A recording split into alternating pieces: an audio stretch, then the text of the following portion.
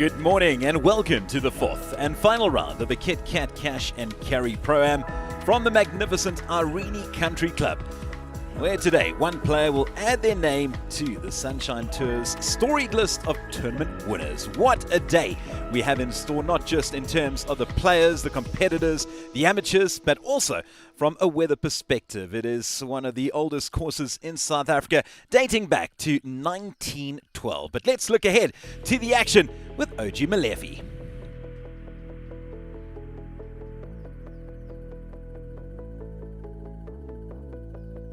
Listen, it's going to be a fantastic day today. Looking at the weather, I think it's been cold in the mornings, especially when we started the rounds here at the Kit Kat Cash and Carry Pro-Am. But today, fantastic weather. All sets up for a really thrilling finale to this tournament. Gerard Pepler, what a disaster he had yesterday, but finished well to kind of put himself back where he started in the lead. But it had been cut from 6 shots to just 2. He's got the likes of Christian Burke, who he'll be playing with today in the final group, the likes of Jaco Prinsloo and Jack Davidson, the Welshman, all chasing him. But I'll tell you who impressed me so much yesterday is a youngster, Shah Barnard. Had a really accomplished amateur career and now has turned pro, and he put himself in the conversation amongst the leaders with a wonderful 66 yesterday. So if all that is said, I think we're in for another low score. We've seen a couple of 63s. Justin Waters posted that. Gerard Pepler himself posted that in the first round. Yesterday, not too low, but he had to grind out to put himself still in the lead. So the chasing pack are thrilled. We just seen Jaco Prinsloo hit a massive drive down the first. He's definitely dialed in, looking to get back in the winner's circle. A couple of guys looking to win for the first time, and of course Gerard Pepler chasing his second win on the Sunshine Tour. It's definitely going to be a final round to look forward to right here on your World of Champions. So stay tuned to find out who's going to be crowned champion at the end as we bring you live action from Irene Country Club. Back to you, Derek. Thank you so much, OG. Yes, certainly Gerard Pepler delivered a whole lot of interesting shots yesterday. His round had it all, but in the end still managing to maintain that 2-shot lead over Davidson Prinsloo and Christian Burke. It was a fantastic performance from the big man as he hunts that victory on the Sunshine Tour. Estienne Conradi also very much in the mix. Mr. Consistency, Peter Bullman, he is currently 1 under for the day through 2. He's at 11 under. Never rule him out. Jacques de Villiers, he played alongside Pepler yesterday.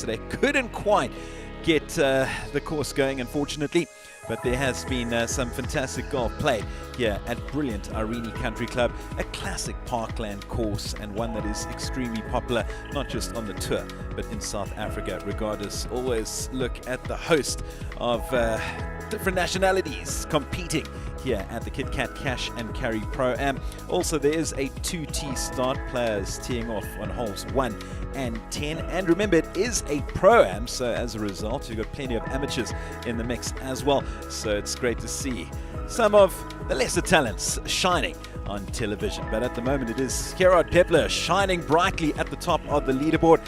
Wouldn't have been too happy with his round yesterday, but he did enough to maintain his lead. That is the big man right there. It was a very interesting round yesterday.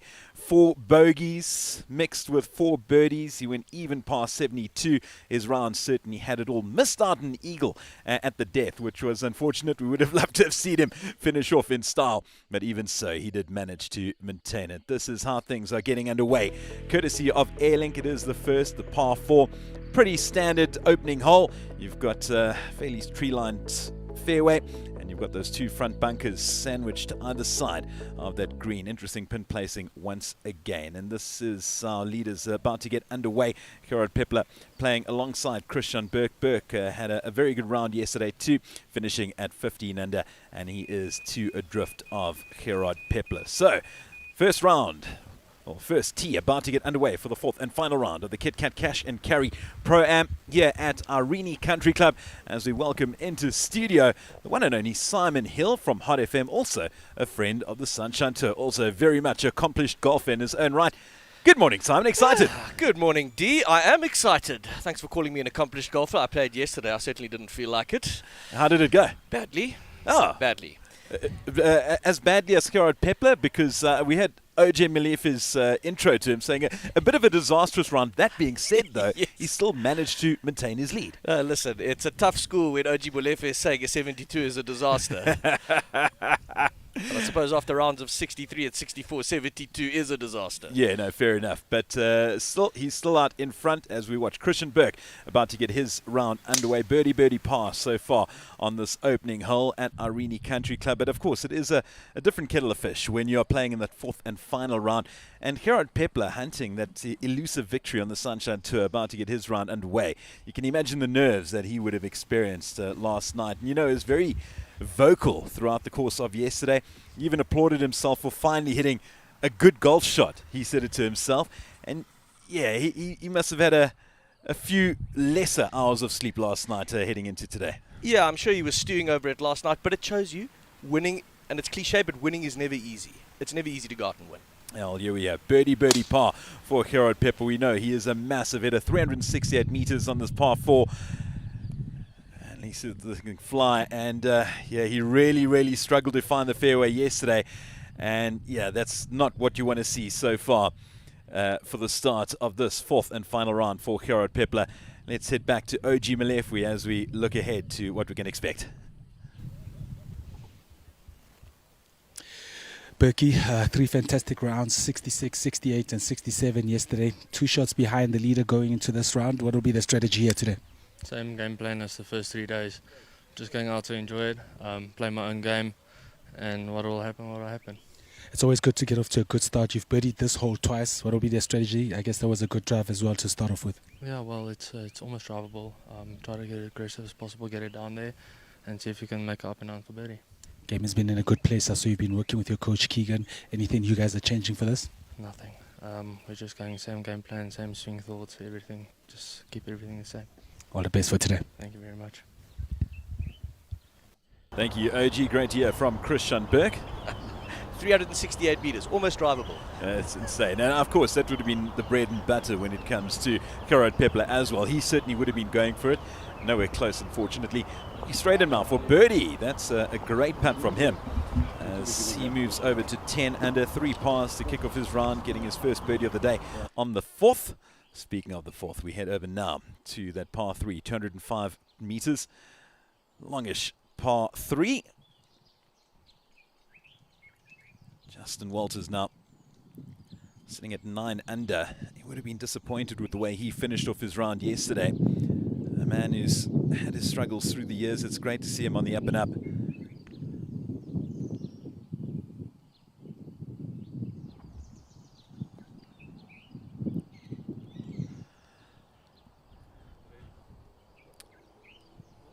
Unfortunately, just missing the green there.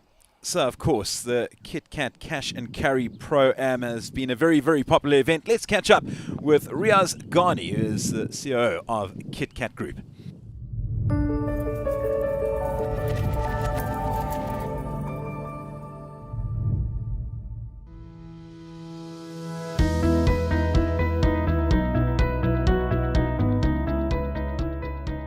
Hello, I'm Riaz Ghani, CEO of Kit Kat Group. My daily chores is naturally as the CEO, leading our company to grow successfully, and we understand that we can only do that with our people and our teams and our business partners. Strategy in our business is very key, and of course golf is one part of that strategy. So we're having today and this tournament as part of the strategy to make sure that we support our corporate initiatives. We also want to support the social part of it, and which is the crucial issue as far as the sport is concerned. You know, we want to grow golf in South Africa, and we think, or rather I should say, I think that because of the discipline levels that you require when you're playing golf, it's a good sport, it's a life sport. So it's something that all members should get involved in.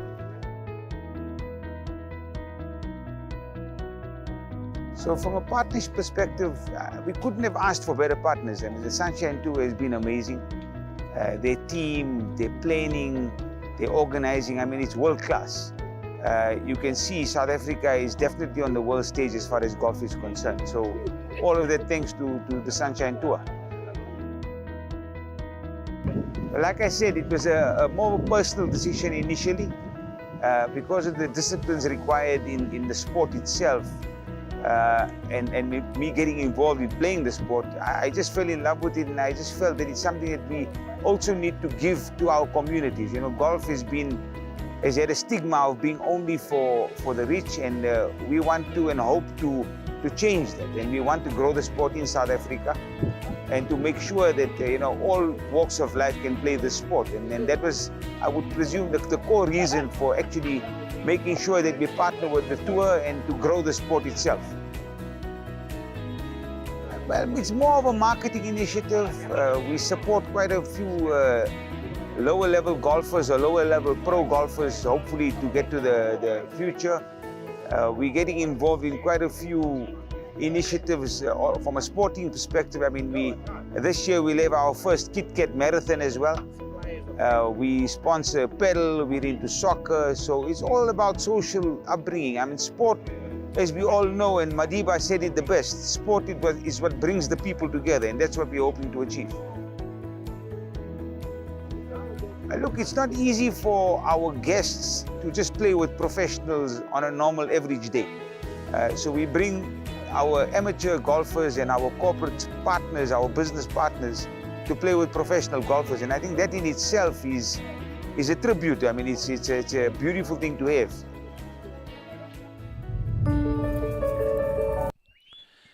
Great year from Riaz Ghani, who's the COO of the Kit Kat Group. He's playing alongside Jaco Prinsloo today.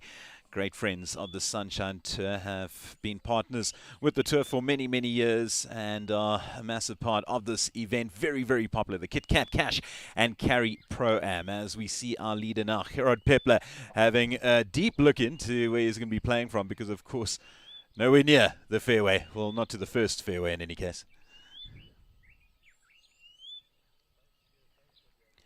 So it's really not a bad position to be in for Gerard Pepler. Just grip it and rip it, and then have a short little punch in too.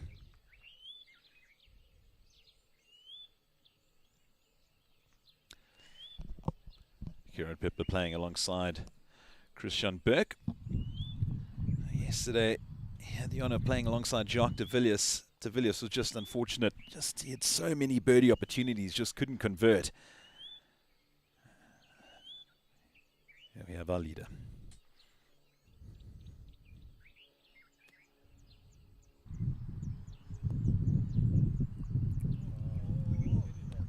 Get in. Spectacular. We'll give him that. Matt, I certainly would. I mean, there'd be a couple of more meters where I'd ask to be given to, so that would be a dead cert. What a shot from Gerard Pepler, and this was part of his game yesterday, which really hurt him. Of course, he was going big. He couldn't find fairways, but it didn't really matter given the fact that he was still fairly close to the green, just not on the fairway. And it was the short game that really, really hurt his game. This time around, though, he will take massive, massive motivation from this. Tap and birdie. What a way to kick off your round. Yep, go a long way to settling those overnight nerves.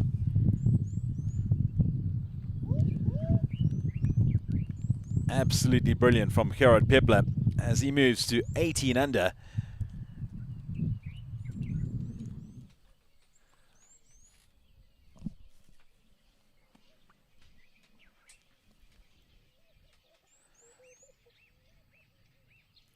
Over to Christian Burke now.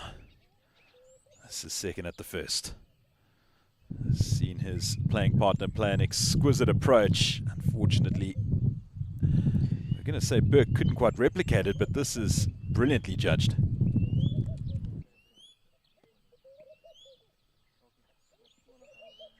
Nicely done from Christian Burke. Also a birdie opportunity for him. Over at the fourth, back to Justin Walters. What a putt there from Justin Walters from off the green. Second birdie of the day. Fortunately, a double at the second.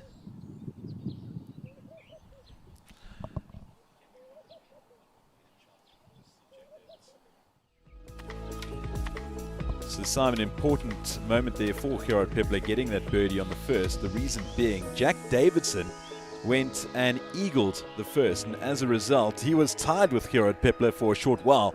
Pepler managing to break away once again. I think we are in for an absolute humdinger today. I'm really, really excited. Oh, Jack Davidson, I think he would have been disappointed as well with the way he finished yesterday afternoon. He looked very, very much in the mix, did the Welshman. Yeah, you speak about Gerard Pepler, what a way to start your round. Jack Davidson, eagle at the par 4 first. Jason Ritz now looking for birdie. Nicely done.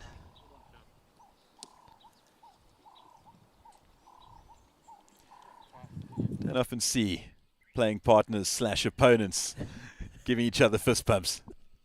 You won't get that between Rory McIlroy and Bryson DeChambeau. Not at the moment, no. Christian Burke, can he replicate what his playing partner just did now?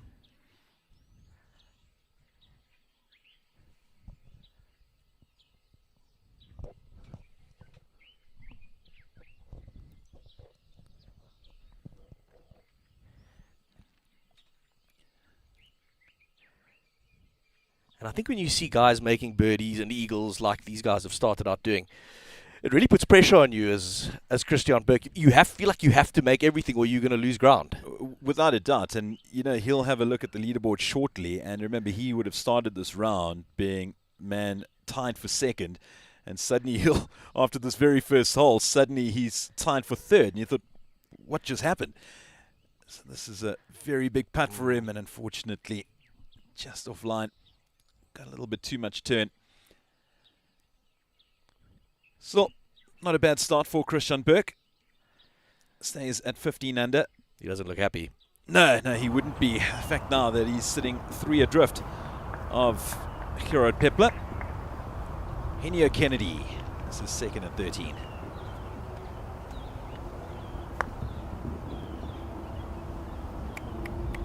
Opting for the putter from the fringe, and that's nicely done. Are you a fan of putting from off the green, Simon? I do it now and again, Derek. My chipping at the moment, is so bad. I can totally understand why Dale Hayes stopped playing because of it. I'm in the chipping doldrums at the moment. From you the laugh. Sam. Sullivan now. Sit. But it's such a confidence thing. It's a bit like putting. And if you get over the ball and you're not feeling confident on a chip, it's just terrible. It's the worst place to be. There were the greens were playing very, very quick during the day. Slowed down a little towards the evening yesterday, and you could see the change of tactics with regard to putting from the green. But we had plenty doing so. Luke Brown now. Bogey, birdie, par. He's had a mixed bag in this hole. That's the par 3 fourth, playing in 205. Very nicely done. Well, what does Gary Players say? He says a lot of things, but Gary says what? A bad putt is better than a good chip. And I completely concur. When I'm putting from the fairway... You putt from 80 out. I do. We're about to see the second hole get underway for our leader, Gerard Pepler, and the man playing alongside him, Christian Burke. As mentioned, remember, he would have started the day tied for second. Now suddenly he's heading into just the second hole. Already sitting tied for third alongside Jaco Prinsloo, courtesy of Jack Davidson's eagle at the first. And in a way, it kind of becomes a match play scenario. When you feel like you're chasing, you've got your eye on one guy, Gerard Pepler, setting the pace, and you feel like, well, you've got to try keep up with this chap. Yes, and I was chatting to Luca Filippi yesterday afternoon, and we're going to have Nicole Garcia in here a little later, and I was asking, do you enjoy, if you are chasing the lead, do you enjoy playing with the leader? It makes sense because you can see exactly what they're doing. And that's would have been Christian's mindset. But now again, Jack Davidson suddenly having eagled at first, suddenly there's another man that he's got to contemplate playing and also work things out there. It's not just about this man in picture right now. But that is Gerard Pepler with a one-stroke lead now at the second. Also enjoyed this over in the past couple of rounds. Playing at 557, par 5, and he'll almost be guaranteed to get down 2. Well, he'll be hoping that he certainly can. And a rare fairway for Gerard Pepler.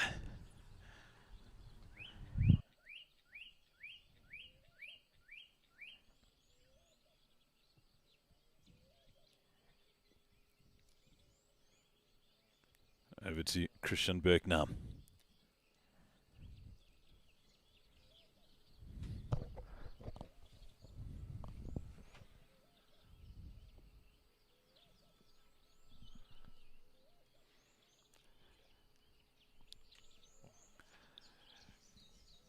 Christian Burke struggled with this hole over this tournament. Double bogey in the round 2.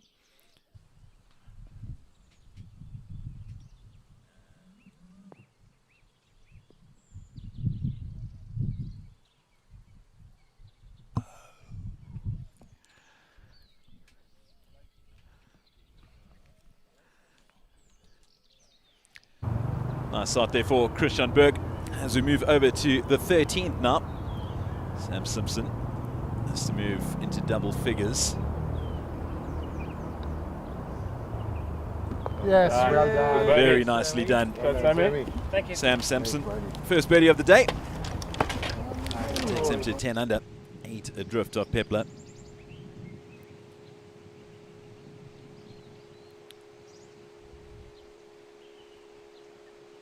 Over to Gabriel Morgan now. Turn, turn, turn, turn. It's pretty well judged.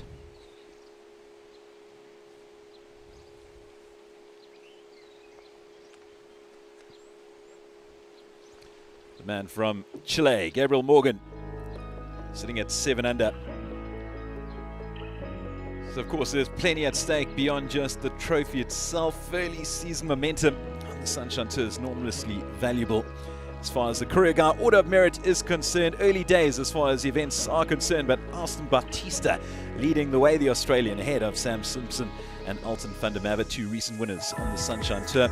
As far as the youngsters are concerned, it's Travis Proctor well out in front in the Fortress Rookie of the Year standings, well clear of Cole Stevens and Jacques van der Merwe. Benjamin Kiroshim, the Frenchman, we saw plenty of him yesterday. Looks a promising young talent. And the man we just saw now, Gabriel Morgan, sitting in 5th position in the Fortress Rookie of the Year. Back to the action over on the 4th now. Mr. Consistency, Peter Mulman.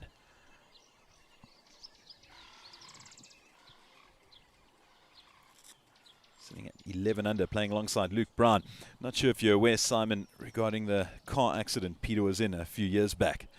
And man, the way he escaped that, I mean, it was terrible. The car was an absolute wreck, and few would have survived. Not only did he survive, he's gone on to flourish. And yeah, man, what a player this guy is. And interesting chatting to Luca Philippi yesterday. Peter's a very good friend of Gerard Pepler, and often they room together on tour. And of course, he'd like to win this tournament, but I think, oh, hitting the pin from Mulman. But yeah, he had no doubt want to win this tournament, but if it was going to be anyone else, I think Peter would say, I'd love to see Gerard Pepler capture this victory, the man who is currently leading proceedings at Irene Country Club.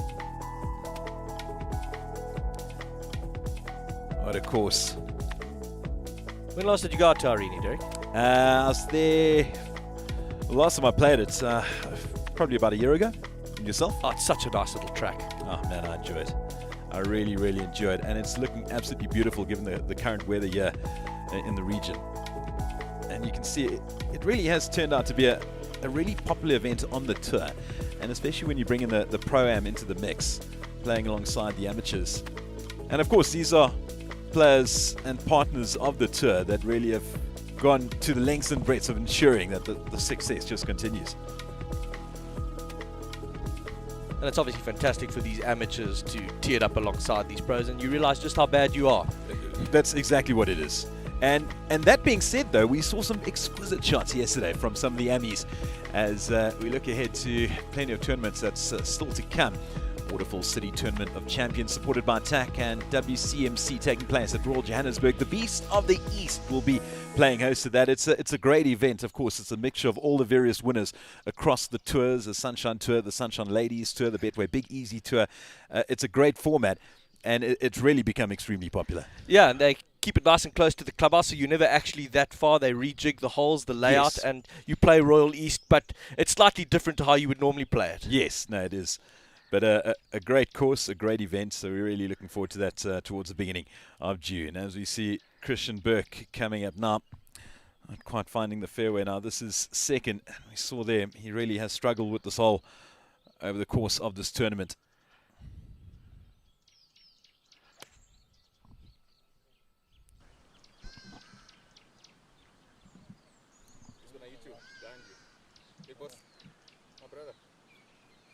Not the worst result for Christian Burke. Still got a third into the green. Will he have tree trouble on that third? I think he certainly will.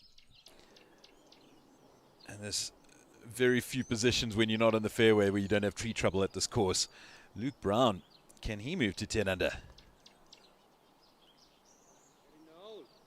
He can. Lovely putt. I keep on using that word about his playing partner, consistency with Peter Millman, but this man, you can use the same description for him. He's had a tremendous resurgence over the last year or two. Look, I don't think much ruffles Luke. No. No, he's very much a very casual guy. He's a cool cat. That was one of the words that Garrick Hiku used the other day when asked as to why he missed his tee off time over at the PGA Championship. I'm pretty laid back. Not quite the excuse that you expect here. If I knew I was running late, I wouldn't have been late. Yes. I was on time, but I was late. Back to our leader now, Gerard Pepler. A lovely drive from him. And apparently they wanted to, penalise him another 2 shots for having a man bun. that hair is interesting. He's just waiting for that green to clear. I mean, this effectively for him is a long par 4. Oh, without a doubt. It's been the case throughout the course of this tournament, as you can see with his first 2 rounds. Yesterday, not so much. Back to the Frenchman, Kyoshim. He's the man who's there and thereabouts when it comes to the Fortress Rookie of the Year. Birdie par so far on this hole. And he's set himself up beautifully for maybe a 3rd birdie in 4 here.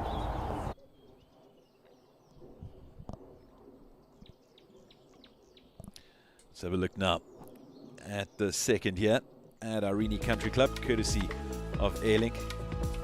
It's longish par 5. Tree line corridor. Plenty of bunkers there alongside that fairway on the right-hand side. Look at all those trees, Simon.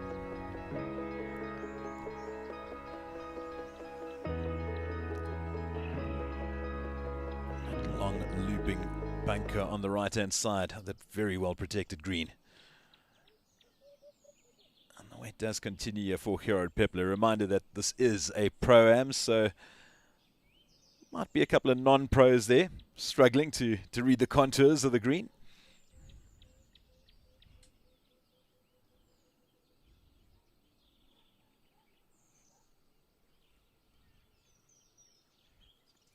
Just think to myself, this is what they were waiting for. A group playing up ahead of them. Riaz Ghani look to wrap up this hole.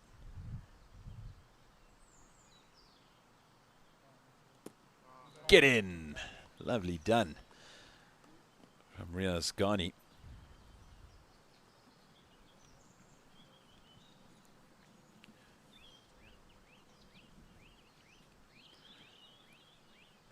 Riaz is playing alongside Jaco Prinsloo.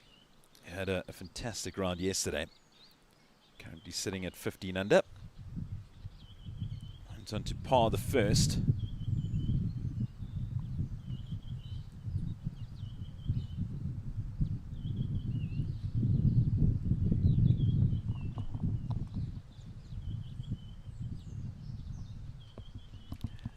Prinsloo to move to 16 under. Shot a 66 yesterday. It was on the back of a 65 on the Friday.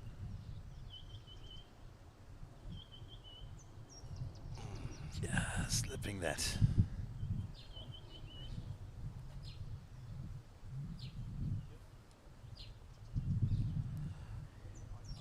Golden opportunity goes a-begging there for Jaco Prinsloo. He stays at 15 under, 3 adrift of the man playing behind him, Gerard Pepler.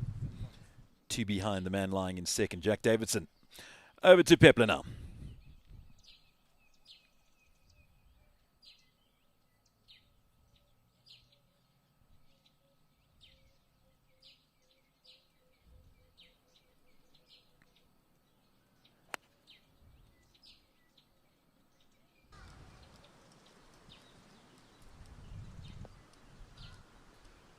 Go, go, go. Well, we know you can chip. Yes, we've learnt that. I think he learnt that today as well. So I don't know if you'd be too disappointed with that result. We actually saw quite a few players find that area yesterday. And the end result was a lot better than what it looks like right now. Although you'd expect him to be finding greens on his second on these par fives every day of the week. Yeah, I don't think you'll be too unhappy with that. Nah. But how often is it with these big hitters? They can hit the ball an absolute country mile, and then when it comes to the chipping, the feel's gone, or perhaps they just don't have it. I was witnessing some action on Friday over at the Betway Big Easy Tour, and one of the players, he was playing alongside the two co-leaders, and he almost drove the par 4, and he ended up walking off with a 5, where his playing partners both made pars.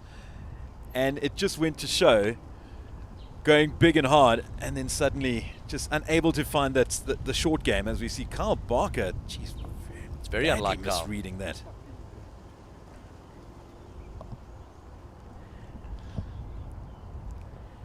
Kyle Barker would be very, very disappointed with that attempt. Very uncharacteristic from him. Expecting a child soon. Christian Burke now.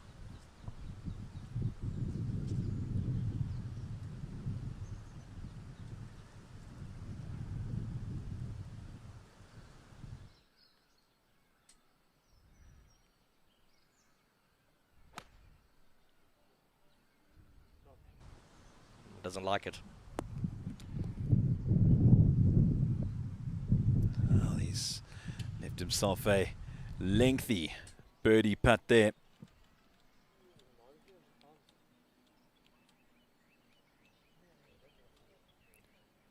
Going to be interesting to see Gerard's third soon. Fair bit of trouble here. Ethan Smith.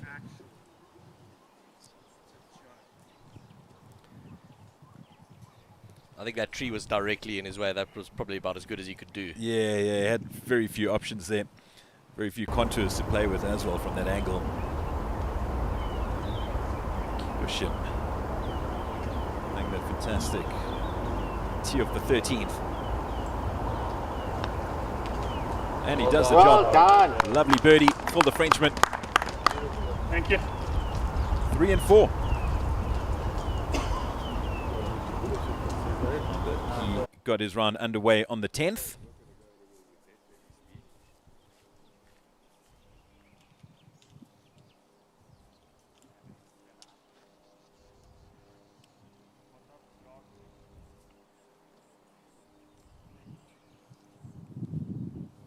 From off the green now. Jacques de Villiers is a man playing alongside Gerard Pepler yesterday. And there's a run where he grabbed birdies at 10 and 11. You thought finally he'd turned the corner. Yet he couldn't continue to replicate that through the rest of his round, unfortunately. And you could see a lot of his approaches just utter disappointment from him. He knew he had windows, especially the fact that playing alongside Gerard Pepler, and Gerard was pretty much all over the show yesterday, which was amplified by the fact that he had 4 bogeys. So there were plenty of windows where Jacques could take advantage, yet he just failed to do so. As a result, he ended up playing in the third last group.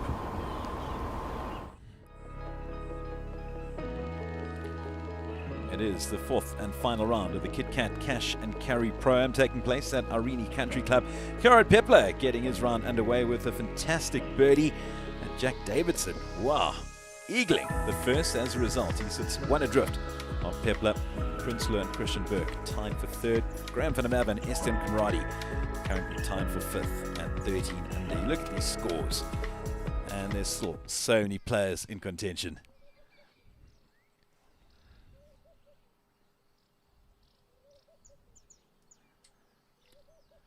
Our leader, can he make it 2 birdies in a row? He's left himself a bit of work to do.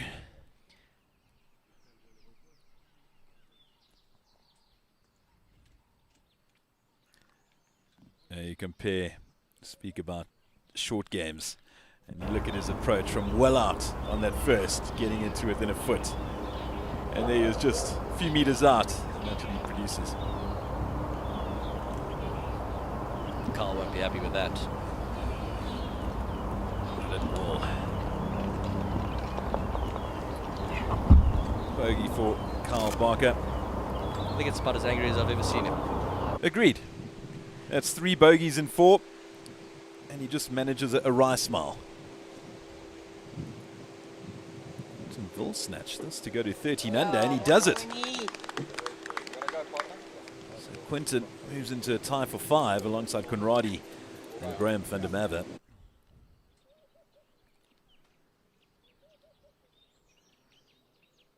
Back to Christian Burke now. Long attempt for a bird.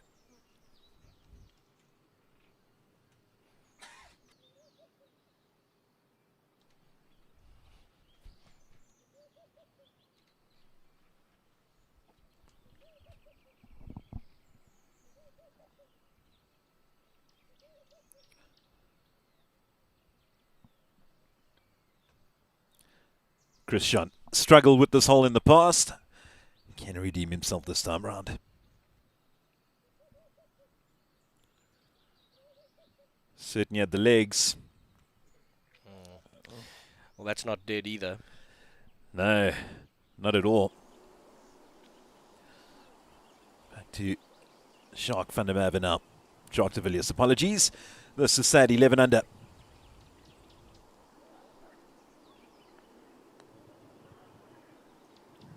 Nicely done. Scrambling from Jacques de Villiers. Another par on the card for him. It's pretty much how he started his round yesterday.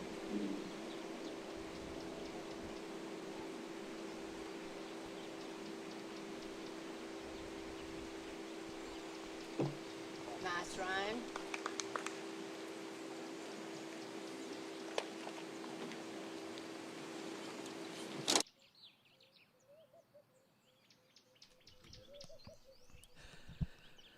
So the Pro-Ams still continuing as we watch the Amis in action.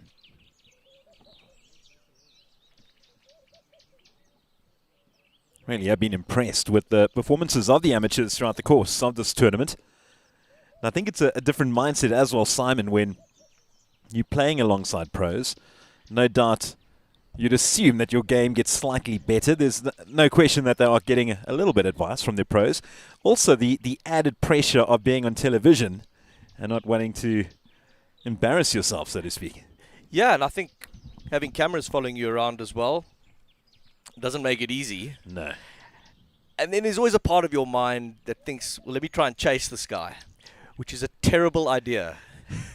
Do not do it. Christian Burke, unfortunately, missing out with that par.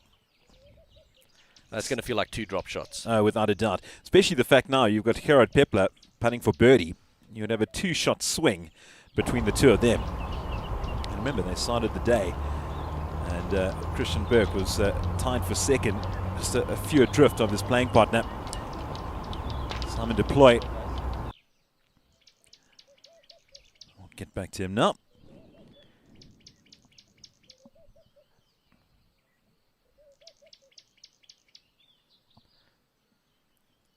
You can see the disappointment etched on his face from Christian.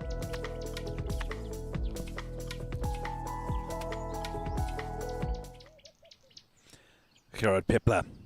Can he extend his lead to 2?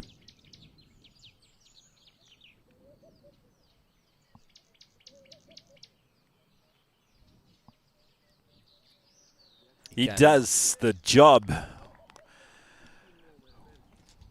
Confident start for our leader. Back-to-back birdies. A world of difference from what we saw yesterday.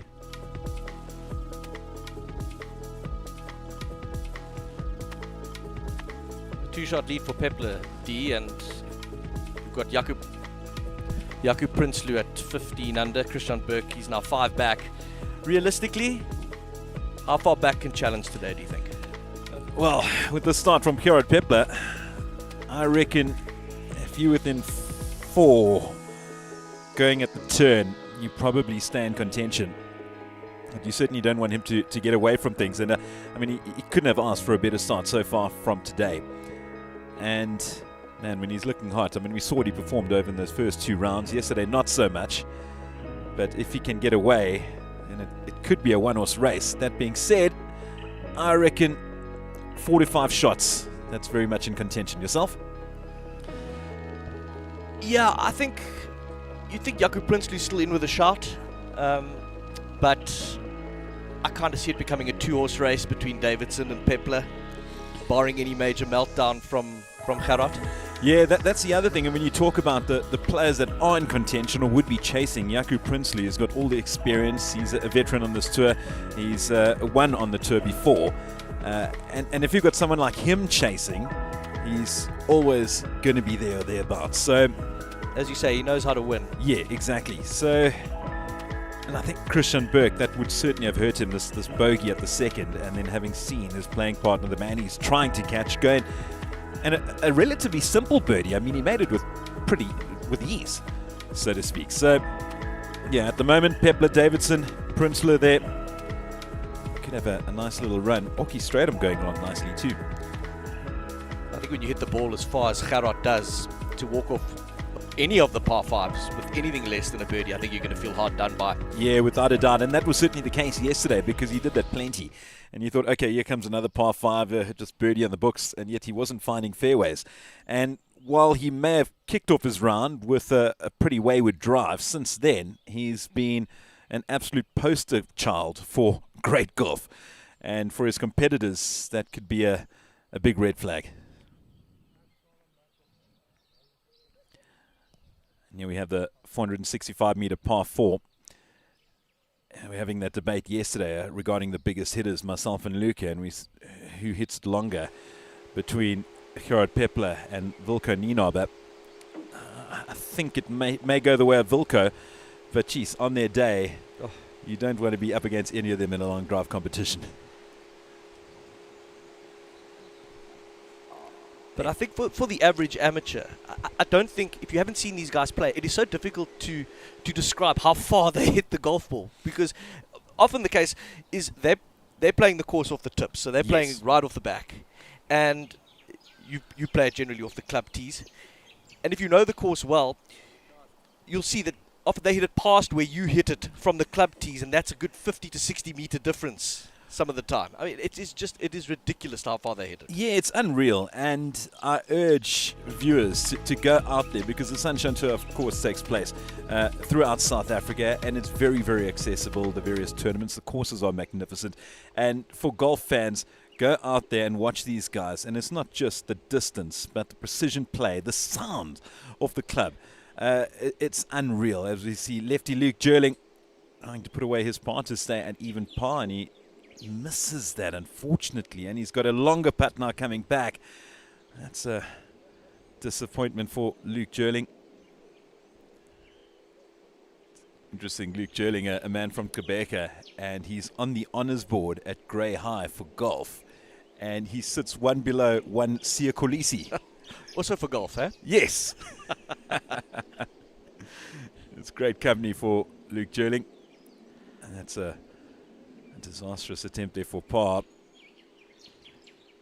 As you say, Luke from Quebec, and he must love it up here. Absolutely no wind. He would have grown up playing the hill. He would have grown up playing at Humewood. And I think I've mentioned this to you before. I had one of my worst league results at Humewood. We came through from Grahamstown. Yeah. To go and play the boys at Humewood. And it was blowing an absolute gale by Quebec standards. Wow. My opponent said, yo, it's a bit breezy, but... And I think I was penalised. Back then, you would get penalised if you grounded your club and the ball moved. Yeah. And I think I must have been penalised about 4 times. Yeah. Luke, as you mentioned, just coming up here, I mean, we really are blessed up in Gauteng with not only the tremendous courses, but the weather that we get to enjoy. So... yeah, this is a walk in the park for Luke, although looking at his scorecard, maybe not so much today. Alton Fanamava, recent winner over in Zimbabwe. That's for birdie. Beautifully done. Little round the world going in there. think he'd be quite relieved that caught the hole because that was moving. Yeah, you can see. He escaped there. He knows.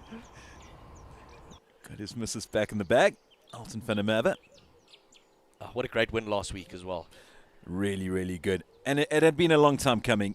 He had been close but no cigar for a few events. He missed out famously over at Zabula. Donnie van Tonda stealing a tremendous victory away from Alton. He'll say that. Donnie will say he just captured the win. Estienne Conradi now. That's to go to 14 under.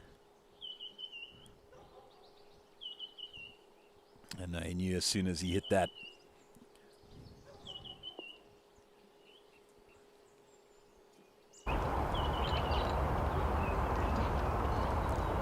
Simon Deploy got the broomstick out. Yes. Oh, what a player, man. What a player.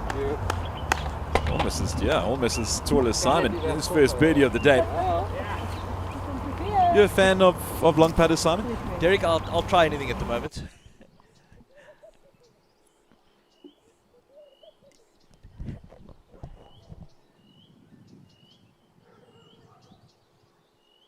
But I feel it brings the rocking of the shoulders more into it. Yes.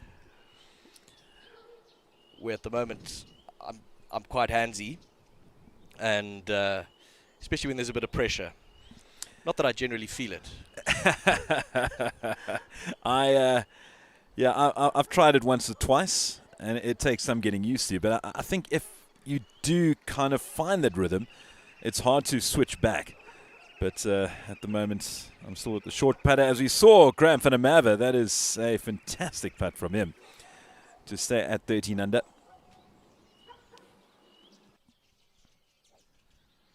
Over to our leader, Gerard Pepler. Birdie on holes 1 and 2. Probably take a bit off this and only hit at 350. Yeah, not a bad call. Oh, he can whack a ball.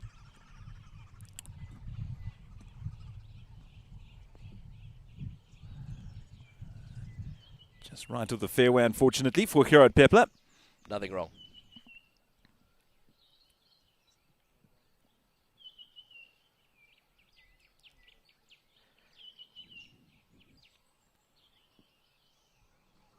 Oh man, must be such a great position to be in. Not just the fact that he's leading the tournament, but the fact that he started off so well. And it's a world away of what he experienced yesterday. 4 bogeys to his name. And this time around, going along rather nicely. Christian Burke is playing partner. He's dropped down the leaderboard somewhat. He's now currently 5 adrift of Pepler. And that is a lovely drive from him.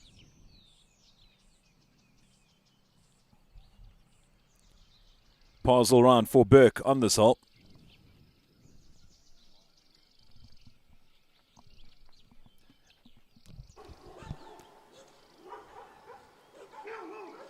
Back to Estienne Conradi now. That's to stay at 13 under.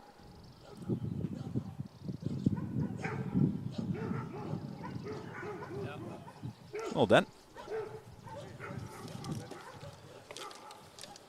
You say you played golf the other day? Where did you play?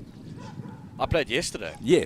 We were out at Blair Athol. Oh, lovely. Short course. Yeah, I eat it for breakfast. Looking at some of the courses playing host to the various events taking it away for the Sunshine Tour. We're over to Quebec in a couple of days' time. Speaking of Humewood Golf Club, one of the most famous links in the world, hosting the Sunbet Challenge hosted by Sun Boardwalk. We're back to my home course, Royal Johannesburg, for the Waterfall City Tournament of Champions. And we just continue rolling around South Africa. Wingate Park playing host to the Sunbet Challenge Times Square Casino event. Wild Coast Sun CC host to the Sunbet Challenge hosted by Wild Coast Sun. The Woods, Mount Edgecombe, also in the mix, as is Euphoria GC as always for the Limpopo Championship. Fortress Invitational this year taking place at Houghton Golf Club. That's in early October. Then we move over to famous Glendower, still in Johannesburg, for the Stella Artois Players Championship. The Gary and Vivian Players Player Invitational taking place at Lost City Golf Course. CCJ this time round hosting the PGA Championship, and the Hyundai Open over in Benoni at the Ibotsi Links. We saw Wingate Park there, Derek. Yeah. And every time I see Wingate or play at Wingate, I can't help but think of that Leon Schuster movie. Yes. When he set up on the green and it was, he pretended as though he was squatting on the green. Yes. That was one of the You Must Be Jokings. I think it was Paddock Mechanic. Oh! Oh, man. It is great to return back at Wingate Park. And we're excited to see a host of new courses on the itinerary. Also great to see CCJ in the mix, one of the famed old courses here in Johannesburg, as is this one, Irene Country Club, in the heart of Gauteng. Look at the tremendous condition of the course. Weather really has played its part, and certainly the rains have made things a lot greener. Yeah, all over Gauteng. You go play golf anywhere now. Most of the courses are in fantastic nick. It really, really is. Really are very, very blessed here in Gauteng. Gerard Pepler still out in front, going birdie with his first 2 holes. Jack Davidson kicked things off with that eagle at the first. He's 2 adrift of Pepler. The man playing alongside Pepler, Christian Burke, he's at a fairly poor start to his round. Par followed by a bogey at the second. As a result, we did have a 2-shot swing between them over on the second. 5 shots, the difference between them. And plenty of players tied for 5th over 13 under, including the man from Chile, Augustine Arazuris. Rios Ghani, having just delivered a nice putt from him, the COO of the Kit Kat Group.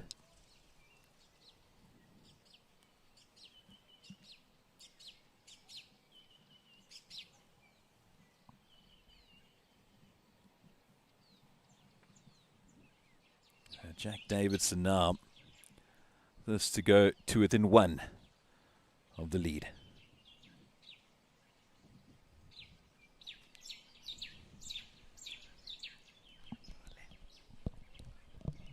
Where do you see this going, Simon? Off this angle, it looks slightly from his left.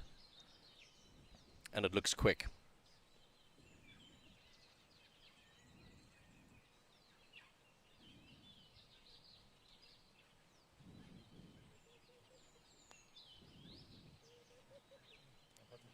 Beautifully judged from both Simon Hill and Jack Davidson.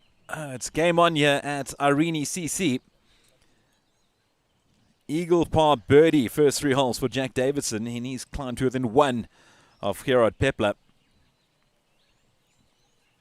Okay, Prinsloo now. This is stay at 15 under.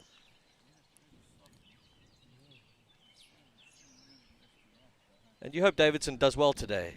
The Welsh need something to shout about at the moment. They really do, and it's interesting because we had Courtney from the Sunshine Tour in yesterday. We were speaking about Jack Davidson, and she said, you know, we had Reece Enoch come out here thinking that he'd play a couple of rounds in South Africa and then leave again. Came here, fell in love with the place, ended up marrying a South African, and now resides here. And I had Reece Enoch in studio once, so we spoke about the current trials and tribulations of the Welsh rugby team.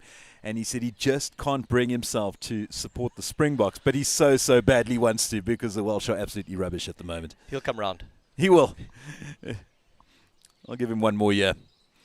Said his dad would disown him if he ever supported the Boks. But yeah, they really do need something to shout about. It's been so sad to witness the decline of Welsh rugby over the last couple of years.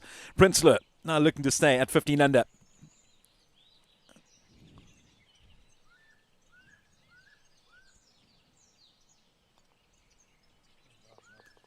Well done, Yaku.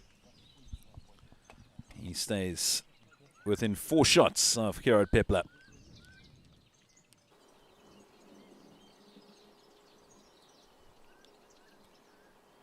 This is one of the more impressive players yesterday. Charles Barnard, new to the tour. Went on a run of 5 straight birdies yesterday.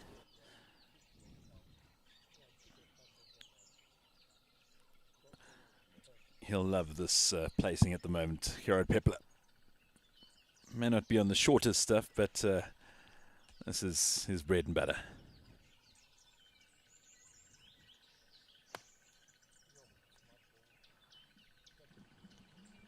Oh,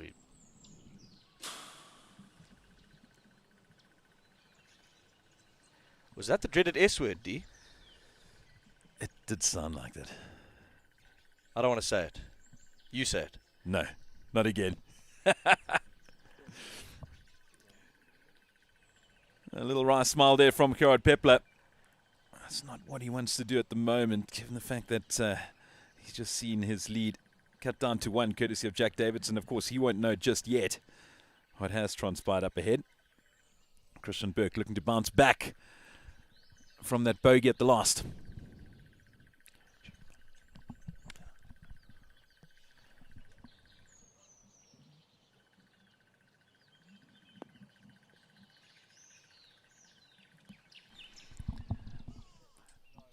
Simon will be joining us a little later.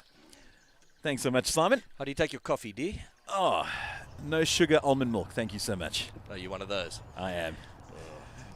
Thanks so much, Simon. He'll be back in the hot seat in just under an hour's time, as we see Garner now to stay at 7 under.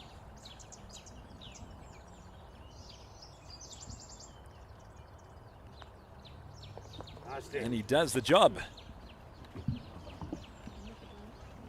The Chilean in action here on the Sunshine Tour.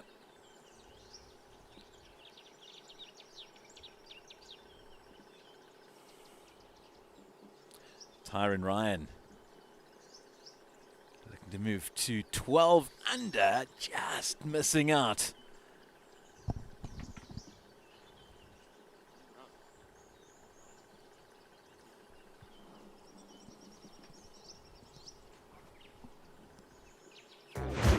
We are Sunshine Tour Pros, and if you know anything about golf, you know we need a great car and a partner. You know we can't blame the lift if we're late for the tee time.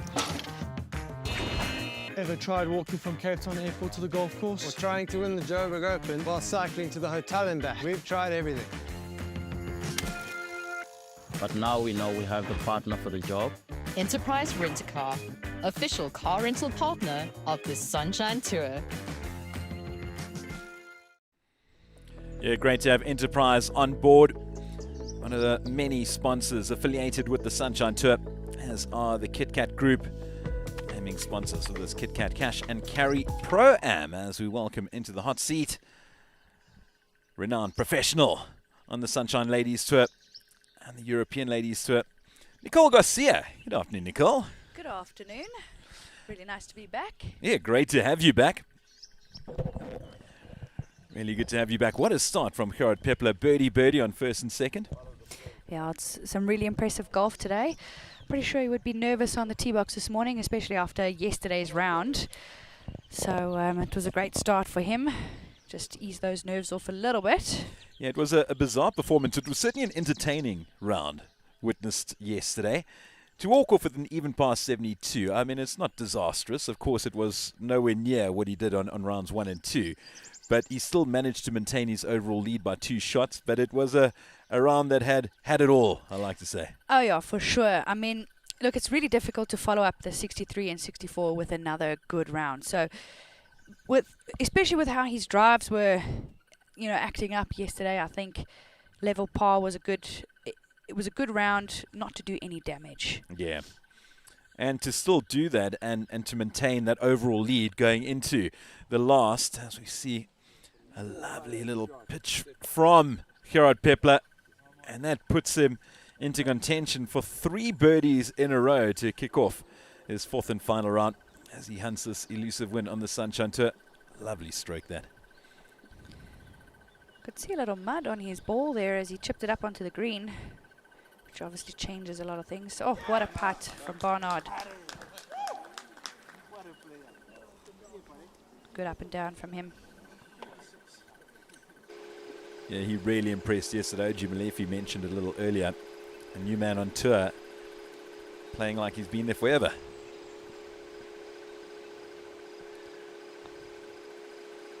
Birdie attempt down the hill. Yes! Wow. Second birdie of the day for Jason Ritz. Usually not that animated. Yeah, which again, it's nice to see. I like it when the players have a bit of personality on the course. And he's just pumping himself up a little. I think sometimes you need that, especially in the final round. Get yourself going, create some momentum. Christian Burke from way downtown. Lovely touch from Christian. Nice attempt.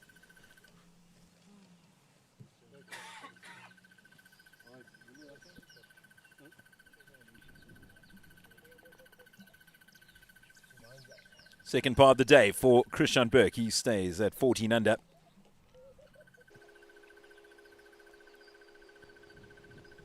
Justin Walters. A lovely putt from the fringe a short while ago.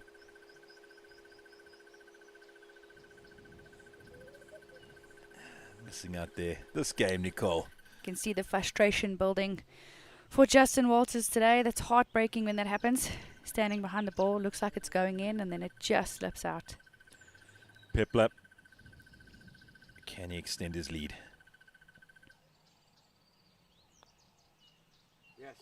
He does. 3 birdies in a row. I think that was a... Oh, that was the par, unfortunately. Apologies, that was the par.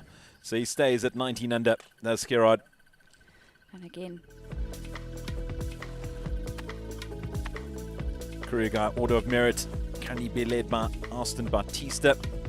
Sam Pepler going birdie par with his first 3 holes. Sam Simpson and Alton van der Merwe wrapping up the top 3. Of course, that will change dramatically over the course of the season. Very much early days.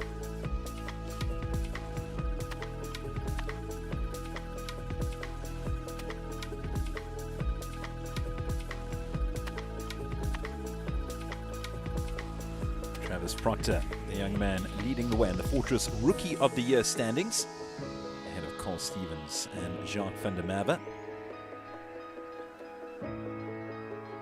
Great to see plenty of Benjamin Kedoshim yesterday, the Frenchman, looking like quite a solid prospect. Yeah, it was quite a nice viewing of him yesterday. It's nice to see some international players as well coming out to play these events and seeing the caliber of Europeans.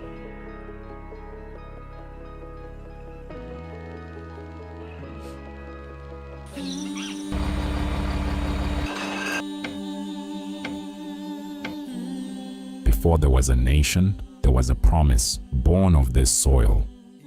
Before the world wakes, history is in motion. At Blauklippen, our story began in 1682, rooted in the fertile soils of Stellenbosch. We are South Africa's first founded wine estate, a living legacy where centuries of tradition meet the energy of a working farm. It's a place to find your pace. From Sunrise Trail runs to our state-of-the-art farm gym, we believe in a lifestyle that honors the land and the spirit. At the heart of it all is our craft, whether it's our award-winning Stellenbosch wines or a Mediterranean-inspired feast at the Blauwe Kitchen. Every flavor is a tribute to our terroir. But more than a winery, we are a community. From tastings to our weekend markets are where memories are made under the shade of ancient trees. Blauklippen, a timeless heritage, an unhurried experience. Come find your moment with us.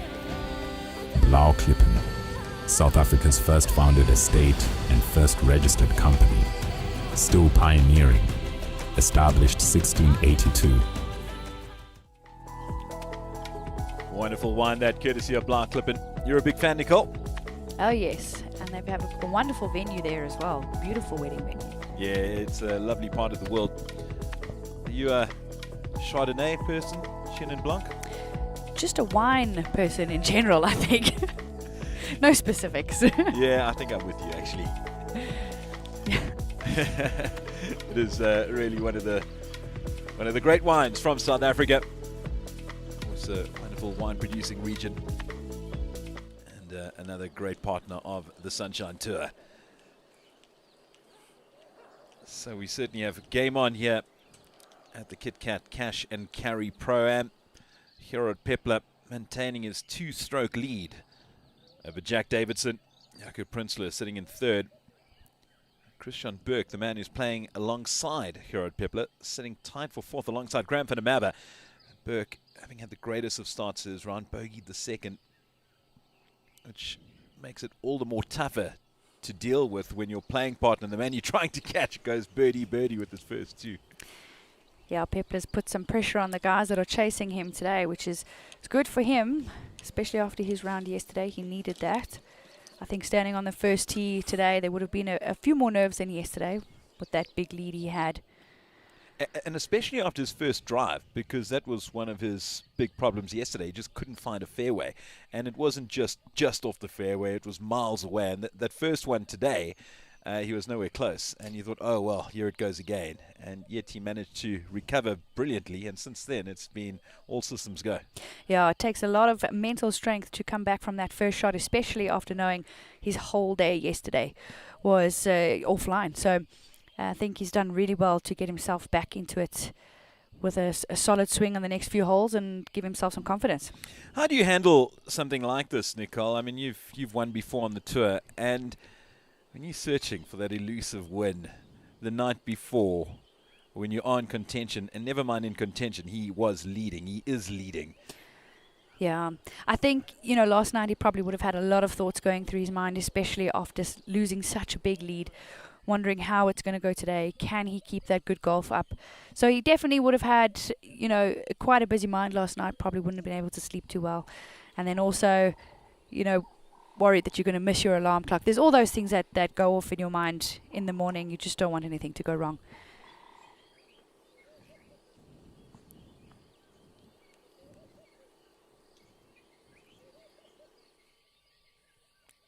This is the man trying to catch him. Jack Davidson from Wales. Kicked things off with that eagle at the first.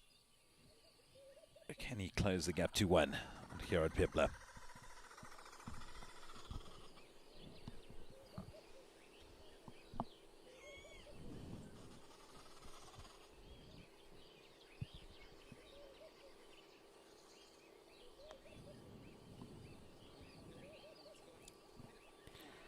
Wow. Just stayed on line on the left side there.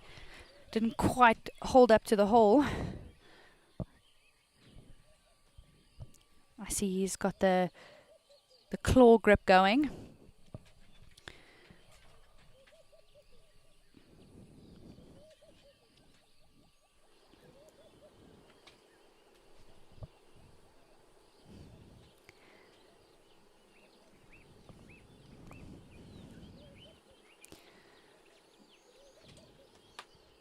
Pepler still leading by 2.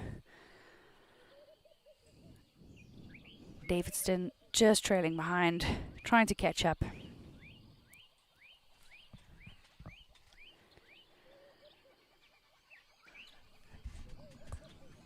That's one of the men you certainly don't want breathing down your neck, Nicole, is Jaco Prinsloo. Yeah, quite an experienced player. A really good short game as well. So he's one to watch out for, especially on the putting green. See, he's setting up his line there. That's one thing that I find a lot of amateurs don't do is use the line, take advantage of the line on your ball for lining up. You can see there he's lining up the ball to his putter, to probably a point just in front of his ball or along the line that he wants his ball to start on. And I mean, it's such an advantage, something so simple that you can use on the golf course just to help line your eye up. Sometimes you line it up with just your eye and your eye slightly out and you don't realize, and your whole day you're just missing putts. Let's see if Jaco followed your advice. I'm going to bring that back into the conversation shortly, Nicole. Wonderfully done from Jaco Prinsloo. Moving to 16 under. So, for the layman or lay lady sitting out there, just explain exactly. So you get your ball, you want to line it up. Yes, so there are a lot of tools that you can use to draw a line. Some people freehand it. I can't freehand a straight line, which I'm pretty sure a player like this, Peter Moorman, is also using a line. I'm going to say 90%. Just fell off of the line there. But I'm going to say 90% of professional golfers will use some kind of line or something on their golf ball to help them line up their eye to the line that day.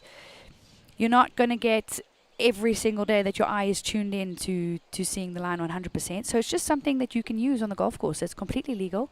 And I just don't understand why amateurs don't use it more. You know, it's something that takes you 30 seconds to line up your ball to a point wherever you want to start it. And you don't have to guess. It takes all the guessing work out. Well, there you go. The folks listening, if you haven't done that yet, can you imagine a whole lot of people rushing off to their golf bags to grab their balls right now? Yeah. Davidson to stay at 17 under. Very big putt this. Looks like it's going to be quite quick. You can see his putting stroke is quite short.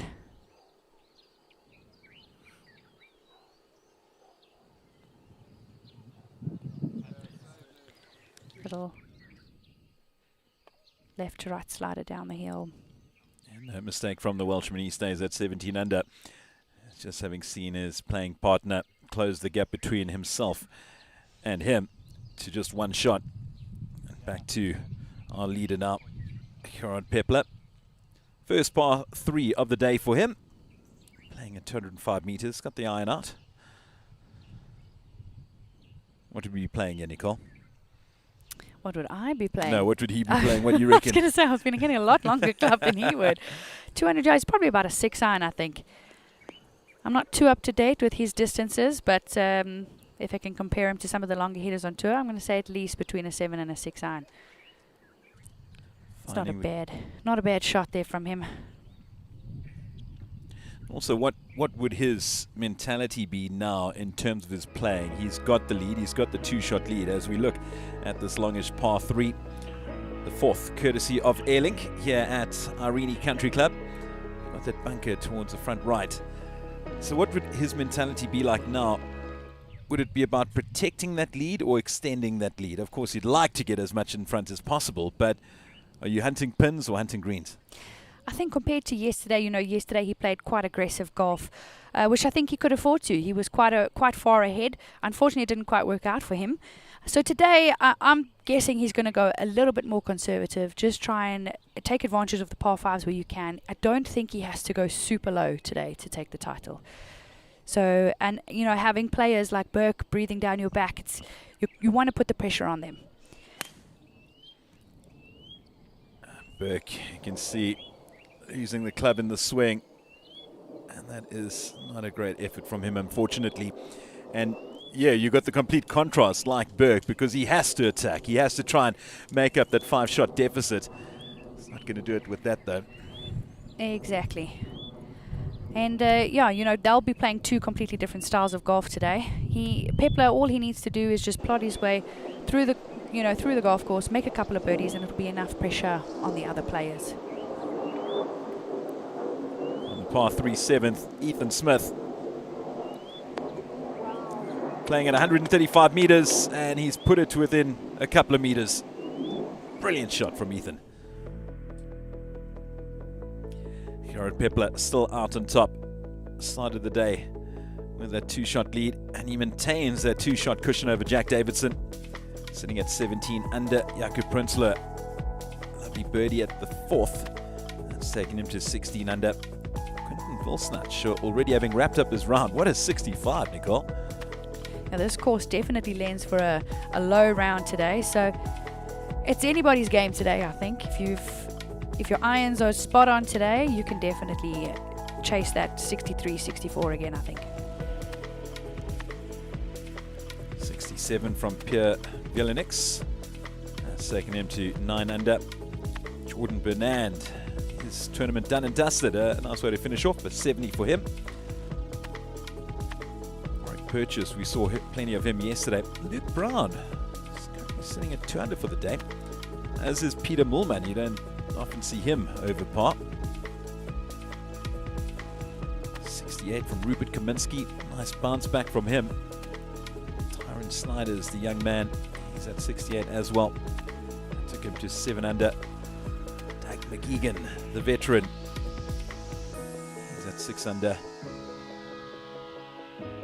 Sol Swartz got off to an absolute fly yesterday. But the man they are trying to catch, Gerard Pepler, sitting at 19 under, began his round. Birdie, birdie, par. Luke Jerling, unfortunately, saw him miss 1 foot a little earlier for par.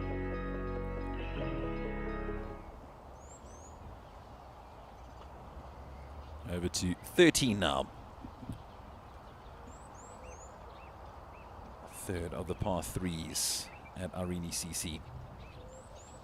I think this pin today is a lot more gettable than it was yesterday. See the green feeds down to the side of the green, so there'll be a lot more birdie opportunities today. Sol Swart. Oh, it looked like he was almost walking it in. I think he knew as soon as that came off the club face that it wasn't quite going to reach the hole. You can feel it as soon as you miss that middle of that putter. You know that that ball is either not going to reach or it's going to go too far. I have that feeling a lot on the golf course. Very used to that feeling. Christian Burke finding his wayward tee on the par 3 fourth. Short-sighted himself a little bit here. Looks like it's going to come off the left. He's going to have to probably fly something all the way to the green. We'll have a look at what club he's got in his hand in a minute. Don't know if this result is as bad as he made it out to be. Of course, he lost the club in his hand as well. He looked absolutely crestfallen. Look, I think it has missed the green quite far left. And for a player of his standard, he has short-sighted himself, which is not ideal. You can see the rough there. It's going to be a little bit too thick to hit a bump and run. So he's going to have to take something lofted. Looks like he's got a lob wedge in his hand. I think he's going to try and bump it into that slope and let the slope kill the momentum of the ball. Quite a difficult shot to pull off. Let's see if Christian's got his earpiece listening to Nicole's advice. That is beautifully done. You called it to a tee. Couldn't quite see exactly where he landed it, but yeah, he would have been aiming for that semi-rough there, just past the long stuff. Let that kill the momentum. Jean Hugo to stay at 9 under.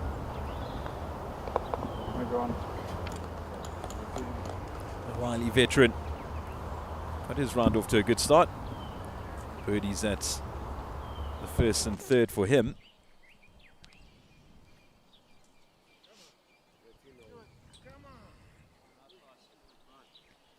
That is the man they are trying to catch.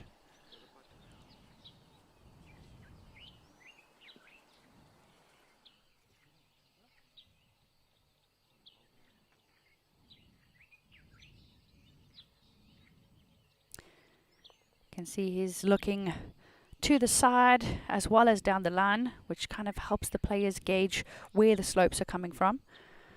It always helps to look around the line as well as down your line, especially from both sides. Hunting his second victory on the Sunshine Tour, having captured a win back in 2023 at the Gary and Vivian Player Challenge. Can he make it 3 birdies in 4? Will take some effort here on the fourth. Looks like he's taking it quite wide out to the right. Ball should, as it loses momentum, it should die back down to the hole. Set. Just hasn't quite taken enough line, and unfortunately on a big swinger, if you don't miss it and you miss it low, it picks up speed. And then you end up with quite a long putt coming back. As we've seen right now. So Pepler with a bit of work to do to save par. Jacques de Villiers, long birdie attempt. A man who was playing alongside Gerard Pepler yesterday.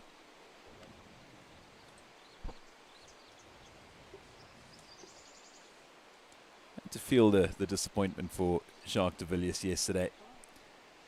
He had so many opportunities to close that gap. It just couldn't convert. We speak about the birdies. He had a 10 and 11. You thought this is the turning point, but it was not to be, unfortunately. Yeah, and I think he would have thought about that a lot yesterday. Although there were a lot of positives. So if he can just take those positives away from yesterday, that it only took a few more putts to drop for the momentum to change. Can he maintain his 2-shot lead? Just sneaking it in on the left. Little too close for comfort there for Gerard Pepler. But he stays at 19 under and 2 shots clear of Jack Davidson. Over to Christian Burke now, following that exquisite bump and run.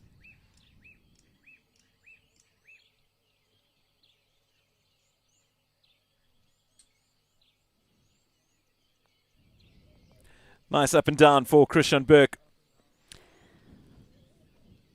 I see there are quite a few players out here today that are making use of the claw grip with on their their putting stroke, which is quite interesting to see. I do like it. It takes out the wrist movement. So if you're ever struggling with your putting, you can always try that grip. Again for the folks sitting at home, as we watch Ethan Smith edge it in. Wonderful result following that great tee. So for the viewers sitting at home thinking, what are you talking about? Claw grip. I just take a handle and I just hit. Yes, so if you have a look at Christian Burke there, the way that he grips the club, the one hand is very straight and he's just kind of gripping it in between the thumb and the forefinger, and that's called the claw grip. It looks a little bit like a claw. The other hand is resting on the club like normal. Proper traditional Parkland par 4 here, courtesy of Airlink. The 5th. Long enough to require commitment on the approach shot, and one where players are often very happy to walk away with the par.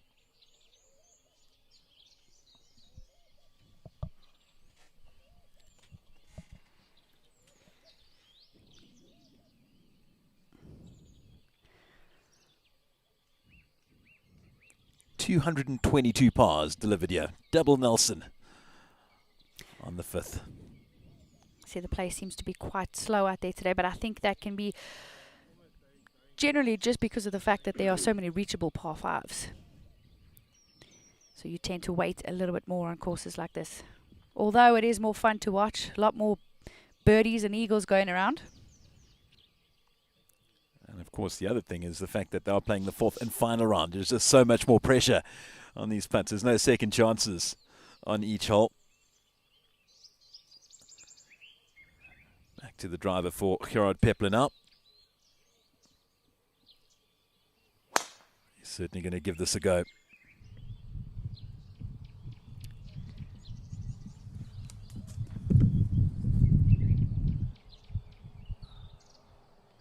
Just keeping it on the fairway there, but I think he looks a lot happier with his driver today. Well, this is a different Pepler that we saw from what we saw yesterday. You talk about characters and animation on tour and on the course, and we said Jason Roots, we don't often see too many theatrics from him. It's a different story when it comes to Gerard. Yeah, that action there was him motioning that he was steering it a little bit. Either scared of the left or right. That's what you call a steer. Christian Burke now. Can he replicate matters? Hunting his 3rd birdie on the trot on this hole.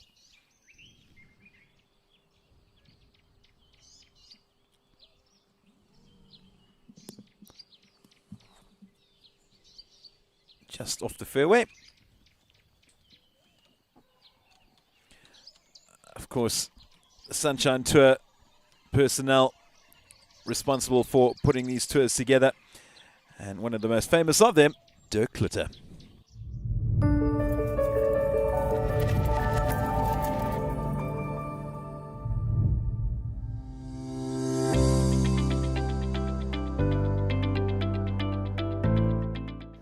Hi, I'm Dirk Klutter. I've been employed with the Sunshine Tour for the past 19 years as a tournament director. I'm currently the compliance manager for the tour. Well, it's obviously another event where our professionals can showcase their talent. The sponsor that comes on board provides the funding for the event, and the prize money is what makes it possible for these professionals to compete and earn a living. It's been a wonderful event. It's been running since 2001. This will be the 6th edition of the Kit Kat Cash and Carry Pro-Am.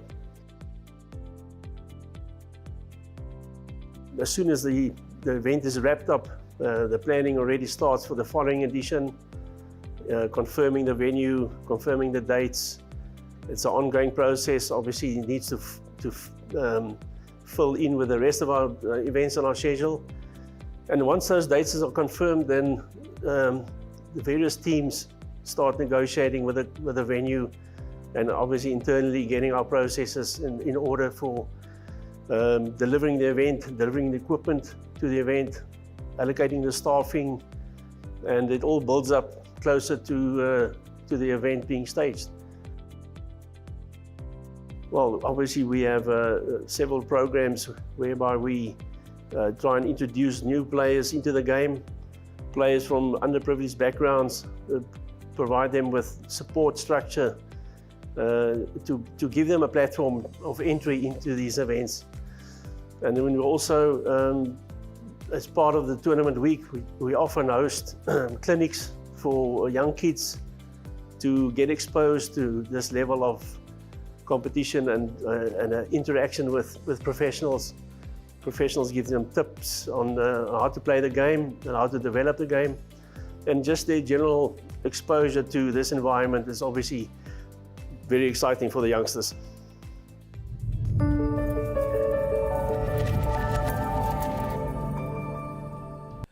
Wonderful to hear from Dirk Klutti. And he is one of the doyens on the Sunshine Tour, responsible for ensuring everything goes from strength to strength, success to success. As we see Davidson looking to close the gap to 1 between himself and Gerard Pepler.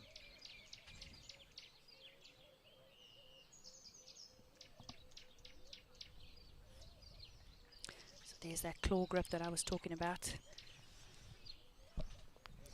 Keeps everything just nice and tidy, keeps your angles really, really still. Big movement there from Jack Davidson.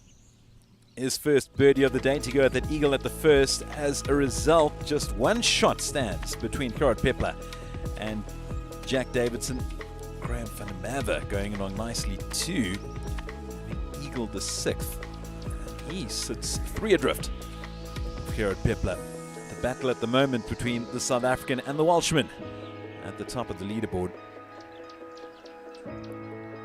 Gerard, of course, nicely placed on the fairway over on the 5th. It's going to be an exciting back nine today. Tell you what, strap in, folks.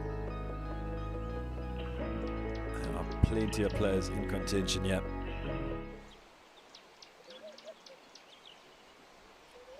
Estienne Conradi now. It's Mr. Green with quite a short club in hand. See the back of Graham van der Merwe here. His playing partner. What a start to proceedings for Graham. 3 birdies and an eagle so far for a man who quit golf for a fairly long time. Yeah, he did. I'm not too sure what made him decide to come back, but I know one of his good friends, Hayden Porteous, was playing really well and he was caddying for him a little bit, and I think the bug just bit him again and he thought, why not? Speak about comebacks. Hayden Porteous, what a comeback he's enjoyed, having captured victory at Gowrie Farm last season. Also winning the Sunshine Tour Comeback of the Year award at the awards evening, which took place at the season-ending championship over at De Zalze. Christian Burke now. Quite a difficult shot there with your feet, the ball below your feet, but he's managed to pull it off a little bit. I don't think it started exactly where he wanted. It might have pushed it out a little right, and that can happen quite easily when the ball is below your feet. Face just stays a little bit open. And there you go, showing the action of that little cut as a result of the ball below your feet. Following another booming drive, Gerard Pepler. Be a little lob for him.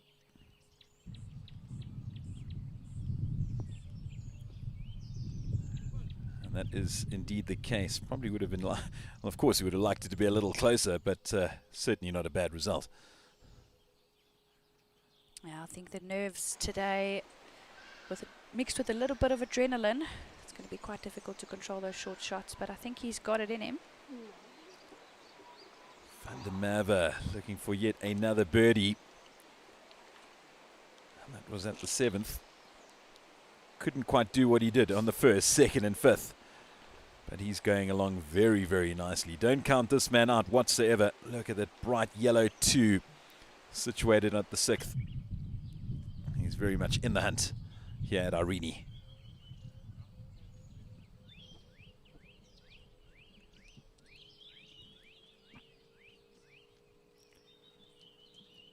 A languid stroll there from Gerard Pepler.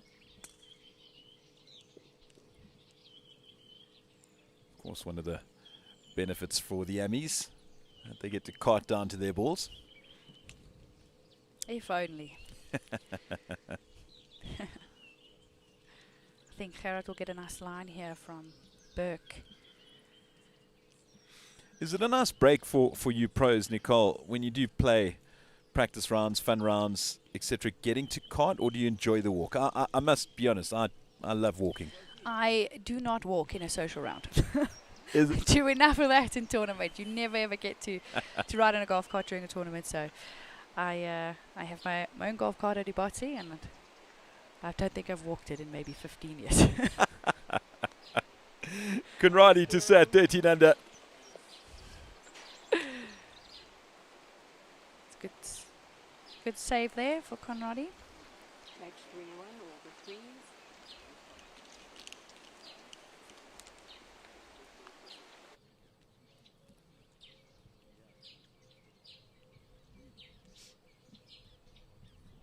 You can see the players tapping down the green there, which is a recent rule. I think it was changed in 2019, if I'm not mistaken, that you can now tap down spike marks and anything in your line, as long as it's not too overdone and it looks like you're tapping down the line, to improve your roll. But yeah, you can now fix spike marks and anything sticking up, which is, I think, quite fair. Without a doubt. It almost makes relative sense. You'd think, why was it only introduced then? Yeah, you know, especially in tournaments, these 4-round tournaments, the course may be a little bit wet and the greens are a little bit soft, and you know, on the 4th day they're quite damaged from everyone walking over the green towards the hole, and by the time the leaders come through, the green is not the same as when the first players teed off. So I think it's only fair that they can tap down a few of the spark marks left behind.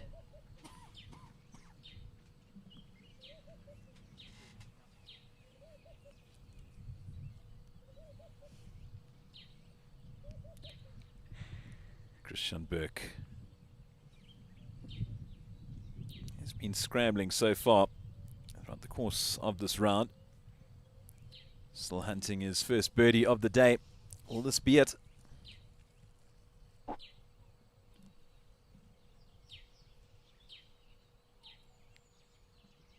he can make this, he can put a little bit more pressure on Pepler.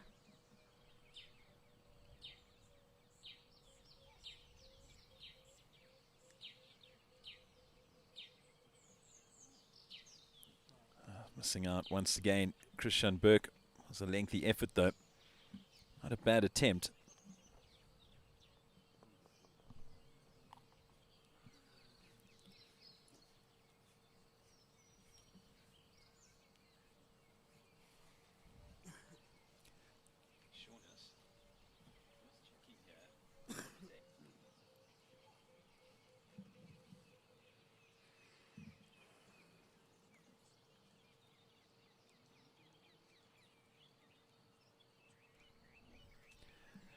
Pepler now.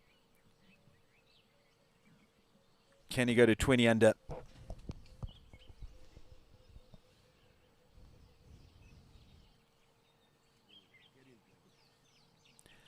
Just missing out there from Gerard Pepler.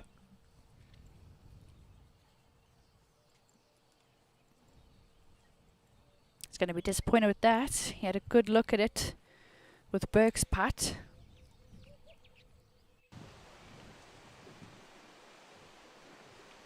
Over on this wonderful par 3 7th at Irene. Tyron Ryan now. Players have been attacking this pin. Be good, be good, be good, be good. Oh! Just coming up short. Just avoiding that bunker. When you've got such a big down slope, it's often difficult to judge exactly how far you need to fly this. And they're trying to get it as close as possible, and I think the pin is only a few meters on. Pepler, can he maintain that 2-shot cushion? No mistake. Easy as you like for Gerard Pepler. He stays at 19 under. He stays in front. Bogey free so far for our leader today. A world away from what he experienced in the start of yesterday's round. Jack Davidson and Jaco Prinsloo tied for second at 17 under, 2 adrift of the big South African. Graham van der Merwe enjoying a tremendous run. 5 under for the day. That's taken him to 16 under. A couple of players tied for 5th. Amazing how quickly the game changes, Nicole. We had about 7 players tied for 5th a short while ago. Those were the days. You can never predict too early what's going to happen in a golf game. Things can change so quickly. And as a player, I think you know that. So going into the last, especially the last 9 holes with only a couple shots ahead, can be quite nerve-wracking. Sam Simpson 3 under for the day through 8. He's at 66, courtesy of the Englishman Thomas Redborough. James Mack at 65. He's shone in this course in the past. Certainly, yeah, a place he likes to play at.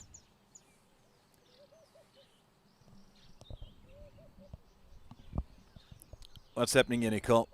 Is he going to be on the green? I think so. With a 3/4 swing. 3/4 swing with an iron. Yeah, I think he's doing the smart thing here. Just getting it into play, especially with his length. He doesn't need to attack this golf course today.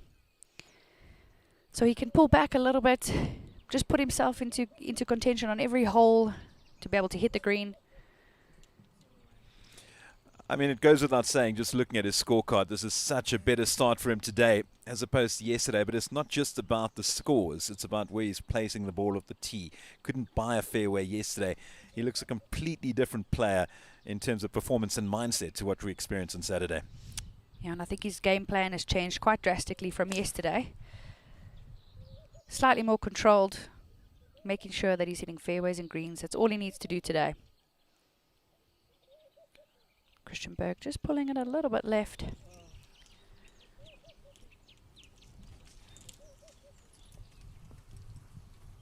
Just hanging on to the club face a little bit too long.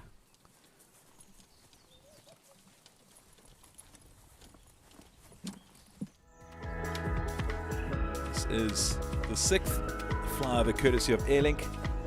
Shorter than some of the earlier par 4s. Deceptively awkward though. I think Christian Berg just on the left, just blocked out a little bit on that pin today.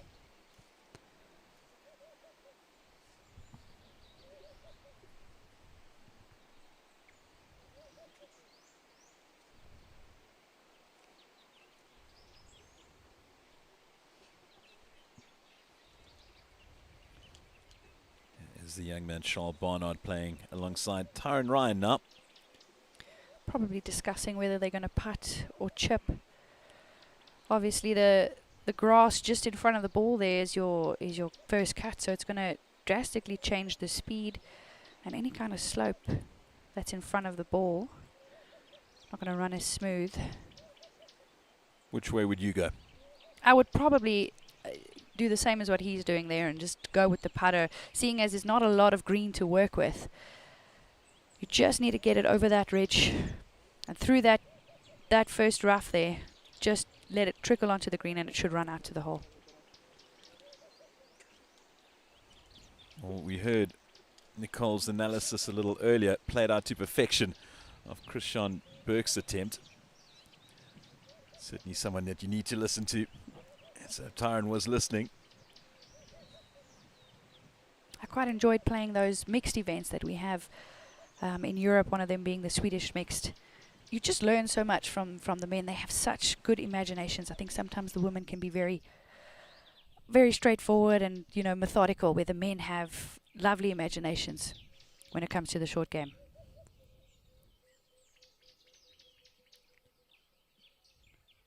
So Jaco Prinsloo looking to take hold of second position all on his own.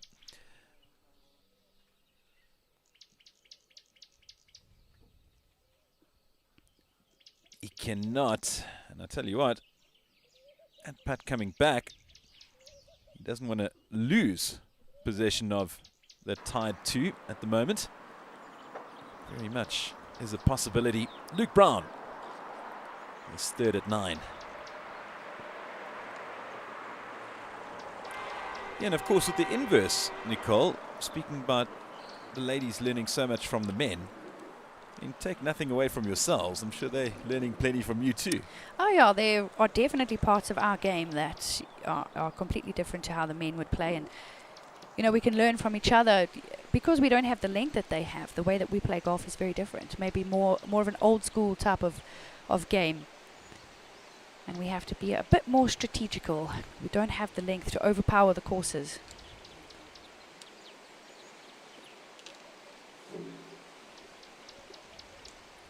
Long putt there from a distance from Charles Barnard.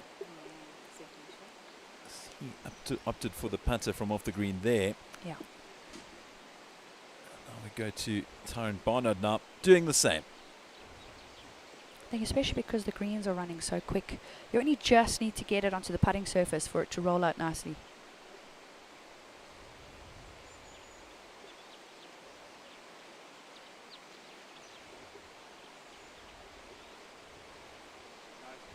Please stand still. The wait there from Tyrone. Luca Filippi and I had the discussion yesterday regarding the popularity of late of mallet putters as opposed to the blades. What's your thought? Very for the mallet putter. I've never been a fan of the blade. I think my first putter was a Scotty Cameron, and I wasn't a fan. There we go. Beautifully done by Ryan. Yeah, I think, you know, putting is not my strength in my game, and I think you have to have such a good stroke for that blade to work for you, and a lot of players do, and they can, and you have to keep that face incredibly still. With a mallet putter, just allows you to have a slightly bigger arc in your putting stroke. Lovely putting stroke there from Jaco Prinsloo as he stays tied for second. A little bit of a worry there from the length that he missed out there with his birdie attempt a little earlier. Davidson to stay at 17 under 2 alongside Prinsloo.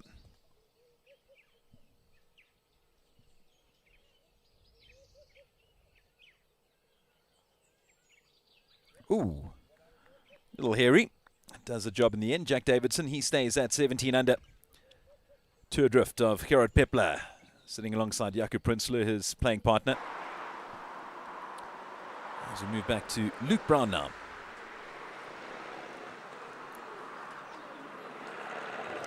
So close. Just scrambling for a birdie there on the par 5 ninth. Going back to the mallet putters, I think Yes. they gained a lot of popularity when the 2-ball came out, the 2-ball putter, which had basically 2 white balls on the back, 2 dots that you could line up the ball with, and that really helped the players line the ball up, and I think it had a lot of wins in the beginning, and that's when the mallet putter really took off. And you combine that with marking your ball with the straight line, and suddenly it's a different game. Can't go wrong. Christian Burke, once again, not happy with that approach. I don't know why, because that is a great result. Just lost the grip a little bit.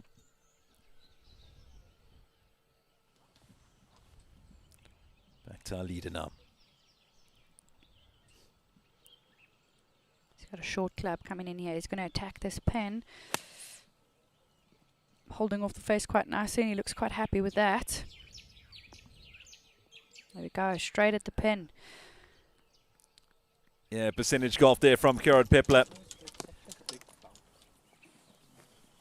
2 shots in front, safely on the green in 2. Here's the smiles coming across. Seems to love the camera. Yeah, he really, really does. Great personality is big Gerard Pepler. Charles Barnard, this is at 12 under.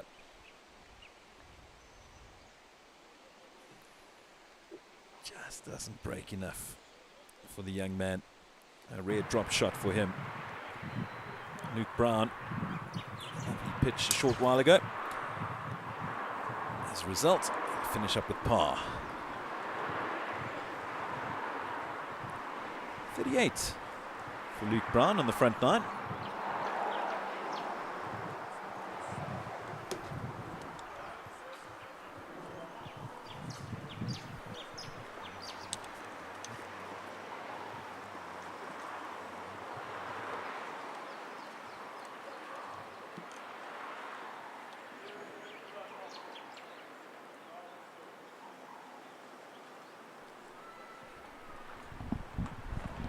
Nicole getting herself a well-deserved break as we welcome Simon Hill back into the commentary box. Nicole will be back with us in a short while as we watch Peter Mulman looking to get into double figures.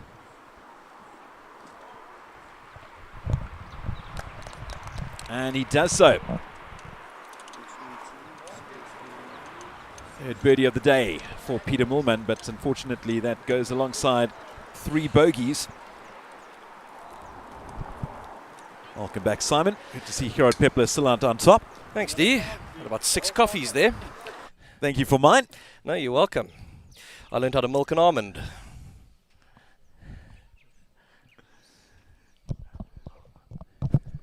Yeah, it's been some great golf, particularly from that man on the right of your picture, Gerard Pepler. Still bogey free for the day. Kick things off with back-to-back birdies. As they watch their fellow amateurs play. We've got Gerard Pepler playing alongside Nabil Ghani. And Darren Bassa playing with Christian Burke.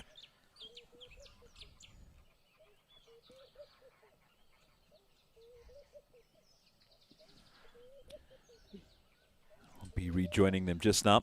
Gerard Pepler got a very makeable birdie attempt coming up as we see the man trying to catch him from Wales. Jack Davidson from this elevated tee box on the 135-meter par 3 7th.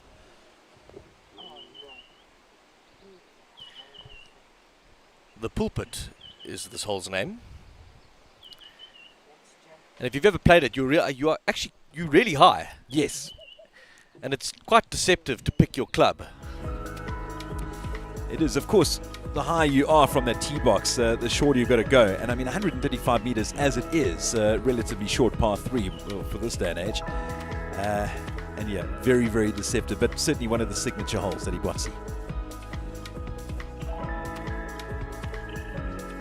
Say Botsy. Irene. Look, I don't want to say it. Yeah, it is really has been a popular course, has Irene, and it is great to see the players make the most of it, particularly Gerard Pepler. Christian Burke trying his best to catch up, still hunting his first birdie of the day. Could this be the one? No! And it just doesn't look like it's happening for him. He's, yeah, I mean, it looks like he's failing to build a bit of momentum. Getting frustrated, and it can be. Yeah, and I tell you what, this is a carbon copy of what we witnessed yesterday with Gerard's playing partner, which was Jacques de Villiers. Again, so many opportunities to try and close that gap, just couldn't convert. And yeah, it's a sense of deja vu almost. Whereas this man today has been on fire, bogey free and hunting his third birdie of the day.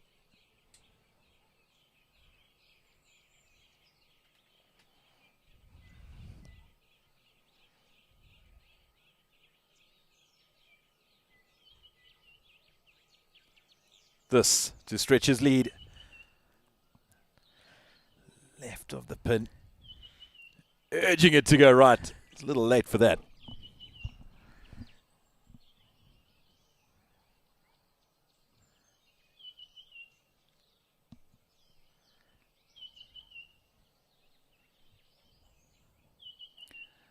I'll wait to see Nabil and Darren wrap up their holes.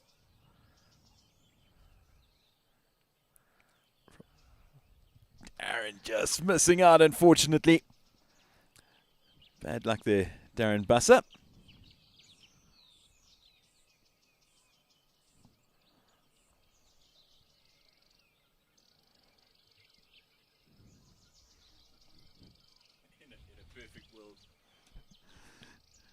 Gerard Pepler to stay at 19 under.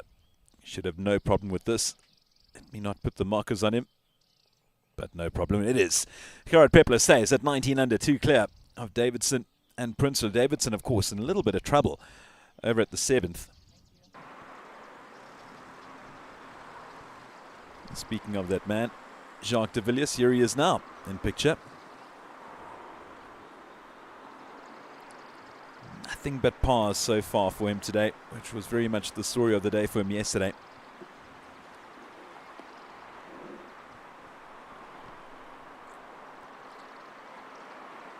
Lovely approach from de Villiers.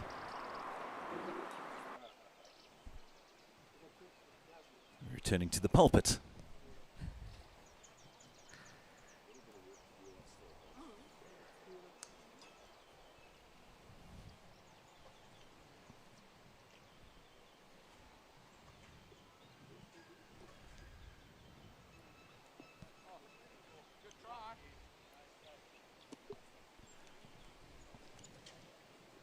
Prinsloo and Davidson watching their fellow Amis play.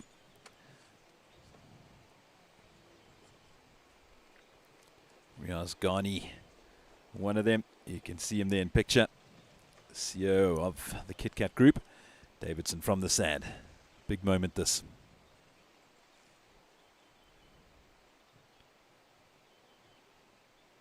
Seems like it's a bit of a downhill lie here.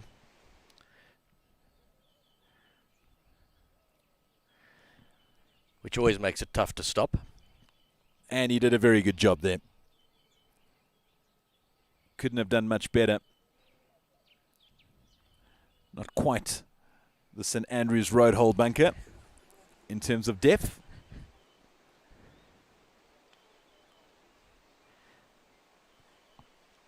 So Davidson left with that for par and to stay within 2 of Gerard Pepler. There gives you some kind of indication as to the height and the elevation that they're hitting off. But Davidson would feel right at home in these parts. You know, there's the Irene farm next door. Lots of sheep there.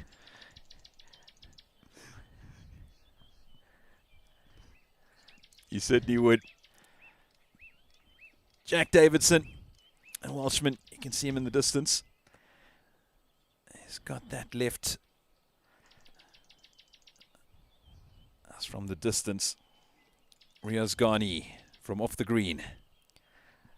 That dairy, by the way, is a fantastic place to go if you've got young children. Is it? Brilliant. Oh, thank you very, very much. I do. I've got a 10-year-old daughter. 11, actually. Turned 11 on Thursday. Shoo. Ethan Smith. Did you remember? I did. Also at a great party. Not quite at a dairy, but it was great. But 11-year-old, would she enjoy it? She's probably a bit old for it. I've got a 2.5-year-old, and myself and the missus often go out to that part of the world, and the cows, the ice cream. While you go and play golf.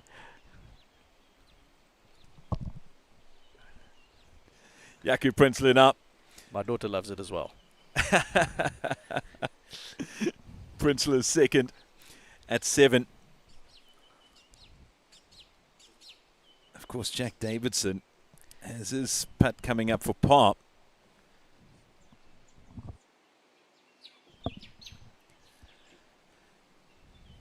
Can he close the gap?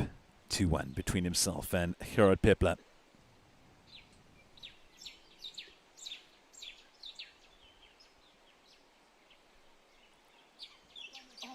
Just left for him. You could see how little effort he put into that in terms of the speed.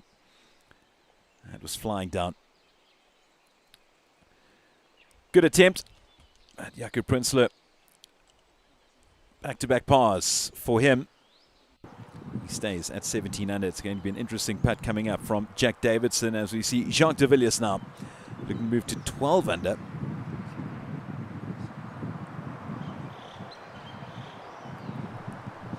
And another missed opportunity for Jacques de Villiers.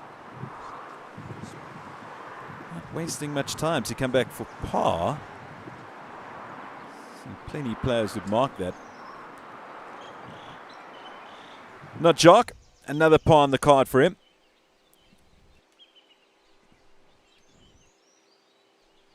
Davidson. Big move here. Can he stay tied for second?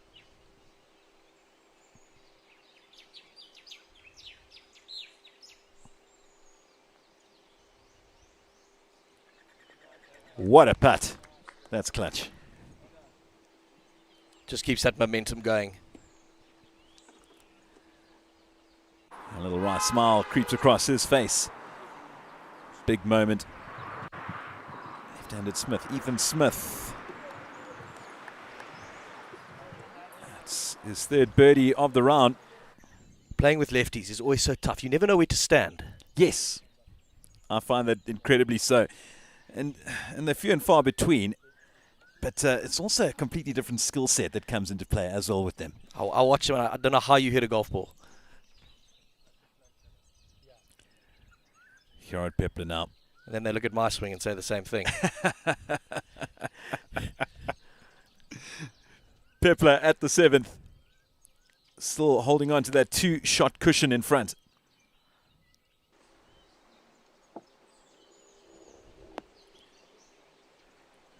Beautifully done from our leader. Yes, Simon, you would have heard Nicole speaking earlier about his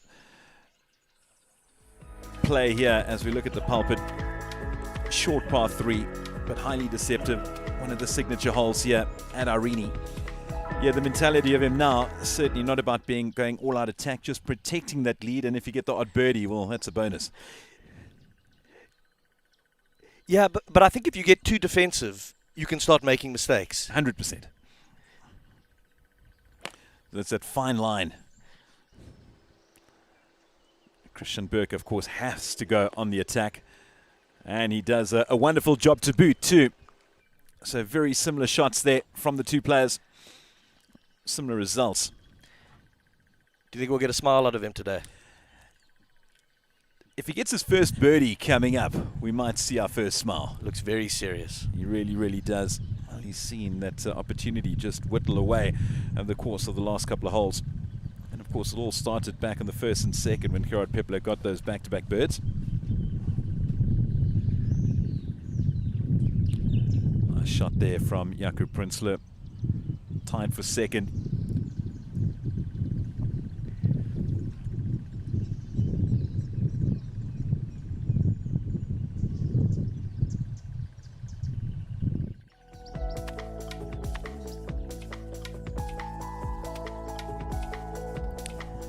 It is the fourth and final round of the Kit Kat Cash and Carry Pro-Am taking place at Irene Country Club. As we see the Welshman Jack Davidson now.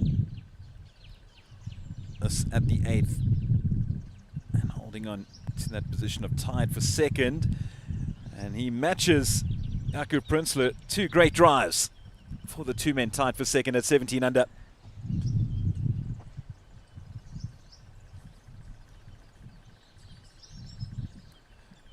See one of the lines that Nicole Garcia spoke about a little earlier, urging Amis watching at home, just do that to your golf ball.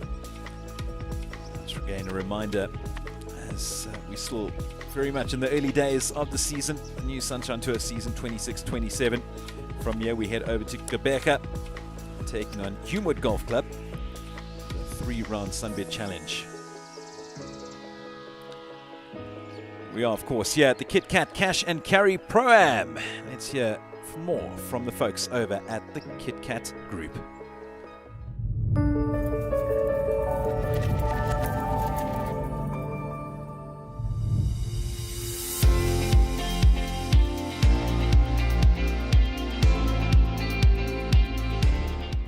Hi, I'm Ahmed Ghani, the chairman of the Kit Kat Group. It's been a wonderful, wonderful week of golf, tournament. Fantastic arrangements at the golf course.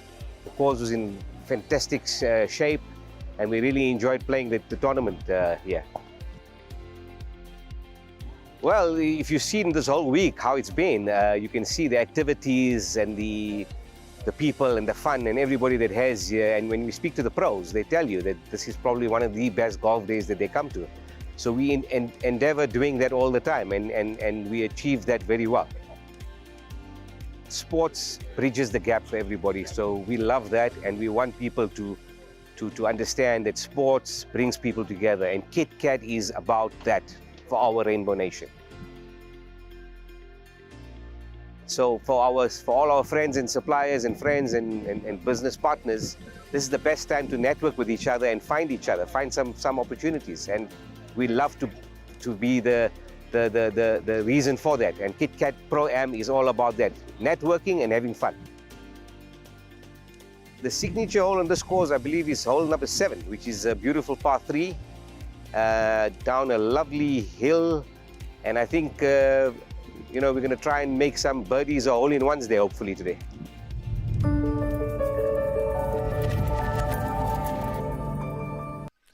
Yeah, the signature certainly is the 7th. We join Graham van der Merwe now, his 3rd on the 9th.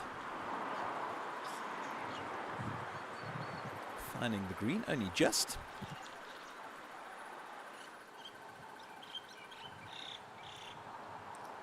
There is his playing partner, Tyron Ryan.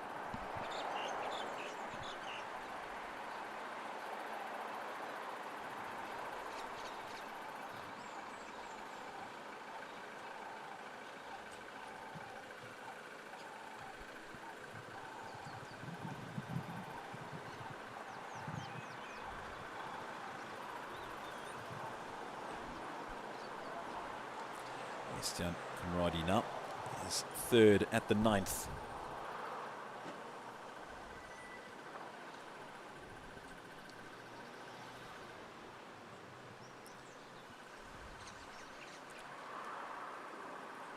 Estian began his round with a birdie. Since then, he's gone nothing but pars, but not a great result for him there.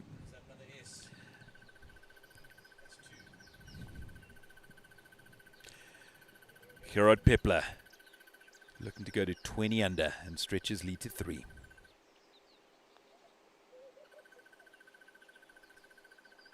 Turn, turn, turn. It does, just the other way. Yeah, good effort from there though. Won't have any problems with the par. And of course, as a result, he still maintains a 2-shot cushion ahead of Jack Davidson and Jaco Prinsloo.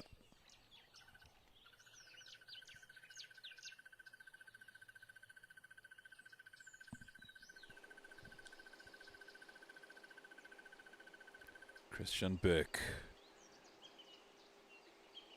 still hunting his first birdie of the day. Will this be the smile maker?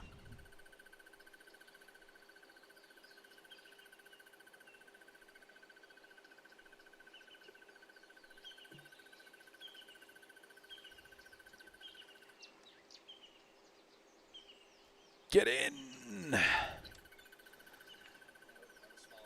Yeah.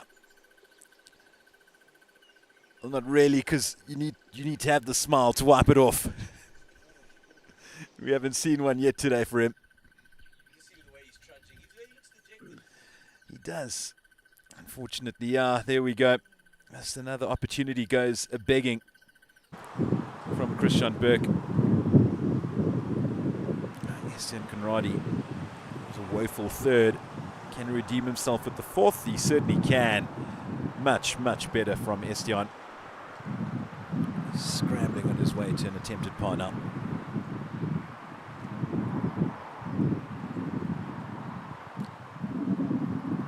A nice indication of how little wind there is out there.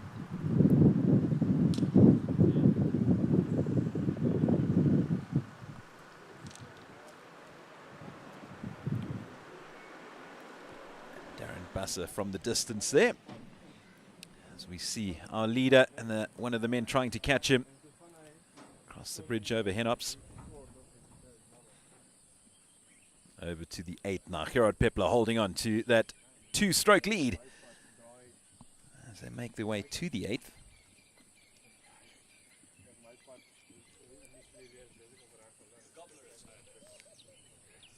Gobbler.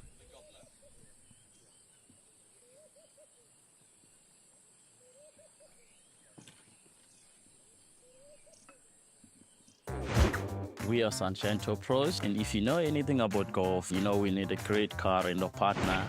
You know we can't blame the lift if we're late for the tee time. Ever tried walking from Cape Town Airport to the golf course? Or trying to win the Joburg Open while cycling to the hotel and back. We've tried everything. But now we know we have the partner for the job. Enterprise Rent-A-Car, official car rental partner of the Sunshine Tour.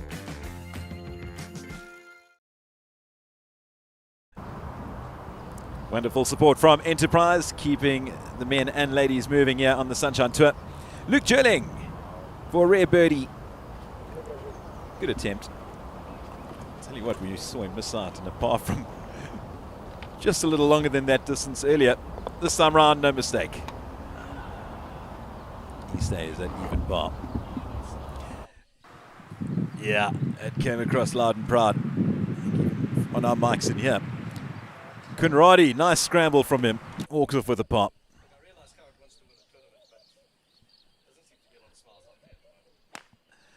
Par birdie so far for Gerard Pepler.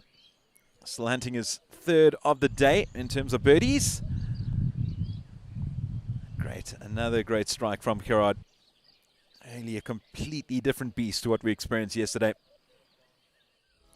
As he continues to hunt his 2nd win on the Sunshine Tour. As we have a look at the par 4-8, strategic dogleg left.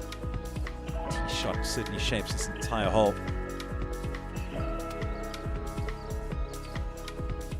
One of the better risk and reward holes on this course. Christian Burke, also mixed bag on this hole in the past.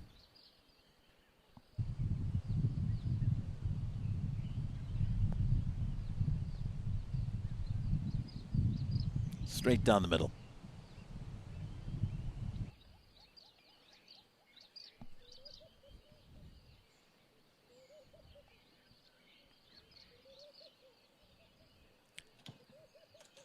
Thought maybe that might have cracked a smile from him. Yeah.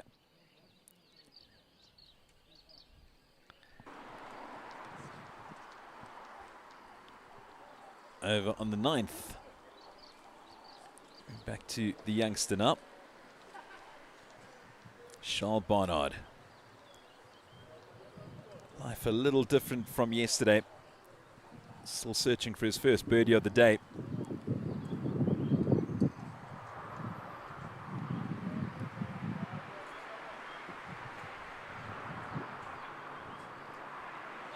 Carry.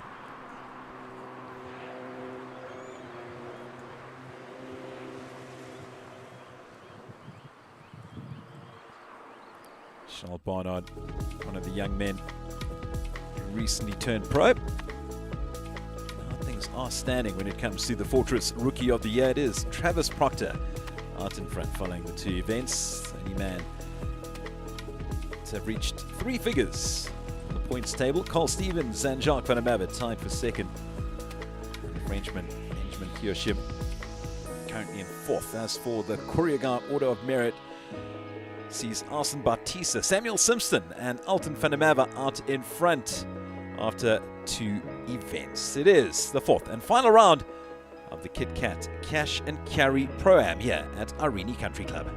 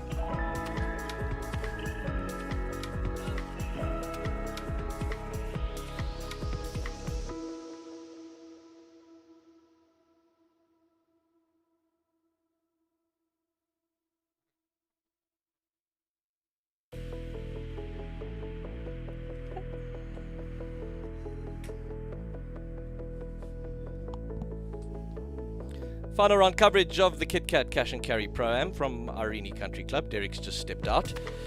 He's gone to go dye his hair. And I am back. So, yeah, looking forward to a few holes here.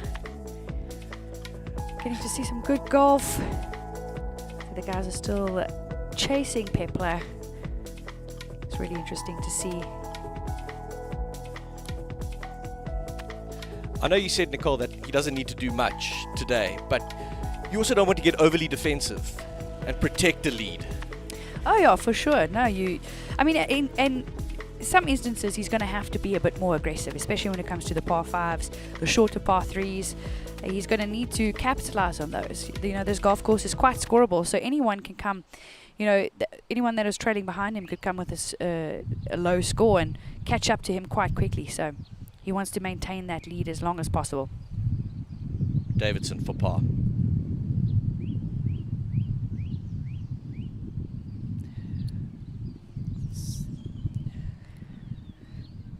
He's got that claw grip going. Yeah, like I said again, it's quite a useful grip, especially if you have a lot of movement in your wrist. So he's doing quite well with it. I think it's quite a good way to go. I've got very unsupple wrists, which makes the claw quite tough for me. Well, I've tried everything. I'm overhand at overlap at the moment, but I did dabble with the claw for a while. You've got supple wrists or unsupple wrists? Unsupple. All right, then the claw grip is you can have any grip then. Princely now. Stays in the hunt.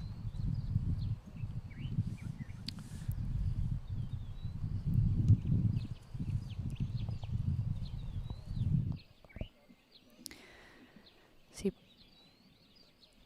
the leaders just waiting on the green there. Like I said before, play is a little bit slower, just generally because there are a lot of reachable par 5s. And I think also when you're playing with amateurs, it can take a little bit longer. Yeah, for sure. But I think at this point, the amateurs, know when to pick up, know when to move. Should be going straight at this pin with a short club in his hand. He's got it onto that top tier. What a great shot from Pepler. Attacking. Has to keep it left of that pin. There's a bit of a drop off on the right there, which you don't want to dabble with. Looking for his third birdie of the day. He started like a house on fire. 3 on the first, 4 on the second, a birdie on the par 5. And then since then, all pars. So he'll be looking to get onto that birdie train again. Yeah, I need to try and extend that lead going into the back 9 just to give himself some cushion. Burke coming in for his second. He's not going to be too happy with that. I think Pepler's putting the pressure on him. He's going to have a downhill slider left to right. Not an easy putt for birdie that.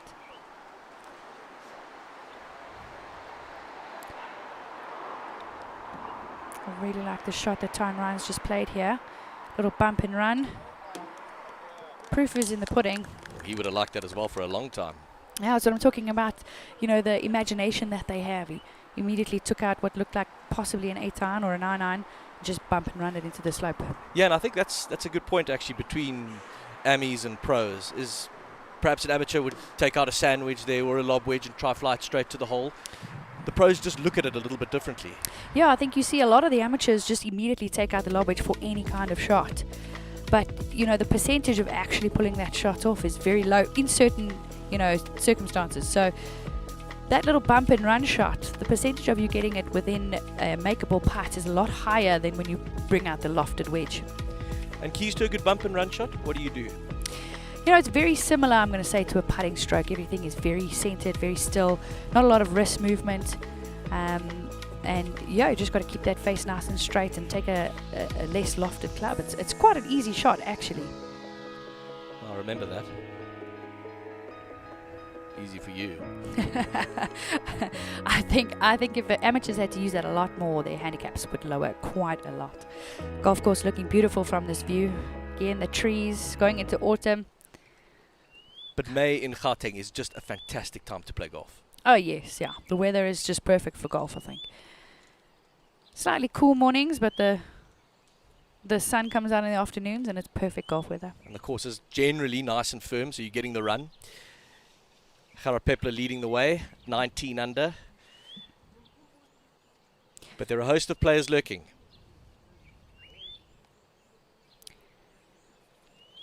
Graham van der Merwe doing nicely there, catching up quite well.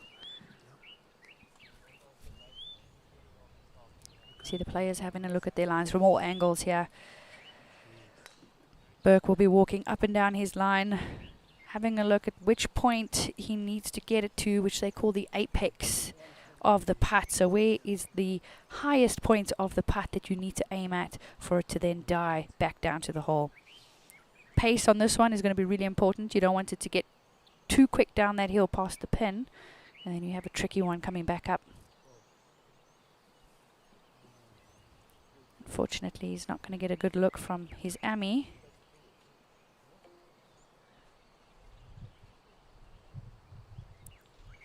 And these greens seem to be running slick. They look quite quick. Round about 11.5 on the stimp. And downhill, you're probably looking at a good anything between 12 and 13 on these greens, depending on the slope.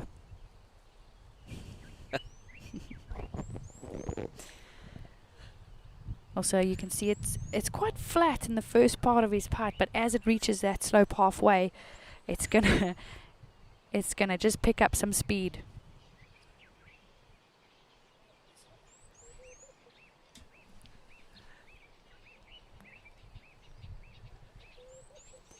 Just as it reaches its apex there, and it's going to pick up some pace. Just not enough to get it down to that hole. Going to leave himself a little bit of a tough left to right slider for par. Barnard for his birdie. Nice easy birdie there. It's always nice to walk up to a putt knowing that you've got a short one for birdie. I wish I could play par fives like these guys. I wish I could play golf like these guys, but not the longest course in the world. And although, you know, we've seen now with Pepler that the longer hitters are taking advantage of this golf course. On the 6th and 7th of June, we go to Royal Johannesburg East for the Waterfall City Tournament of Champions, supported by Attack and the Waterfall City Management Company. It's a fantastic tournament, that. It's such a great initiative. And Waterfall City, such fantastic partners to the Sunshine Tour as well.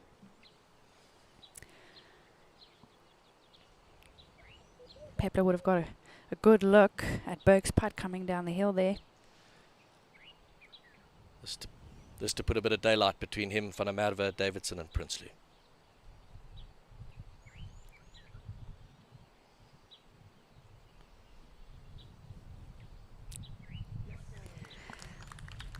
There we go. Finally, that third birdie on the scorecard. With the par 5 to play to finish up the 9. Ninth hole, quite a gettable hole for him as well, with his length.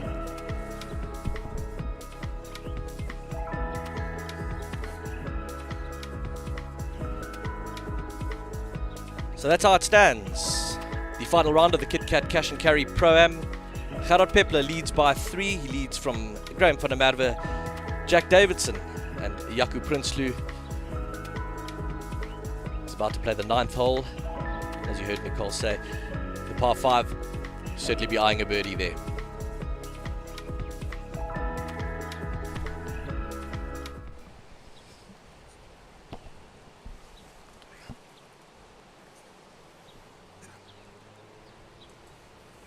That's a great putt from Burke. That's not what you want to be left with for par. That is a very good 2-putt. Well, that little left to right slider, especially for the right-hander, is not the easiest putt. You're more likely, you know, to be more comfortable over a right to left putt as a right-hander. And why is that? I think it just sits better on the eye. The putter moves, you know, it just moves a little bit better on a right to left because you're able to keep the face straight out to your target. Where I think the left to right is you want to steer it a little bit.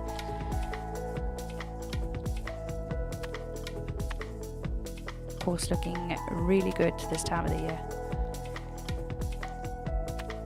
And a beautiful area, Irene. I don't know whether you know this, but the former Prime Minister Jan Smuts used to take his walks over Irene Country Club. Oh, okay. I can picture it. It's a beautiful area, some nice farms. It's long ago, so those memories are probably in black and white. It's a great shot. Just short of the green. He tried golf once and said, no, it was too mechanical. I can agree with that. He knew his limitations.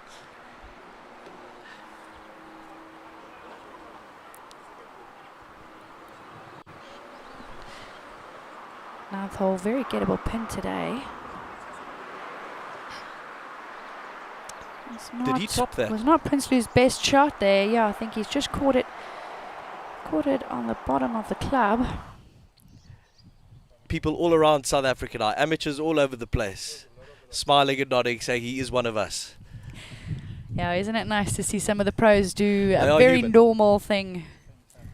I mean, we've seen a lot of the top players in the world do that. Rory McIlroy for one.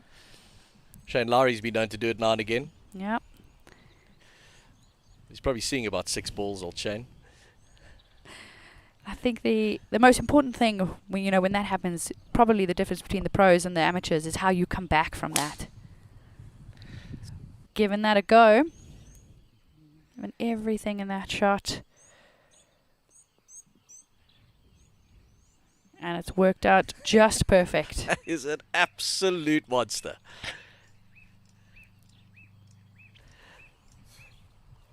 Looking to extend his lead on the 9th hole. I was saying to Derek earlier, these par 5s for Gerard effectively play like long par 4s. Oh yeah, for sure. He's going to be very disappointed walking away with a 5 on any of these par 5s today. Burke's also put a bit of effort into that one. It could be leaking a little bit off the side. No, that's a great shot. Nicole, how tempting is it if you are playing with a long hitter like Gerard Pepler to start chasing the guy? Yeah, we spoke about this yesterday, and I think it happens without you even noticing. You know, that you're just putting a little bit extra into your swing, and sometimes it just doesn't pay off. You start to steer it a little bit. Prinsloo trying to come back out onto the fairway. He's playing his 3rd. Going to be very disappointed with where he's ended up there, but hopefully he can save a par.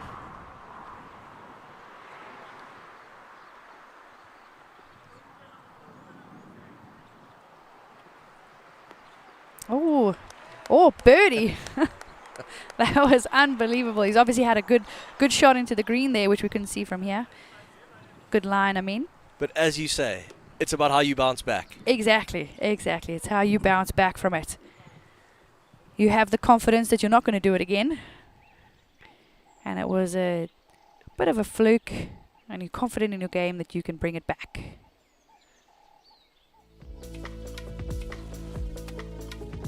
I'm sure he's going to have a bit of a laugh when he walks off there with his birdie. I'm sure his AMI partners enjoyed it. Oh, for sure. Don't feel so bad about some of their shots today. Davidson just short of the green.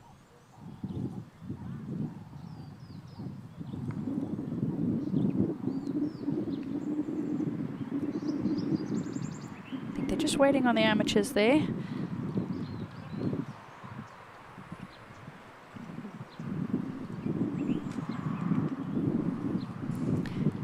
Davidson just having a look at where he wants to pitch his ball, giving a little clap to the amateur there. Oh no, to Prinsloo. Just as impressed as we are with his comeback on this hole.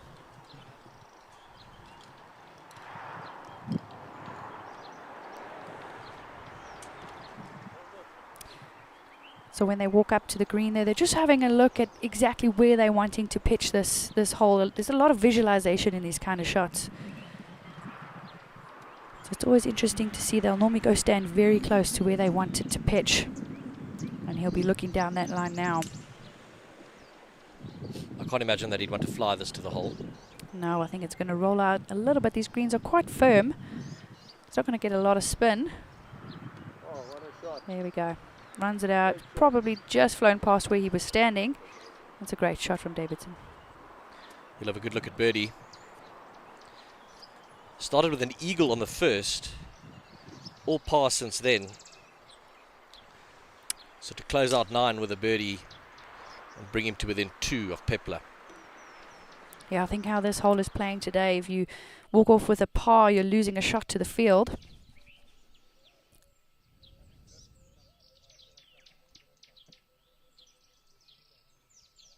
Burke just hanging on to his tee shot there on this hole, but it's worked out perfect. He's had the lefts going a little bit today, so I think he was thinking about that bunker. But he's going to have a good crack at that front pin today. Ball slightly below his feet, which is going to promote that slight fade. Is he playing preferred lies today? Yeah, there was some mud on the ball earlier today. So the rules officials and the tournament director would have gone out on the course early this morning and had a look at the fairways. If there are some mud balls out there, then they allow placing. There's nothing worse than walking up to your ball and there's a massive mud blob on it, and you know that's going to affect the flight quite drastically.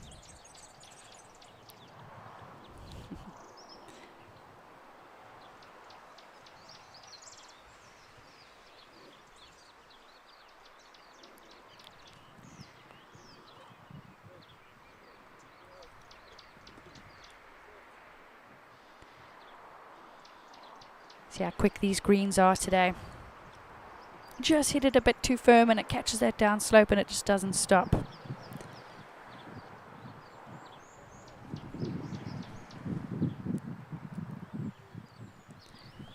Garni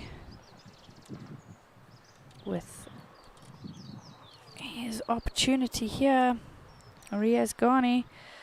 I do like his putting stroke though, quite upright. We spoke about it yesterday. Not a lot that can go wrong. I've seen him make a few putts these last 2 days.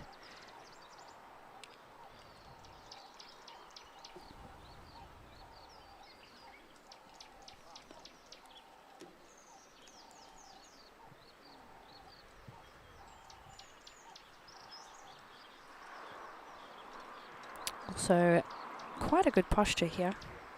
Hands upright, back up the heel. He knew immediately. Up and out of it. Yep. Sporting some nice kicks there. Slick Rick. I think they must be quite nervous when the camera's on them.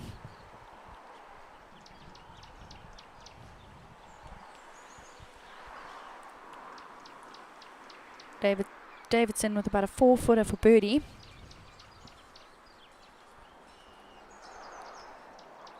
Sure, Davidson wishes he could pick his ball up and take 4.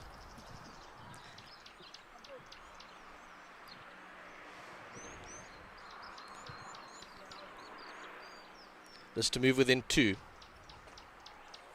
I'm assuming this is coming just slightly off the left, slightly downhill, but not by much, so should be a pretty standard putt for Davidson.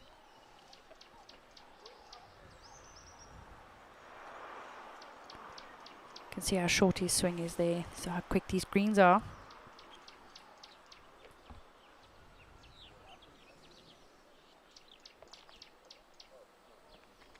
Not to be. Yeah, those little slippery ones, left to right. That's what I was talking about earlier, about the left to right downhillers for a right-hander are not very comfortable. So, a par for Jack Davidson on 9 means it's a 34. So really it was that eagle on the first hole and all pars since then. I'm sure he was hoping it would have panned out a little bit differently after that start. He's going to feel like he's made a bogey on this hole. Good birdie there for Prinsloo, especially after that second shot.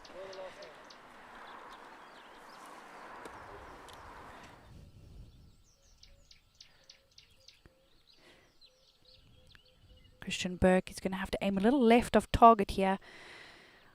Make sure that he uses that chest through the ball, meaning that he gets his chest up and out of the shot, just so that he can hold on that face and promote that little fade off of this downhill. Well, he hasn't quite done that.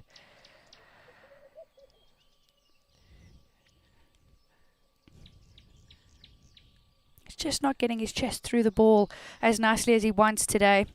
Unfortunately, that allows a bit of movement with the club face, left and right. Yeah, not happy with that. We don't know where it's finished, but safe to say not on the green. Especially with this pin position today, you really want to take advantage of that on the 9th hole.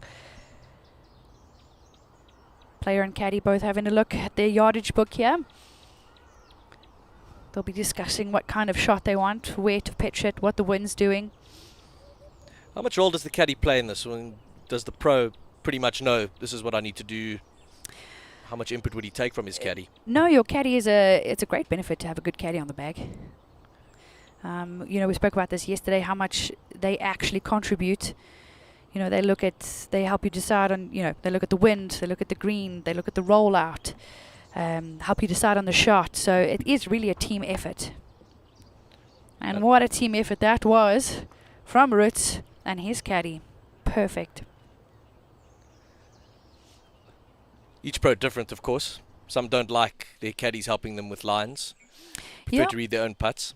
Yeah, on the greens is, you know, that varies quite a lot. But generally from tee to green, you know, the job stays the same. Maybe some caddies have a bit more involvement than others, but they will definitely give you the basics.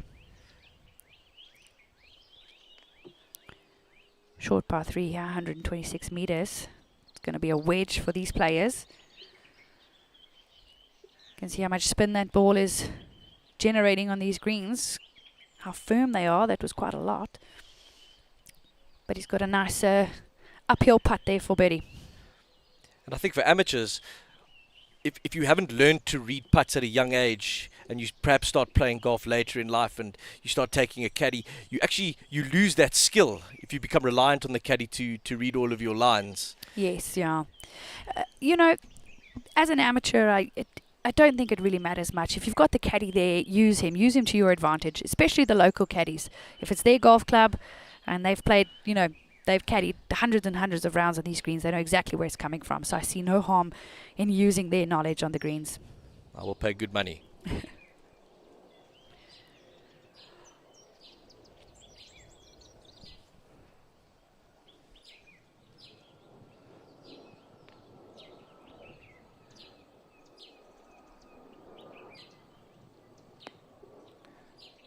Beautiful shot from Jerling.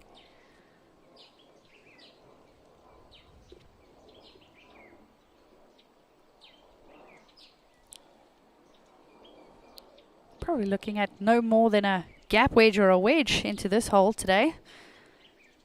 Great opportunity to attack this pin.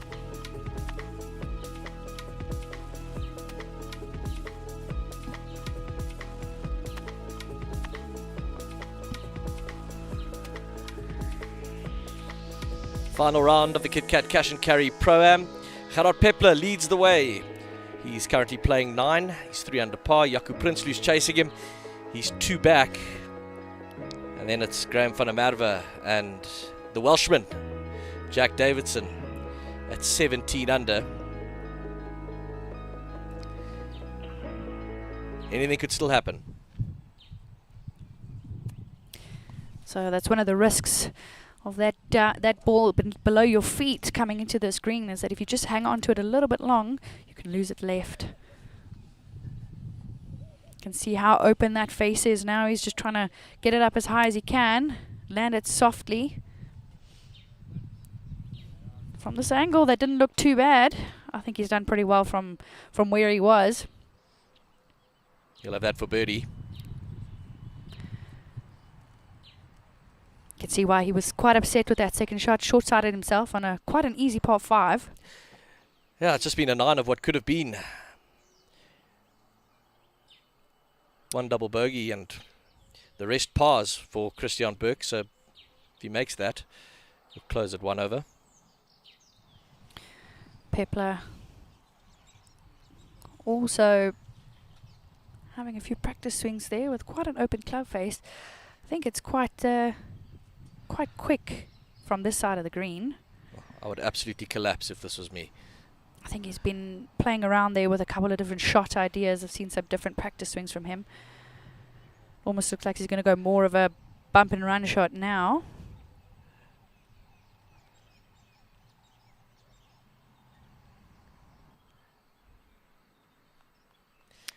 Almost looked like a bladed shot there, which is actually a really fun shot to play.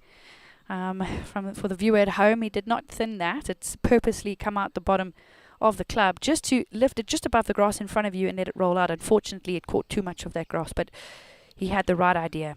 I wonder if he saw Christian's shot and thought perhaps floating it, landing it on that hard green could be tough to stop. Yeah, you could see him playing around there with different ideas, longer swing, open face, and then he went to more of a putting stroke with his wedge and stuck with that. Darren Fusser there. Not a bad attempt. But like putting, chipping is such a confidence thing. Oh, yeah. Yeah, look, I think it's one of the hardest parts of the game. Oof. You know, around the greens. You get so many different lies, different grasses. You've got a choice of hundreds of different shots to play. And no two shots are the same. Brainers for his birdie. He knew it immediately. It came off too hard off the club face. I think both players here probably not too happy with the length of their birdie putts. Let's see if he can convert.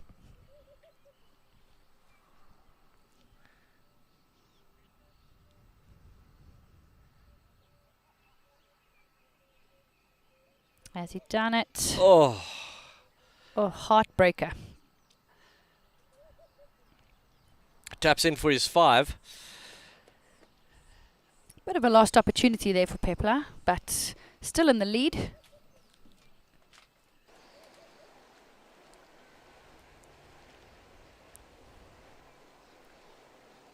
Jerling. We just touched that.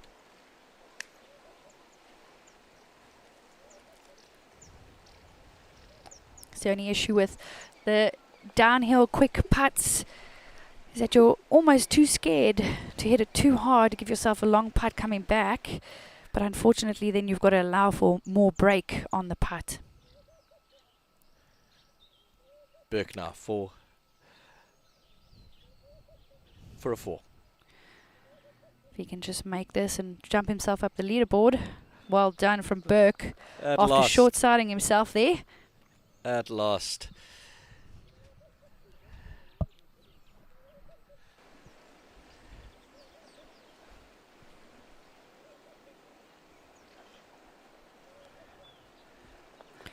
Branners with a par save there after that long putt going a bit too far.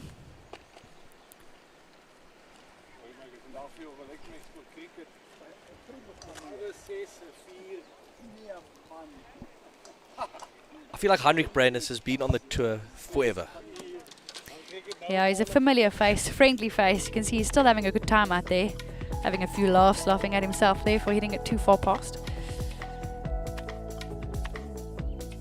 We head down to Tebega for the Sunbet Challenge hosted by Sun Boardwalk. After that, the Waterfall City Tournament of Champions. That's at Royal Johannesburg. And then up to Zambia we go for the Mopani Zambia Open. And then the KCM Golf Challenge at Mchanga Golf Club.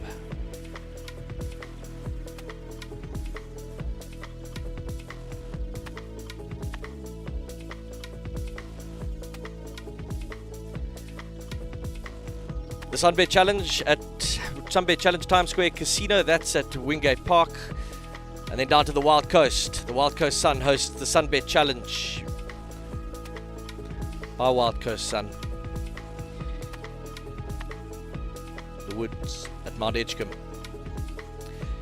In October, Houghton Golf Club plays host to the Fortress Invitational, and then to Glendower. Fantastic layout. Stella Artois Players Championship. And then the PGA Championship at CCJ, and the Hyundai Open at your course. The Botsy Links, yeah. You live on the course. I do.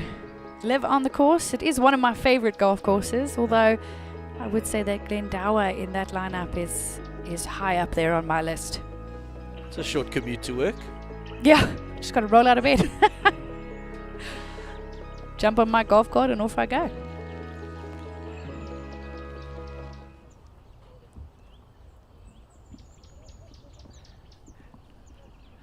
Is there an advantage to living on a golf course as a pro golfer, or do you mean you take your work home with you?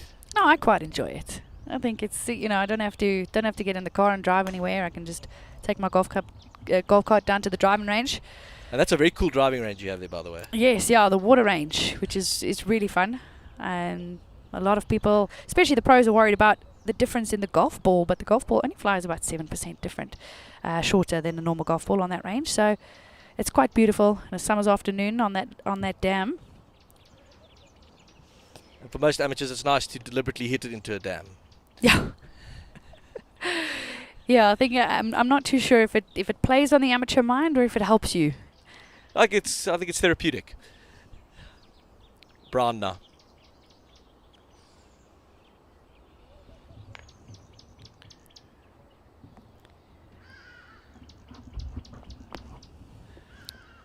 It's a great shot. Nicely played. Just run through a little bit.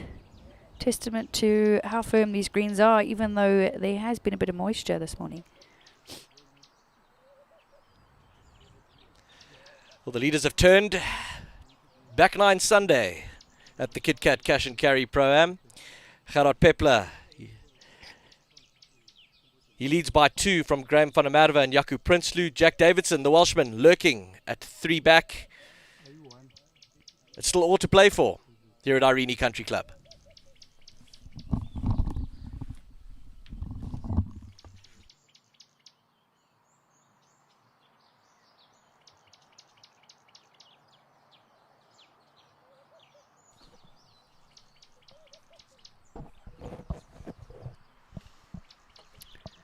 Players just waiting on the tee box just for the par 5.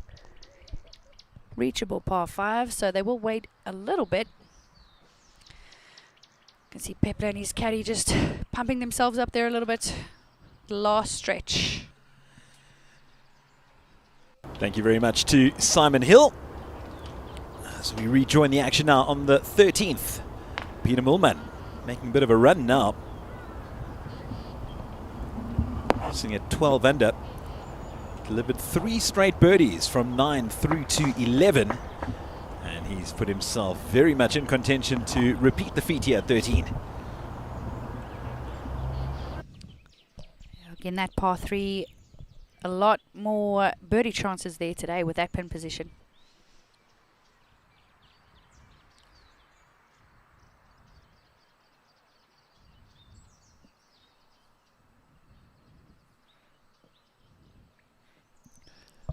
So while we wait for the leader to get his back nine underway, let's find out more from another one of the Sunshine Tour sponsors.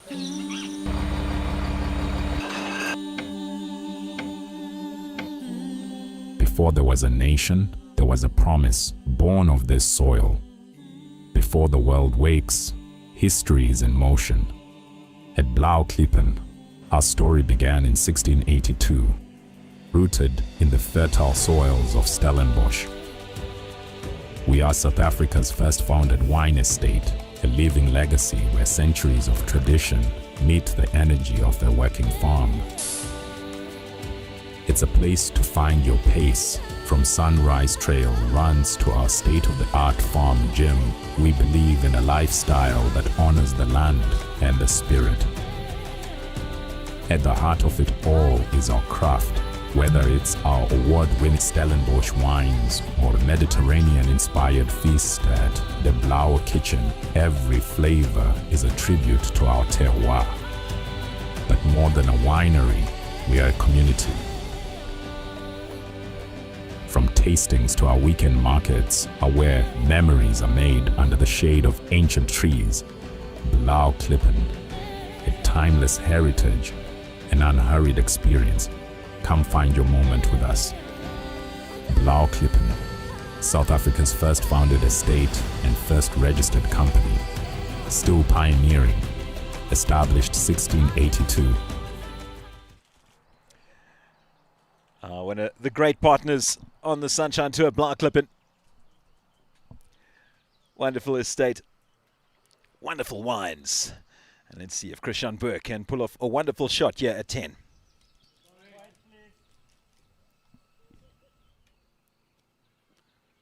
Christian Burke having finally got at the mark as far as birdies are concerned at the previous hole.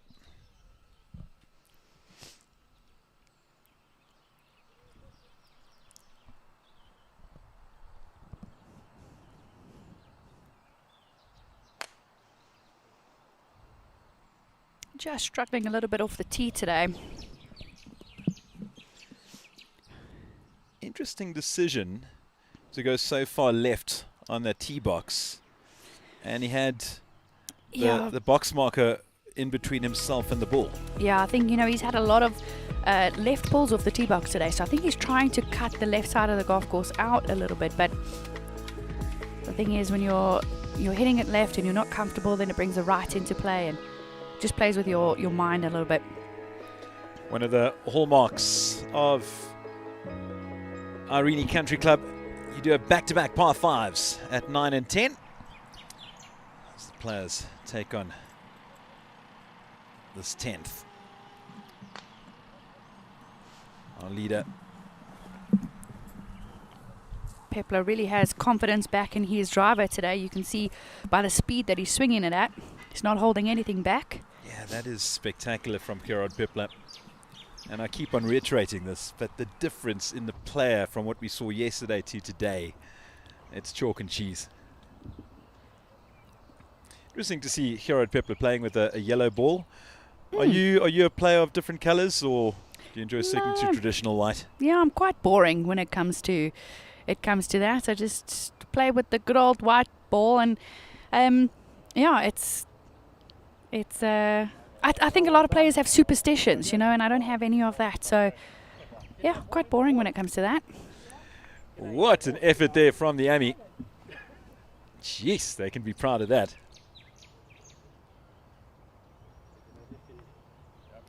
Can his playing partner repeat the feat? Lovely. Very well done.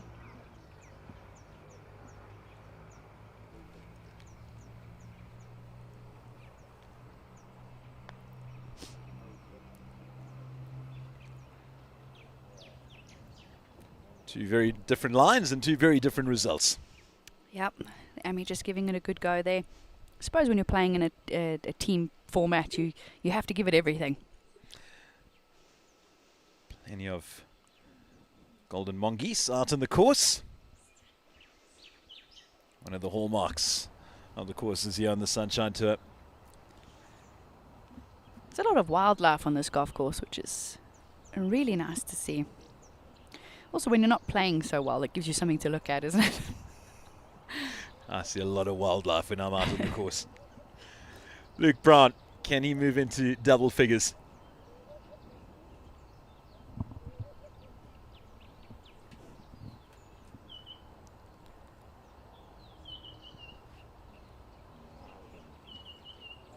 Just didn't turn at the death there.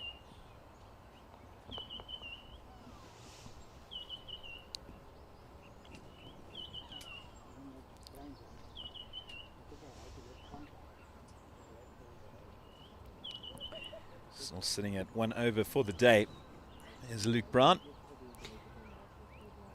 Sure, he'll be disappointed with that. Such a scoreable golf course. We can see there are some low scores out there today with Graham van der Merwe making a lot of birdies and an eagle. He's going great guns as van der Merwe. Sitting at 18 under 2 adrift of Gerard Pepler.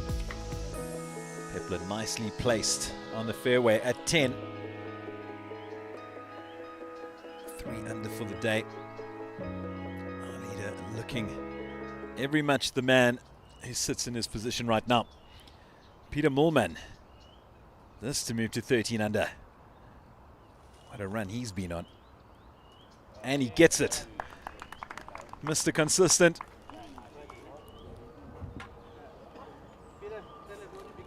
He's tied for 9th with the host of other players at 13 under. Spoke earlier about the fact that he's very, very good friends with Gerard Pepler. What a story that would be. To a few more of those, and he could be the man hunting down his good mate.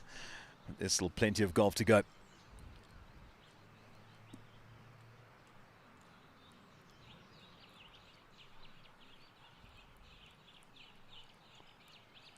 Back to our penultimate group, Jaco Prinsloo and Jack Davidson. Interesting from Jack Davidson, kicked things off with that eagle, but since then nothing but pars.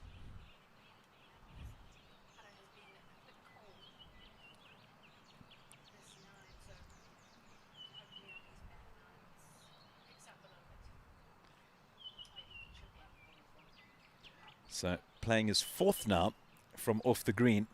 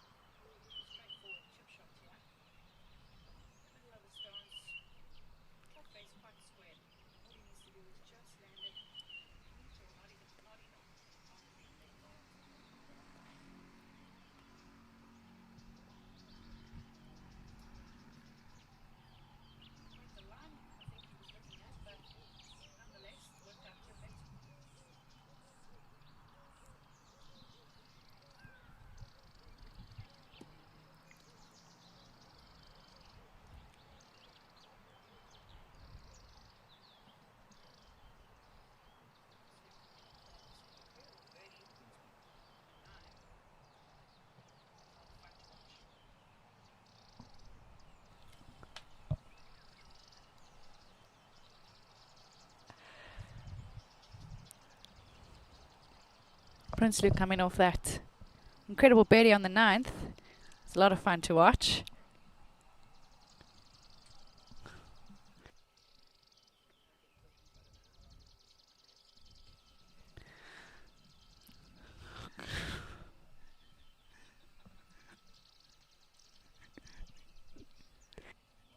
Christian Berg now assessing his situation now. Great to see him capturing his first birdie of the round over at 9. Just going to be a tough shot from the left. Ria's Ghani. Yes, what a good putt. It's that solid putting stroke that I've been talking about the last 2 days. I really do enjoy it, I won't lie, after you brought it up. It's on it, like it looks really upright, but it's honestly really good technique. So interesting position here for Christian Berg. Again with the ball below his feet.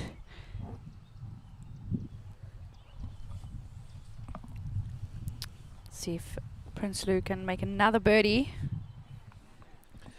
There we go. He does, sitting alone in second place now. Jaco Prinsloo closed the gap to just one.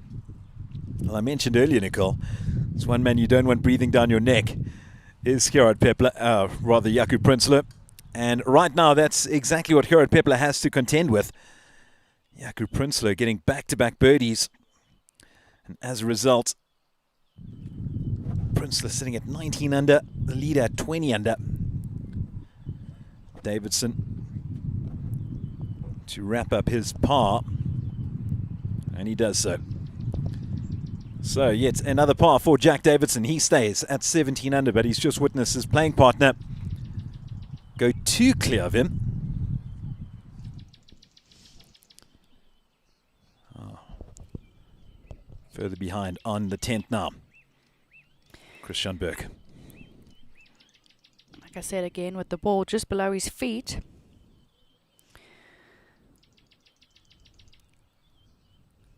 But it looks like he's setting up to start it right and hook it back around. Here we go, and it looks like he's done just that. It was an unbelievable effort from him.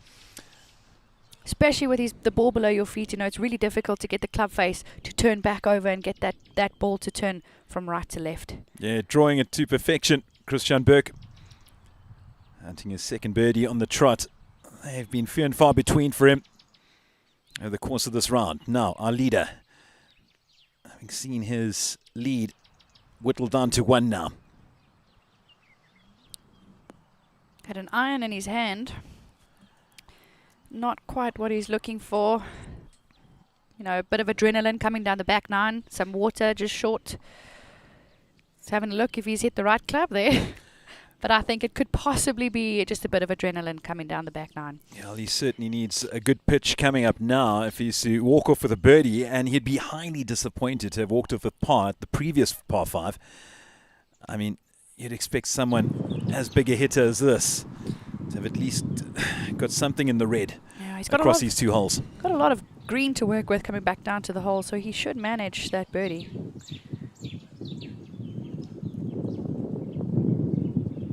Sterling just staying alive. Yeah, flirted very, very dangerously with the rough and the trees there. And in the end, a good result for him. This pin today promotes a bit more of an aggressive play on 18 compared to yesterday.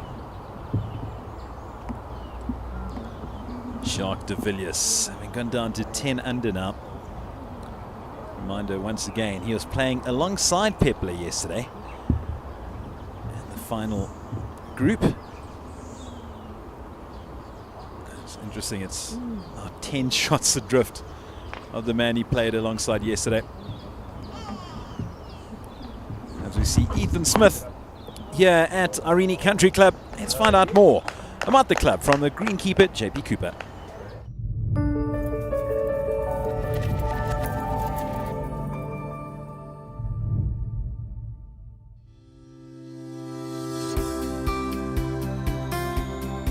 Good day, I am JP Cooper, head greenkeeper at Irene Country Club.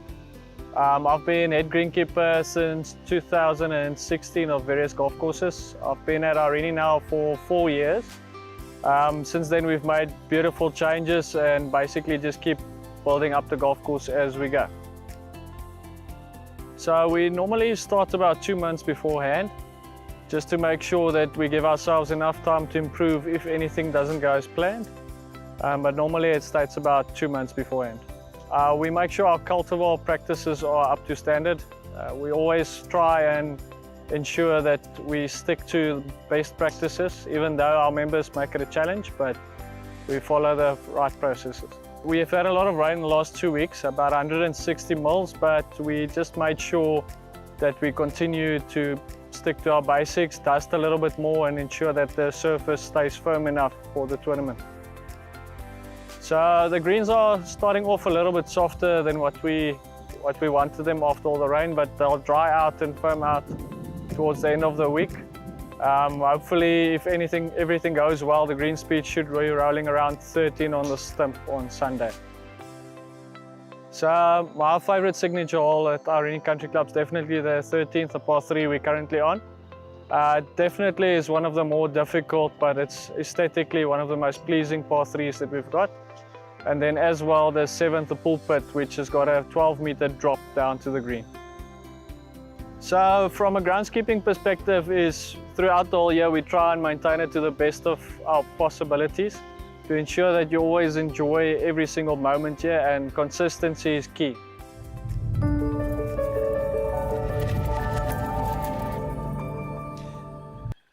Wonderful work from JP Cooper here at Irene CC. Has done an outstanding job in keeping this course in pristine condition. The pros and amateurs love it alike. Gerard Pepler playing his third from behind the green.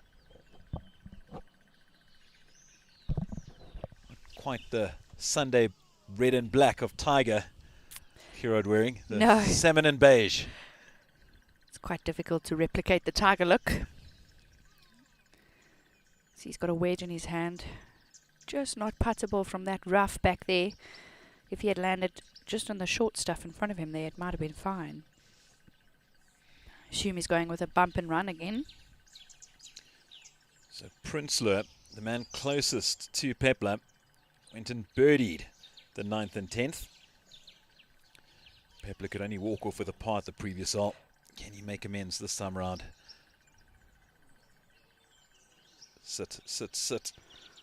Absolutely rapid down there. that will feel like a massive blow. Big hitting Pepler. Looks very good to walk off with 2 pars in these back-to-back fives. We keep on saying the fact that the par fives for him, just longish par fours, that's not the result he wants.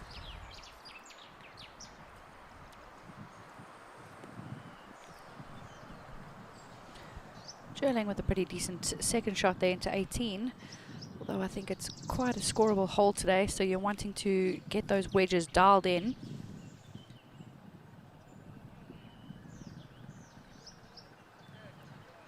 I think that's one thing that the women are quite good at, Derek, is wedges. I remember Leanne Pace in her prime. I think from 120 yards in, she had an 86.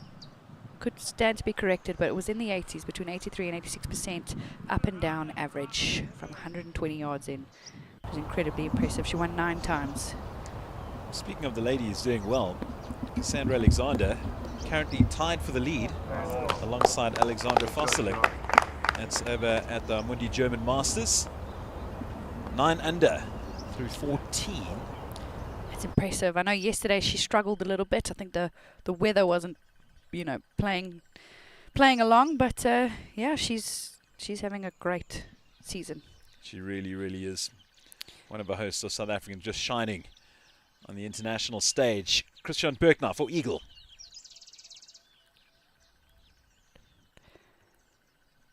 I think this putt is a little bit quicker than they're expecting. It's difficult to judge from Pepler's shot. You know, he was coming out of the rough. No spin on it. Really rapid from the back of the green there. And he's just overshot it. Get in the hole. That's missing out there for Ethan Smith. That would have taken him to 10 under, not to be. So opting once again to chip it through for Gerard Pepler. Oh my. Interesting tactic there, Nicole. Yeah, things are changing quite quickly. You can see how upset he's getting. I think I would be too, especially with the length that he's got. He needs to take advantage of those.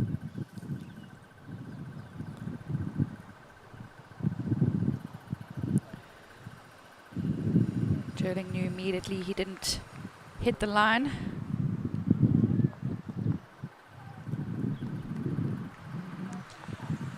That is Luke Jerling's tournament done and dusted. Finishes at even par. Says goodbye to that ball. But it's certainly heating up here at Irene Country Club. Gerard Pepler is a tasty little putt for par to maintain that 1-shot lead over Jaco Prinsloo, who's on a great run at the moment. Hunting his 3rd birdie in a row. Graham van der Merwe, what a run he's had. 4 birdies, including an eagle at 6. Christian Berkner looking for back-to-back birdies.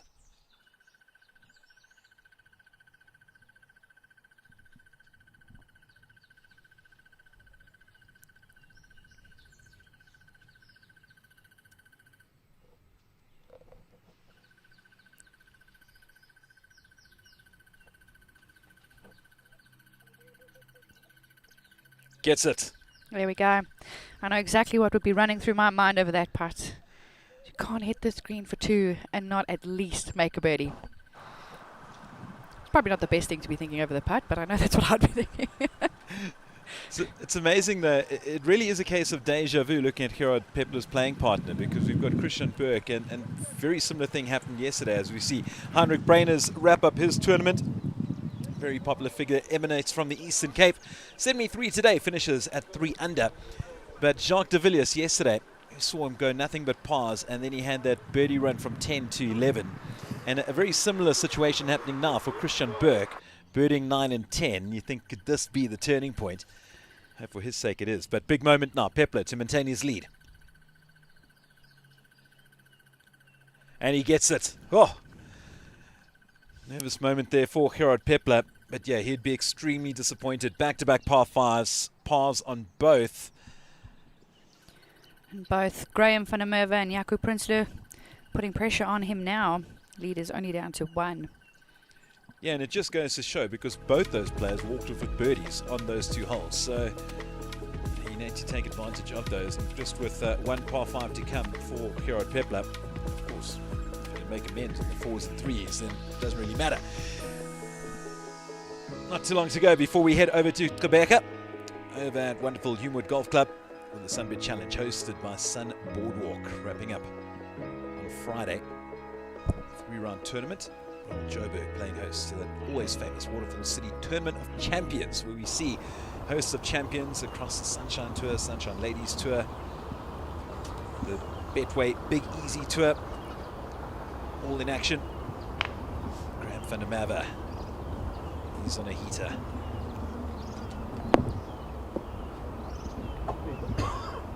It's a lovely shot from Graham there, using that slope. All you have to do is aim middle of the green here and everything filters down to that pin. Oh, one of the best shots we've seen at that hole all weekend. I think he's happier with this tee shot. Straight down the middle.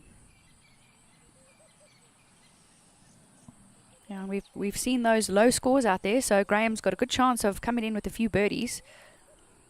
It is doable. Well, he went 30 in that front 9. And he kicked off his back with a birdie and went par. Gerard Pepler leading by just 1 now. I think he likes it. Steering it down the middle.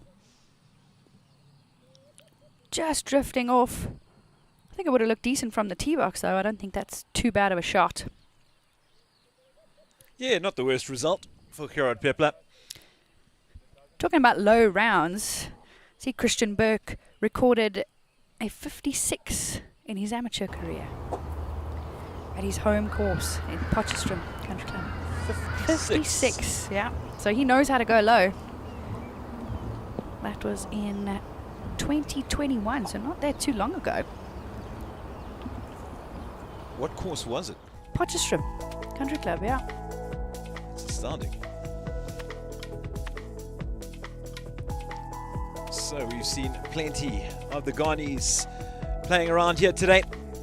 Of course, as part of the Kit Kat Cash and Carry Pro-Am, amateurs and pros alike. Let's catch up with Nabil Ghani.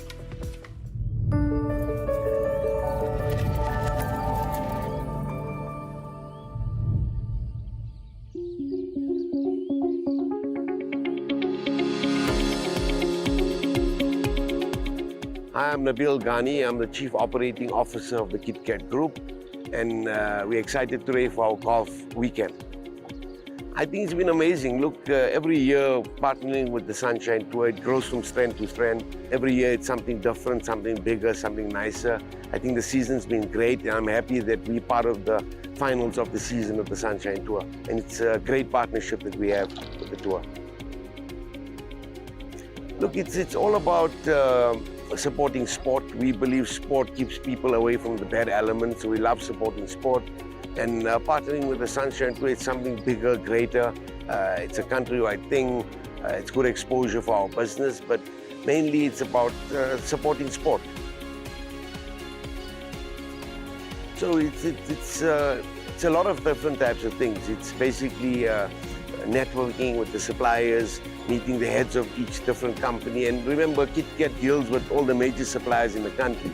So having the CEOs, CFOs come out, have a round of golf with us, and basically sponsor our golf tournament makes a big difference from a relationship point of view.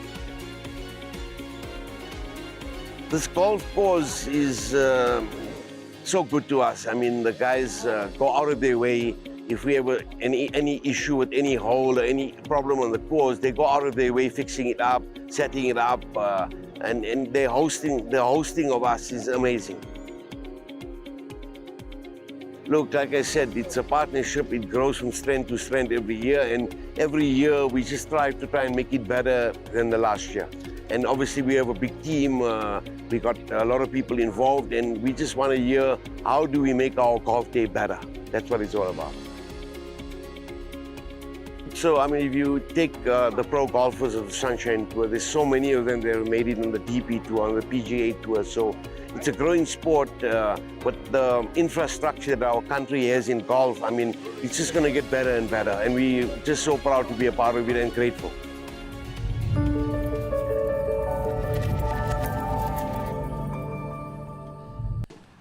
Great to hear from Nabil Ghani, COO of the Kit Kat Group. One of the many Ghanis involved at this tournament, playing rather well. Davidson desperately looking to stay in contention, and he nails the par, staying at 17 under. As a result, he is still 3 adrift of Gerard Pepler. Over at 13 now, Estienne Conradi.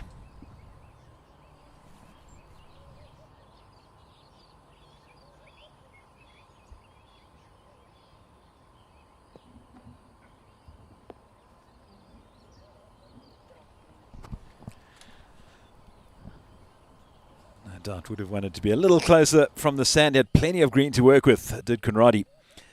Back to our leader now.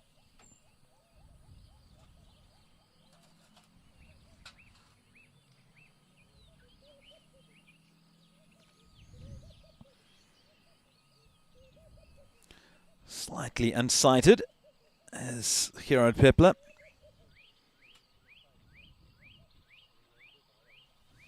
As we welcome back Simon Hill. Yeah, just had a lovely low-carb roll, Derek. Delicious lunch on offer here. Really have put out the spoils of the folks at Irene Country Club. Operation Lose 3 kgs continues.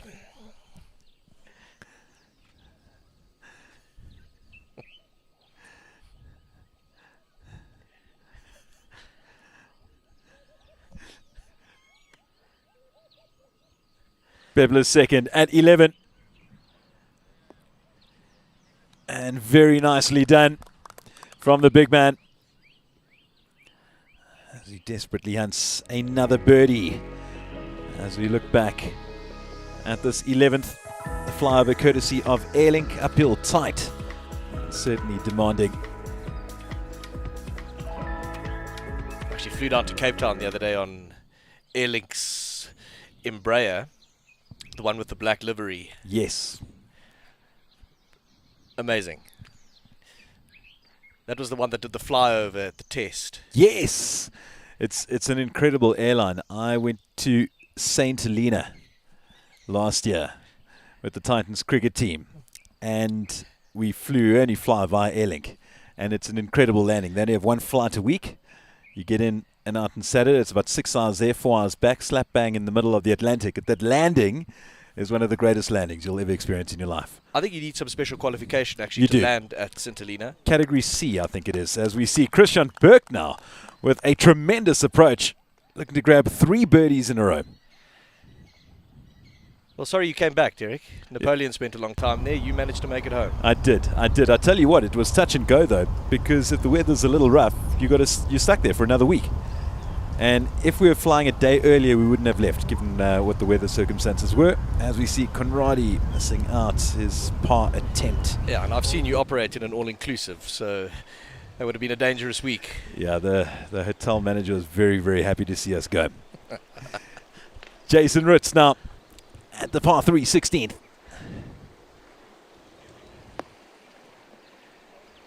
Oh, you'd want to do better from 126. Yeah, we saw plenty of animations from him a little earlier. It's quietened down somewhat of late. And I tell you what, he's drained 5 birdies along the way today. Going along rather nicely, sitting at 14 under 6 to drift off Gerard Pepler.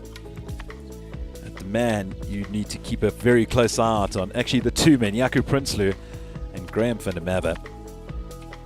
And Pepler nicely placed over at 11. You feel things are kind of on a knife edge at the moment. Prinsloo lurking at 19 under. Van der Merwe now looking to join Prinsloo. Just left for him. A game of inches. Oh.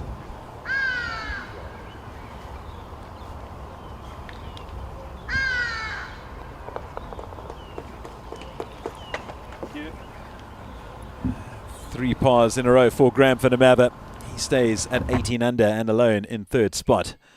And could this be the big momentum swinger? Pepler has gone bogey-free so far today. 3 birdies to his name. Can he get his first in the back 9? Put himself too clear again.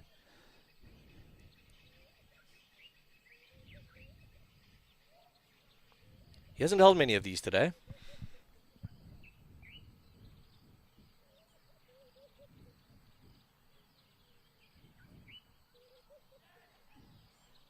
He's got the distance and he's got the direction. Gerard Pepler. That is spectacular. You're welcome, Gerard. He moves to 21 under. 2 clear of Jaco Prinsloo. Pepler just putting Simon Hill in his place. I'll show you.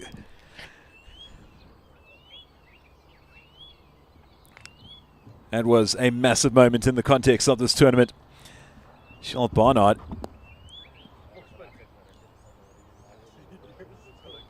looking for his 5th straight birdie. This was the exact same situation he was in yesterday.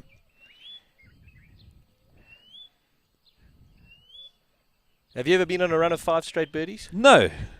I call 1 birdie a run.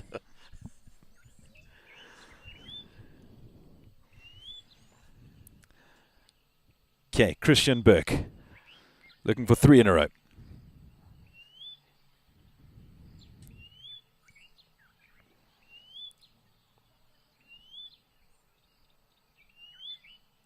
Oh! Sorry, that was a joint. Oh, it was myself there. I think from him too. And how many of those today, D? Oh man, so many. Really has been the story of the day for Christian Burke. And again, I reiterate what transpired yesterday with Jacques de Villiers with those 2 back-to-back birdies. And you thought, cool, is this the turning point? And I wonder if the same thing is happening now as we see Tyron Ryan the 168-meter par 3 13th, overshooting it just like his playing partner. Yeah, you just can't fly it straight to the hole. The greens are too firm. They're running quick.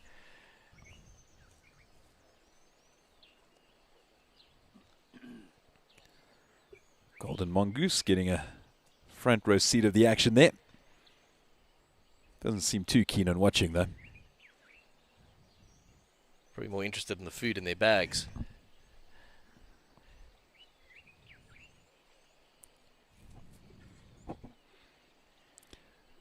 Just so impressed with that putt from Gerard Pepler. The pressure was on. Came back, wrapped up that birdie at 11. Put 2 shots between himself and Jaco Prinsloo.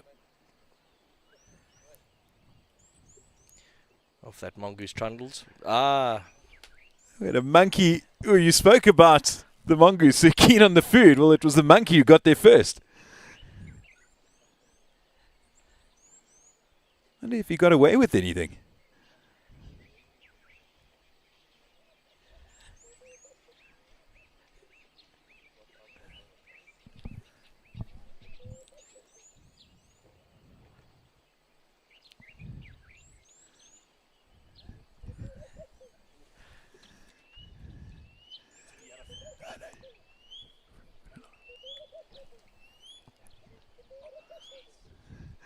Jason Ritz now from off the green with his 2nd. Nice line, nice distance.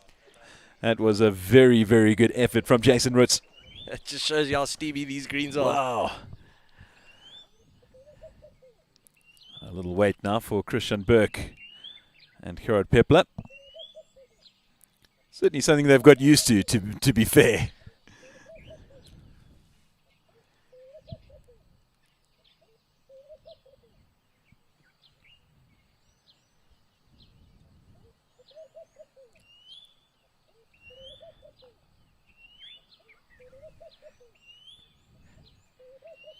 I mean, as you said, these guys are used to waiting, but it is hard to build momentum when you're waiting on every single shot.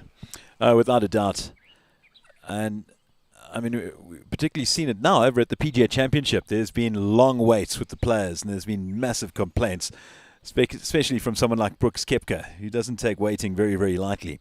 And I think that was one of the big arguments where we understand, I know it's coming back into the conversation again, but Garrick Hiku having missed out by 30 seconds and getting punished, and other players are saying, no, fair enough, but then you've got guys who are taking 3, 4, 5 minutes over a shot. You're taking over 6 hours for a round. Yeah. And, where's the consistency? As we see Pepler now easily finding the fairway. He's parred this hole throughout the course of this tournament. It is the 12th. Par 4. Visually impressive tee shot from that elevated position. Rolling fairway. Trees lining either side. Plenty of bunkers surrounding the green.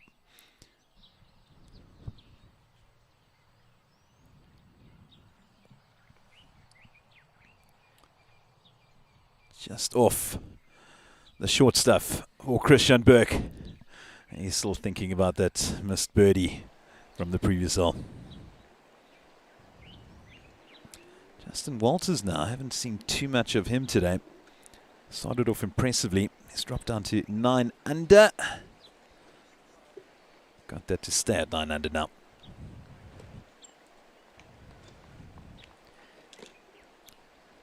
Justin does such fantastic work for wildlife conservation. It's a birdies for rhinos. Birdies for rhinos. I think if he could be a game ranger, he would. Oh, without a doubt. Absolutely no question. And he knows everything there is to know about the wildlife in and around South Africa and beyond, even though he resides in the States.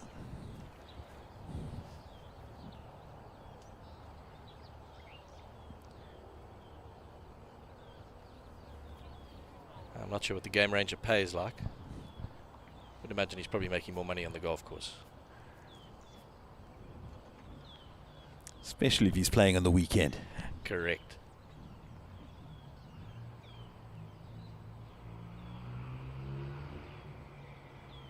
Tyron Ryan second.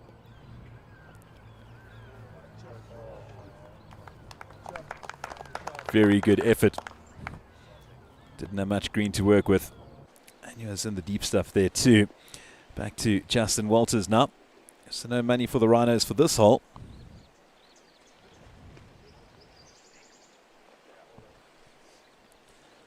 A par for Justin Walters. Mentioned yesterday that he only has sight in one eye. It was an injury when he was young, a thorn going into his eye. So when people ask him what his handicap is, what does he tell them?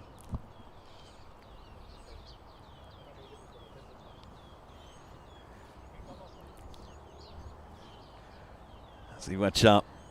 Amateurs in action once again.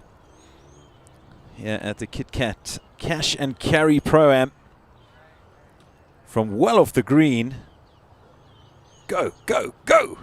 Very good effort. I'd be thrilled with that. Many pros would too. As they say at Glendower, there's a bit of schmaltz on the fliggle there.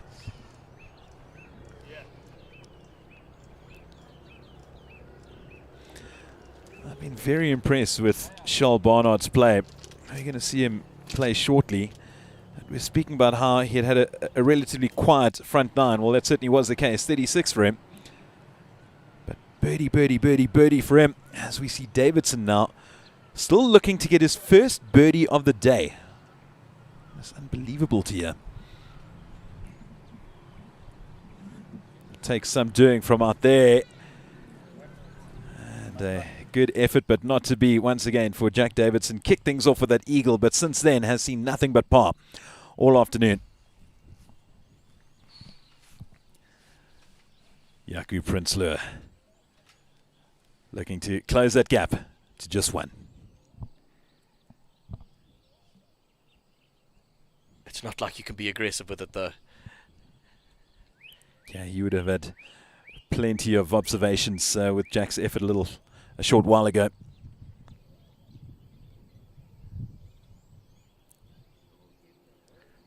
Just not turning at the death for Jaco. Great try.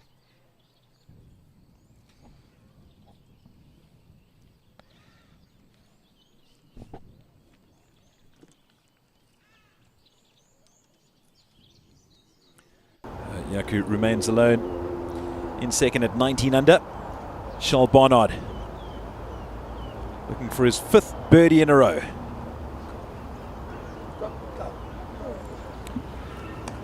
And the run does come to an end.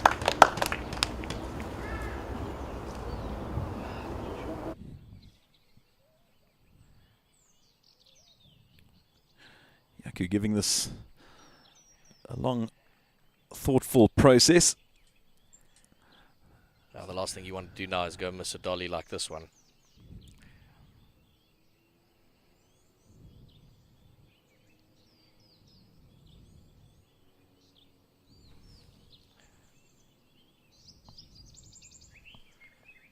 No problem for Yaku Prinsloo.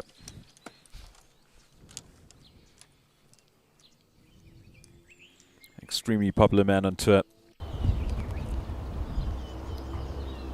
Back to Graham, Tyron Ryan rather. Let's just stay at 8 under.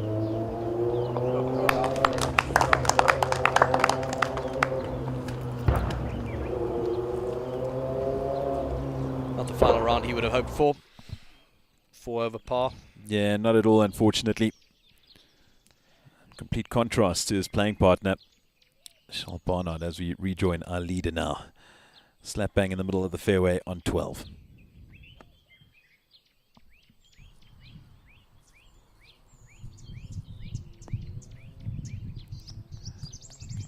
Perfectly done. And the actions of a man who's sitting at 21 under par.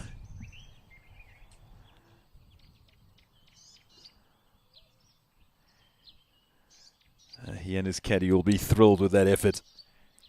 Giving himself some breathing room at the top. And was that long putt that he held on the previous hole the kickstart he needed? I reckon it certainly was. He waited a long time for his 3rd birdie. That came at 8th, and then suddenly at 11th, yet another one. Once you get the taste, it's hard to let it go. Christian Burke just overshooting a bit.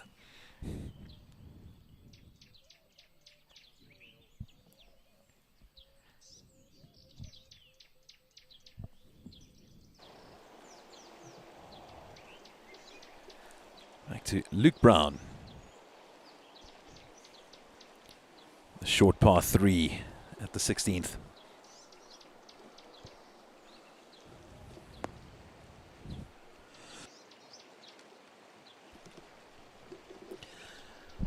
On the green. What they say, on the dance floor, but pretty far from the DJ.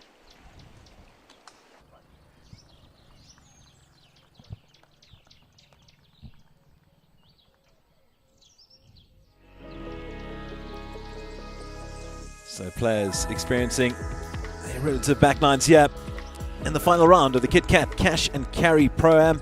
Of course, we did have a 2T start though, but it is Gerard Pepler out in front, leading by 2 over Yaku Prinsloo. Pepler with a very makeable birdie putt coming up. Can he extend that lead to 3 down the stretch? And hunting his 2nd victory on the Sunshine Tour.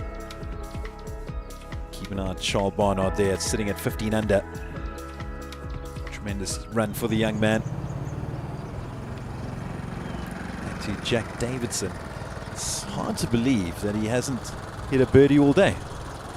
Yeah, he started with that eagle on 1, and then it's just done absolutely nothing since then. And I'm sure no one's more frustrated than he is.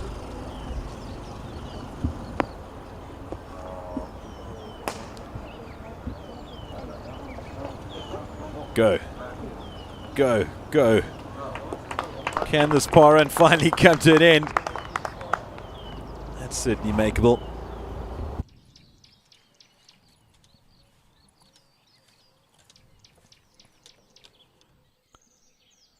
As we rejoin our final group now, Burke and our leader Pepler.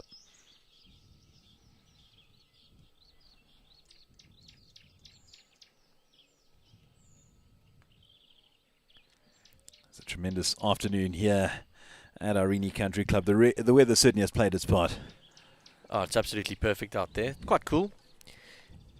And Irene Country Club, like so many golf courses around South Africa, I'm going to use the corporate word, they've pivoted. And they offer paddle as well. You a paddle man, D? I am. Not to a large extent. Every now and then. I'm a squash man. Talk about paddle with a bat, eh? Yes. And if I'm not mistaken, I think it's one of 6 different sports that they offer here at Irene Country Club.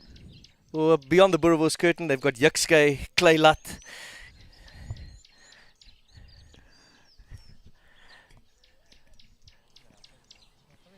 But Irene is actually such a cool little village. I thoroughly enjoyed. Are you big into paddle? I've played a few times. My physio is encouraging me to continue. I think it's propped up the physio industry amazingly. Massively so. The amount of teammates I've lost to paddle, from paddle. They used to play a lot with me. No longer. So Christian Burke looking to move to 17 under. He had those 2 birdies back-to-back at 9 and 10. Narrowly missed out on another at 11. Can he get back into that run?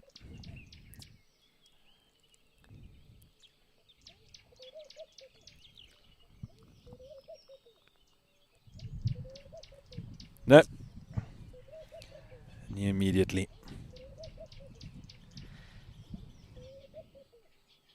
And he just hasn't been able to get any kind of momentum going. It just hasn't happened for him. Yeah, well, those are the big talking points at 9 and 10. You thought, well, here we go. And I think the disappointment of narrowly missing out that birdie, which really should have been wrapped up, just puts you back to square one, unfortunately. And in complete contrast, you had Gerard Pepler draining a massive birdie on the 11th. And looking to do the same now. Can he extend his lead to 3?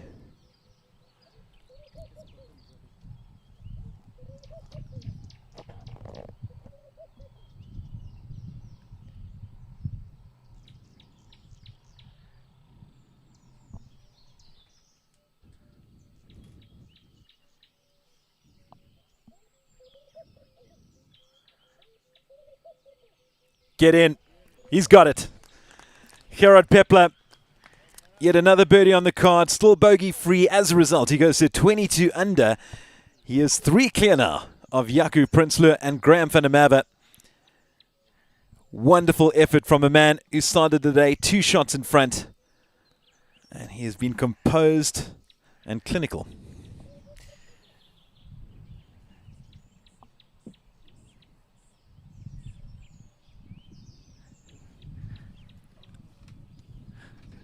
Great putt by Pepler.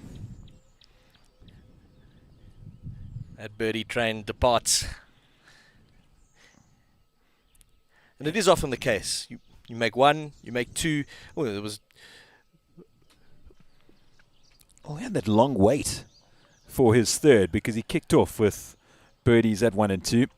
As we see Christian Burke finish off with par. And then he had to wait until the 8th to get his 3rd. And suddenly, it's 3 in the last 5, and he's 3 clear.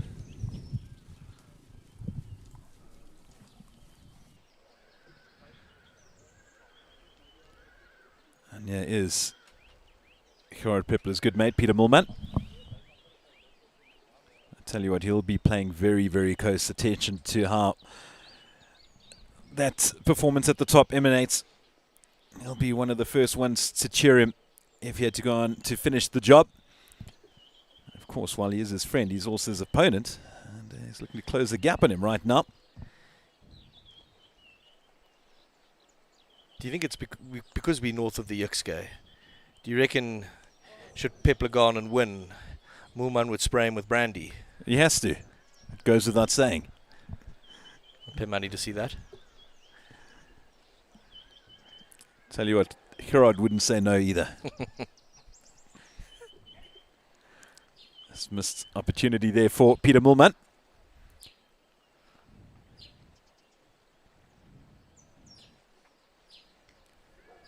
Luke Brown from the fringe now. Birdies have been hard to come by for him today.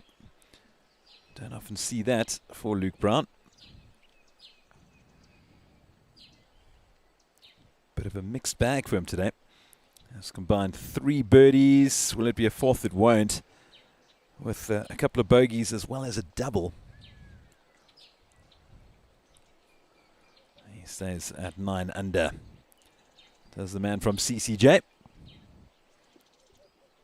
He'll be excited to see the Fortress return to his home track in a couple of months' time. Peter Mulman wrapping things up for par.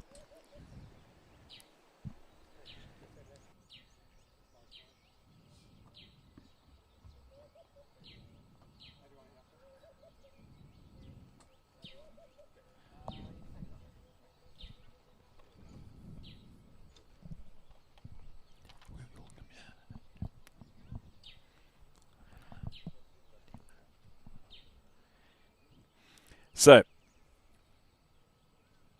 Prinsloo will be paying very close attention to what's transpiring ahead of him. That gap having extended to 3. Needs to catch up, and soon the hole's starting to run out.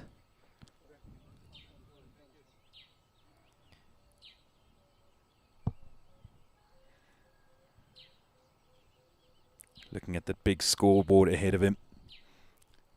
Seeing the names on those board.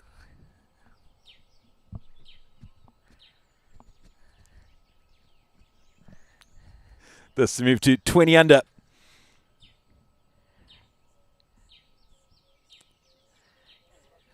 No. Well left, unfortunately, and that's certainly not a gimme.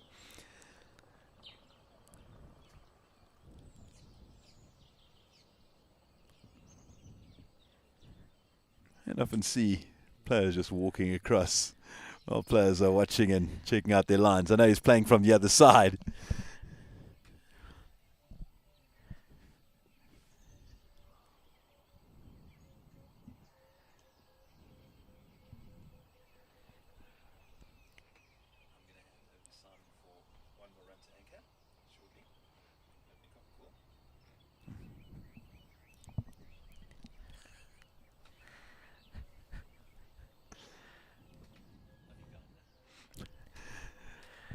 Davidson still hunting his first birdie of the day. He'll be desperate for this to go in.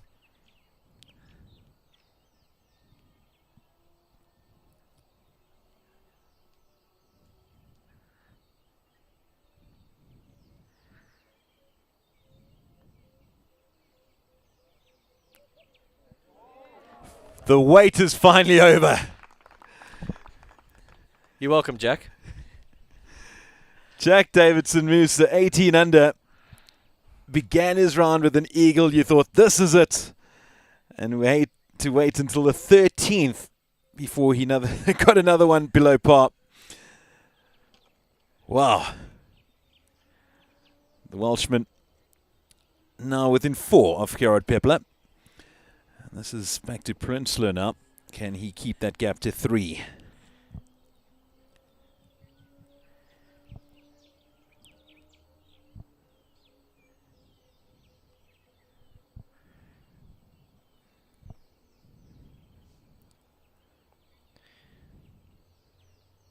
How are you over these kinds of putts, D? Terrible. Me too. Pretty much every putt. It's not a putt that I'm comfortable over. However, I'm not Jaco Prinsloo, and he makes no mistake, and he stays at 19 under. The gap remains at 3 between himself and Pepler. Prinsloo joined at 19 under by Graham van der Merwe. He went on to birdie the 14th. Here is our leader. Back-to-back birdies at 11 and 12. About to take on the par 3 13th. And you would have seen Davidson just hole now.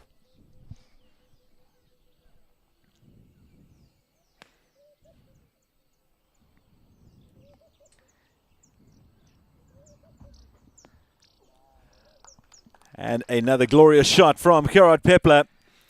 He is looking in the zone now as the big man. This is the par 3 13, beautiful short hole. Placing full emphasis on precision iron play, as we just saw now from Gerard.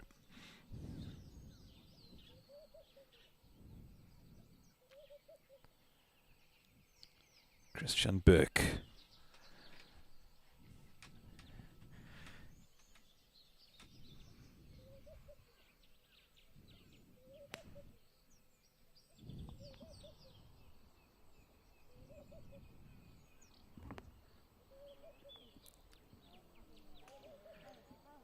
Very nice effort from Christian Burke.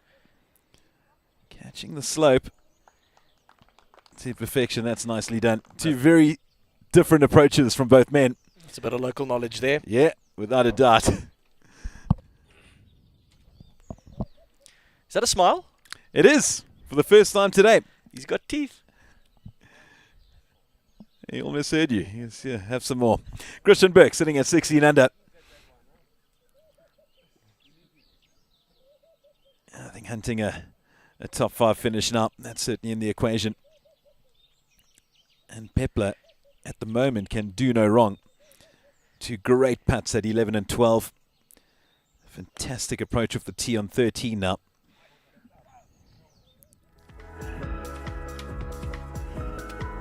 Wonderful views from Irene Country Club.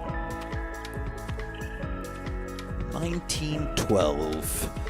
It is the 4th and final round. After the break, we'll be joined again by Nicole Garcia.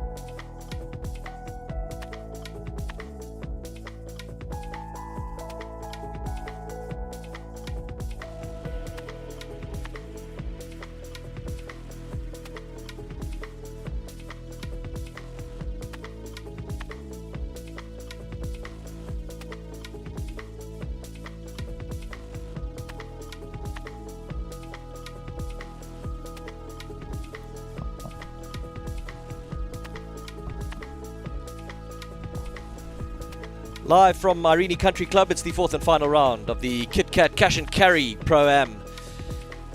Joined again by Nicole Garcia. Everything okay at home, Nicole? Yeah. I know you just had a little baby. Yeah, no, everything's going great. Hubby just got home today, so that'll be nice. I can hand her over for a little bit. For those watching, Nicole is married to Grant Feenstra, who is... So I presume you get free balls down at the driving range? Yes, I do. Well, not that I've hit too many this year, but... Grant, a renowned professional. Darren Busser just hitting it a bit firm through his line, through the break. Unfortunately, all the way back down to the front of the green. Darren putting to day one's pin. Yeah, would have been good a few days back.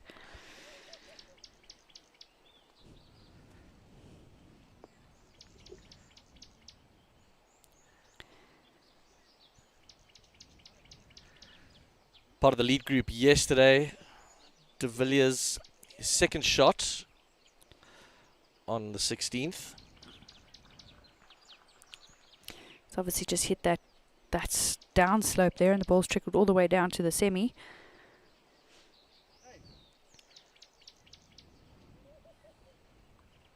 I don't know if you'll bump and run this.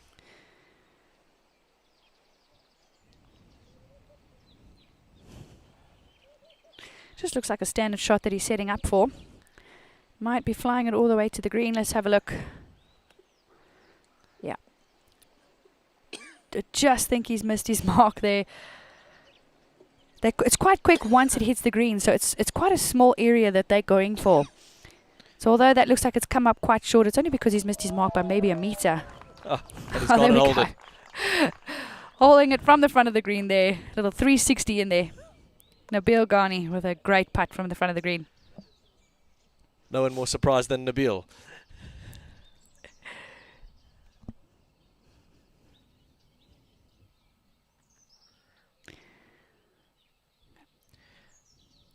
Pepler now.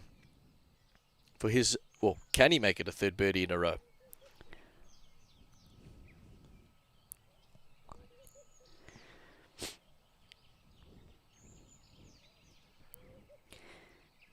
Managed to stretch his lead to 3. Going for birdie here on this par, pretty gettable par 3 in terms of birdies. It's looking good. Oh, he's had so many of those this week. That looked so good for so long.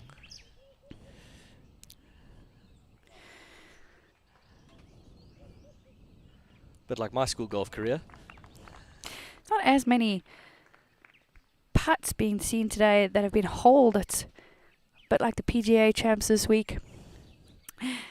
I see they were talking about how many 3 putts were made there this week. It was 299 3 putts as opposed to this year's Masters at Augusta at 190. Those greens are brutal. Yeah, I see Scotty Scheffler said it's some of the toughest pins he's ever seen, although not unfair. Just quite a Scotty's saying that.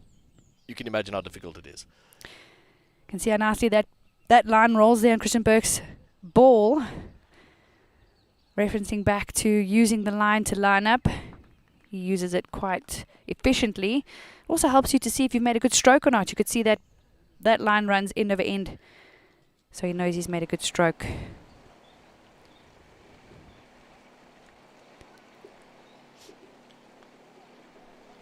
What a long birdie attempt here from Smith. Not too bad. We'll tap that in for par. You know, you mentioned not a lot of putts being held, but when the greens are running as quick as they are, it's tough to be aggressive. Yeah, definitely. I mean, there's a lot of slopes on these greens in Irene. You can't really see them from, from the viewer's point of view. But when you're down there and you're on the greens, they do slope quite a bit, and if it just catches the low side. As it stands on the Courier Guy Order of Merit, Austin Bautista from Australia leads the way. Samuel Simpson and Alton van der Merwe just behind him. Early on in the season, though, it's early days. But we look forward to another bumper season, exciting season on the Courier Guy Order of Merit. And a big thank you to the Courier Guy and what they do for the Sunshine Tour. The Fortress Rookie of the Year looks like this. Travis Proctor leading the way after 2 events. Cole Stevens and Jacques van der Merwe.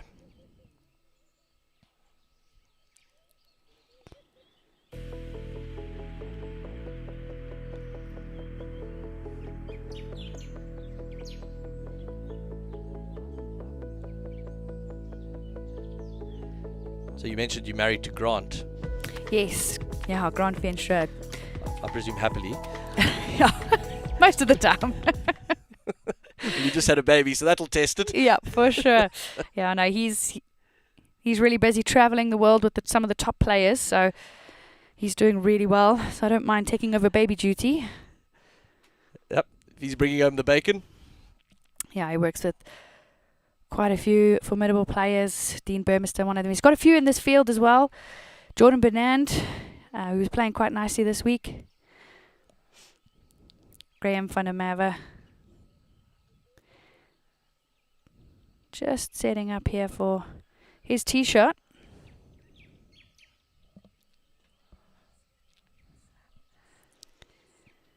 I mean, Graham van der Merwe is on an absolute corker. He shot 30 on his front 9, 6 under par. He's currently 3 under for the back. He's got 3 holes left to play, but he's just 2 behind. Yeah, just coming off 2 birdies here. Quite a short par 3 as well, so this one is a good chance for him to make a 3rd birdie in a row. He's going to attack this pin.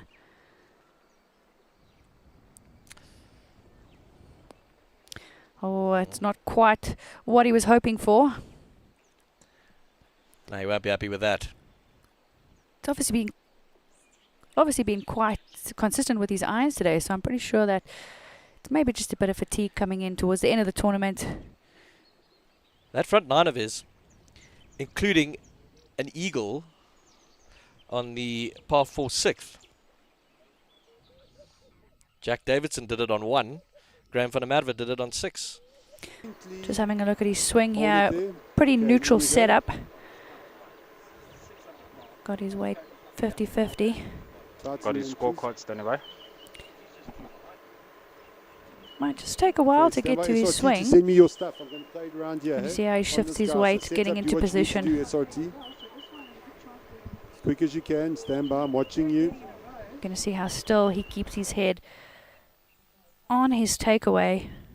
For the viewers out there, for the viewers out there, you're going to want to watch how central his head stays. He's not going to really sway off of it very much. Are we ready with it? And it's going to be almost in the same position.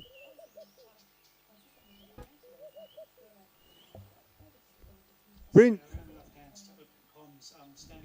Okay, we'll play it. We're waiting. You said you're going to play it. We're going to record it and play it. Please play it.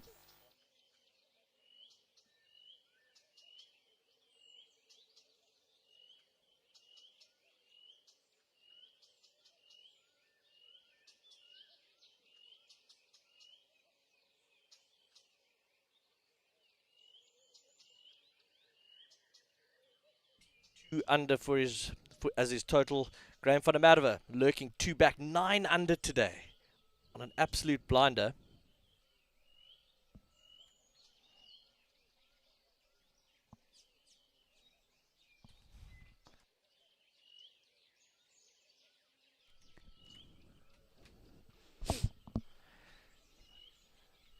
Kidamuman 4 under for today, as is Samuel Simpson as well as Alton van der Merwe. The 2T start, so that's what that asterisk indicates.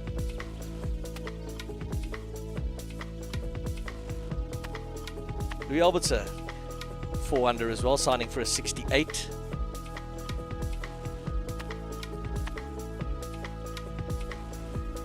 Tyron Ryan, tough day at the office for him. 4 over par. Carl Barker also struggling today. He's not done yet though, but currently 3 over. Yeah, unfortunately, with such a low scoring course, you need a really low one to move up the leaderboard on the last day. Jaco Prinsloo just using aim point there. Yeah, this Carl can go to bed tonight knowing he's the best stressed guy in the field. Yeah. There was an order of merit for that, he'd win it every year. For sure. At least, you know, if you feel good, I think there's a better chance of playing. You play better. Playing good golf, yeah. So Jaco just using that aim point to aim, which is a use of degrees, learning degrees, slope degrees, to read your putts, which is, it's quite a science. He's looking right.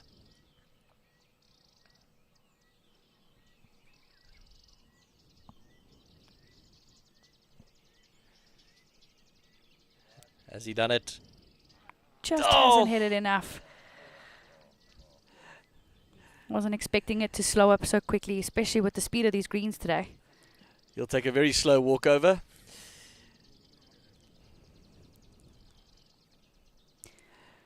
I think he's waiting for it to drop, but unfortunately I think there's too much ball on grass there. Where's that mongoose from earlier? It's not going to drop on its own. He's going to have to tap it in. Where's a good mongoose when you need one, eh? Come and nudge it in. If only. So yeah, he would have only had 10 seconds to wait before he would have to tap that in.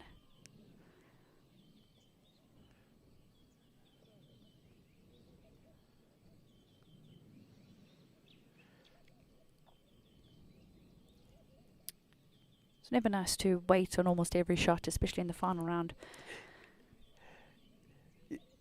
Yeah, and Derek and I were saying earlier, it's quite hard to build momentum.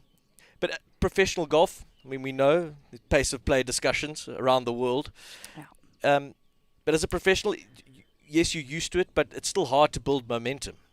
Yeah, I don't think you ever get used to it, really. I mean, it's difficult at any time to build momentum when you're just waiting around, watching the other players in front of you. Your muscles get cold. So yeah, you'd prefer not to play slow. know a couple tours have, they enforce the rules a little bit more. I know the Ladies European Tour is one of them. You can be penalised from the trees with no warning. So they've really crunched down on pace of play, and I'm hoping that the rest of the tours in the world follow suit. I'm always reminded of that sign at Leopard Creek. Play well, play quickly. Play poorly, play faster. Yeah, that should be golf's motto. Davidson here, the look at birdie. Just to go to 19 under.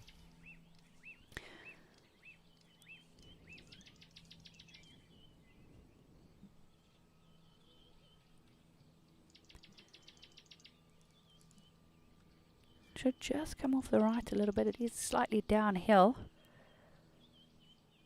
And he's got it. Great read from Davidson. Takes him to 19 under. Back-to-back birdies for him. Alongside Jaco Prinsloo. 3 back of Gerard Pepler. And Nicole, you feel that anyone... Graham van der Merwe obviously has a chance, and you feel that Jack Davidson and Jaco Prinsloo aren't out of it either. Writing Christian Burke off, but you feel 6 back now might be a little bit too far. Yeah, I think he's running out of holes. There's a couple, or there's at least one par 5 coming up still, but I just don't think it's enough. He's got enough holes left, but if he could try and come in with a few birdies, he could at least, go for that 2nd place or 3rd place.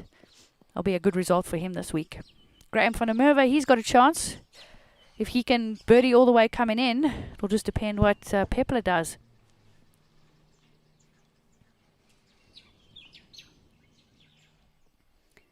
We're coming down those last few holes, and you've got a couple shot lead.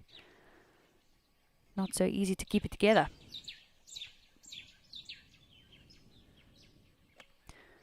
Pepler with a short wedge in hand. Geez, I think we've said that a lot today. Yeah.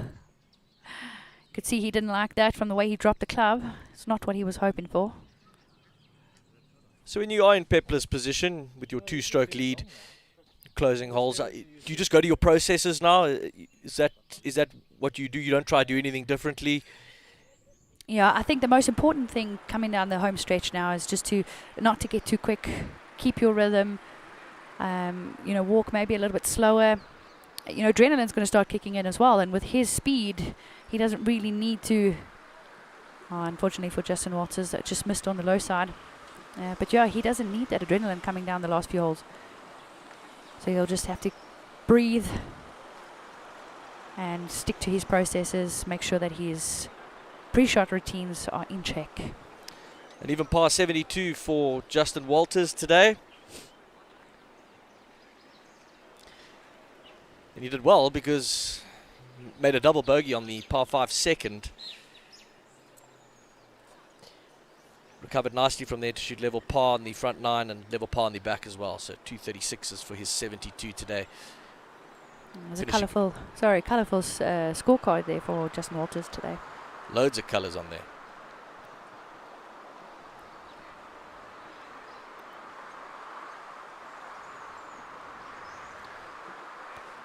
Ritz making a 5-footer there for par.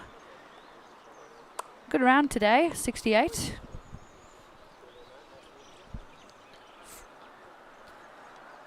Like I said, unfortunately, you need to go really low to move yourself up the leaderboard on Irene Country Club.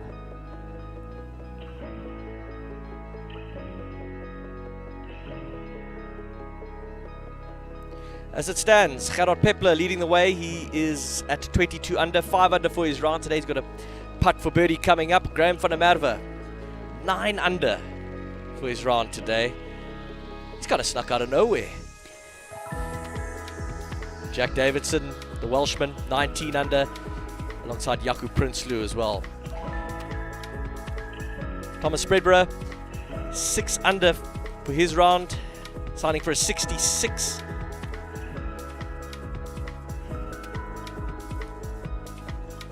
A 2T start today, which is what that little asterisk next to the whole number indicates. Malcolm Mitchell, 5 under today. Nice 67 for him. Smith battling. Still got a few holes to play. Currently 2 over for his round.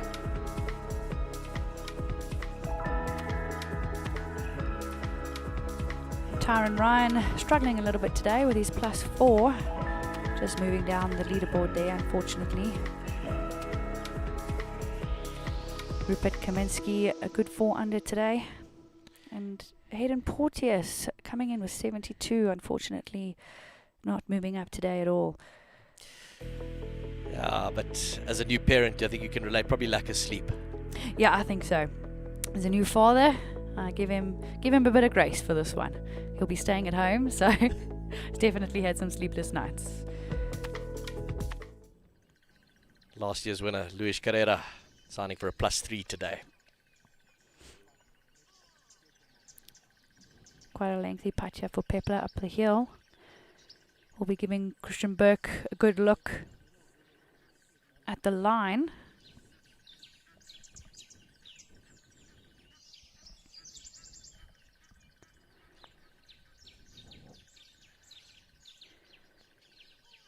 First one of the Yammies. Not a bad putt down the hill. I think we can give him that.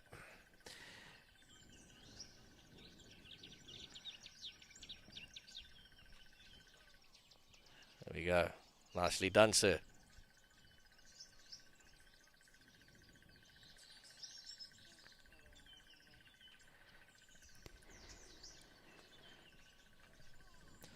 I think Pepler's so tall, I don't think he could use a normal putter. I think that is a normal putter for him. It almost looks like it could be, yeah. I do like the concept of the broom putter, though. Just keeps your chest moving instead of the arms. Has he given it enough? Not a bad putt from that length.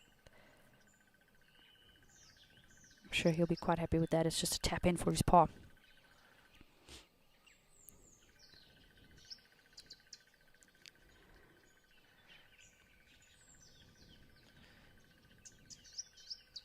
I mean, we know he hits a long ball.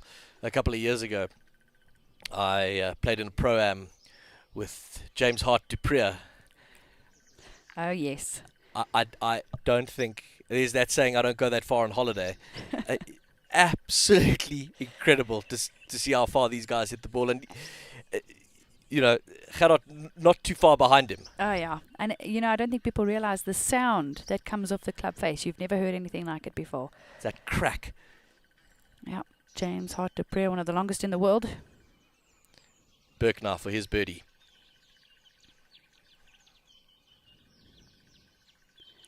Has he given it enough? Oh, yep. I thought that was going to stop short. His third birdie today. 17 under, 5 back. Peter Moorman just in a bit of trouble there in the long grass. Although it doesn't look like he has a very long club in, I think he'll be just fine. Just going to have to account for the extra rollout on the green.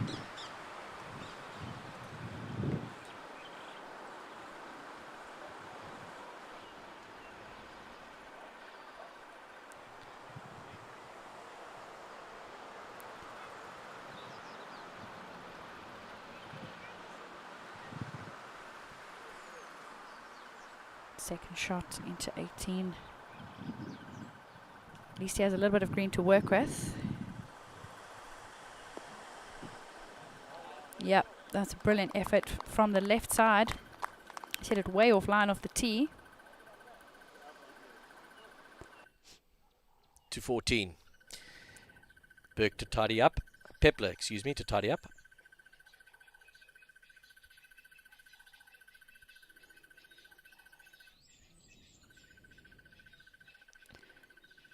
Yep, just a little tap in there for Pepler. I think he'll be happy with that from where his wedge landed.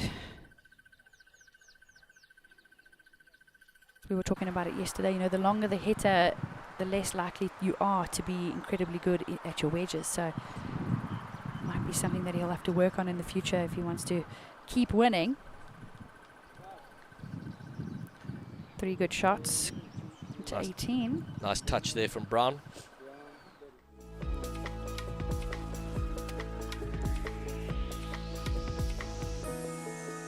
The beautiful Irene Country Club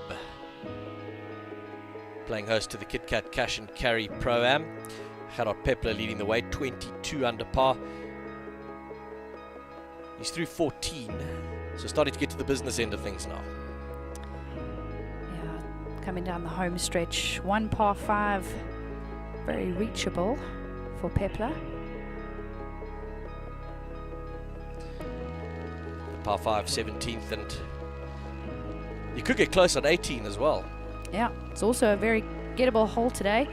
Graham van der Merwe also has a chance on that par 5 as well as the 18th. Let's see what he can do. Christian Berg just moving up the leaderboard there on 2 under, 5 shots behind. Peter Moorman with a chance for birdie on 18.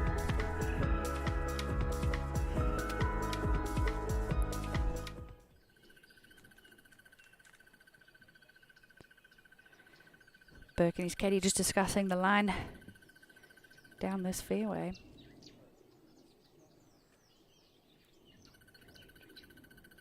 Very short par 4, 308 meters. What would it be for him? 5, 6 iron? I can't see anything more than a 7 iron, to be honest, off the tee box. It's a short dogleg right, but quite tight. Can't really hit it offline. I suppose these guys are hitting their 7 iron, 190, 200. Yeah, slightly different to our 7 iron.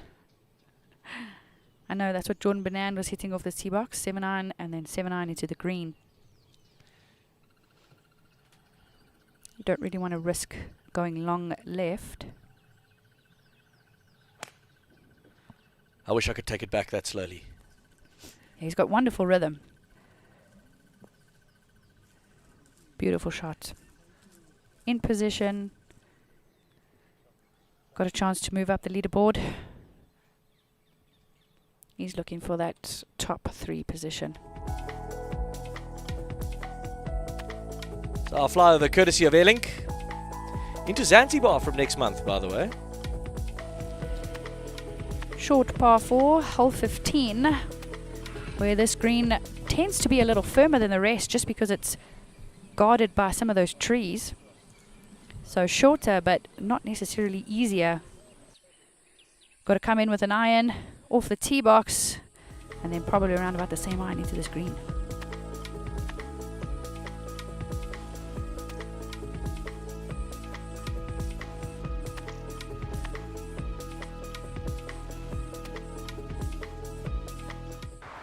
To the 18th we go. Peter Moorman for his birdie. Is it going to make... No, he's just lost pace on the line that he's chosen. Unfortunately, would have had to hit it harder for it to stay on line. And Moorman still with a decent tournament. He signs for his... Well, he hasn't signed yet, but that's a 67 for Peter Moorman. 5 under on the back 9.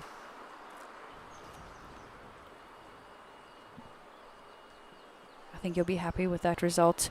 It's always nice to finish with a good round on the last day of the tournament. What's your lowest round ever? My lowest round ever, I think, was 9 under. 9 under, Yeah, where? But I think it might have been in Switzerland. How do you not remember where your lowest round? You play so much golf, But I don't think that was in actual tournament round. I think my lowest in tournament round is 8 under. Oh no, that's not great. Yeah. So, and I've matched that a few times. Never managed to break that in tournament. So Brown for his birdie to wrap up.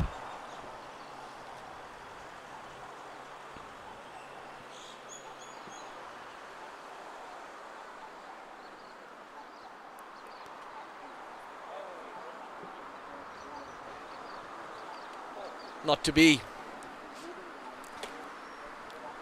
caddy feeling the frustration there today. With a 73. Not the last round he would have hoped for.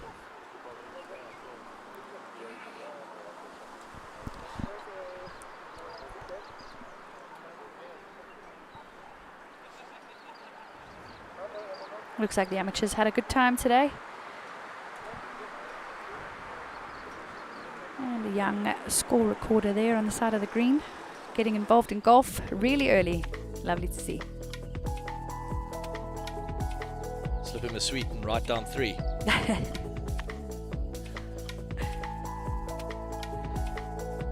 It's day 4 of the 108th PGA Championship. Starts at 5 o'clock here on SuperSport. Who's going to win it? I'm going to have to go with Scotty Scheffler. He's lurking. Yeah. He's just too consistent. Davidson for his 3.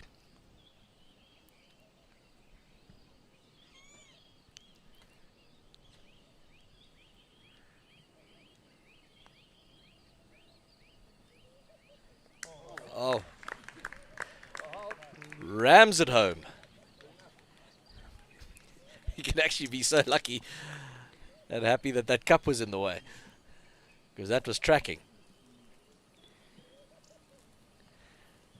And quite incredible to think that the last time the PGA Championship was played at Aronimink, Gary Player won it.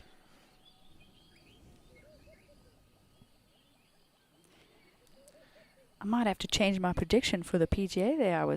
I thought Scotty Scheffler was a few more under than he is. I see Rory is lurking as well. Ludwig Arberg could be a good one. Arberg. Yeah, could be a good one. He has one of the most beautiful swings in golf, in my opinion.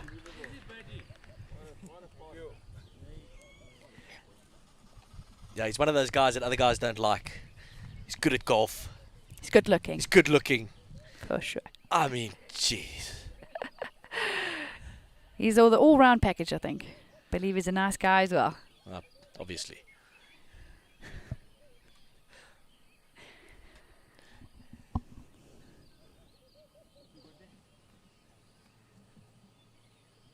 Prinsloo to just clean up for his birdie. He's had quite a few of these today. Short irons dialed in.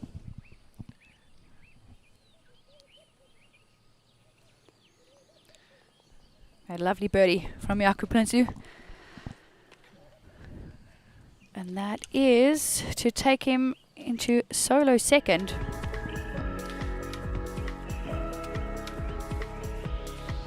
Three-way tie for second now. Van der Merwe, Davidson and Prinsloo.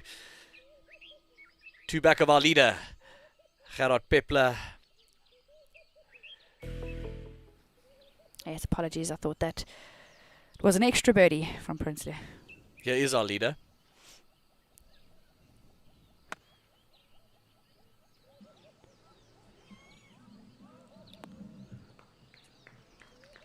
A good shot from Pepler. Trying to extend his lead even further. Would have only had anything from a 9-iron to an 8-iron coming in there.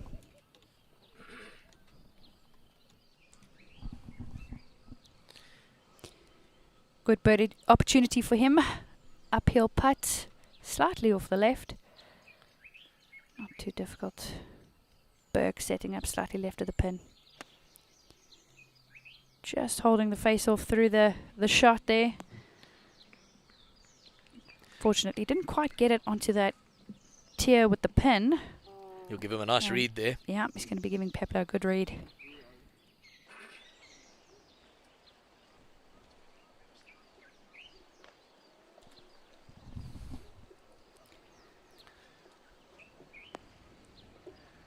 Davidson with a great shot into the par 3.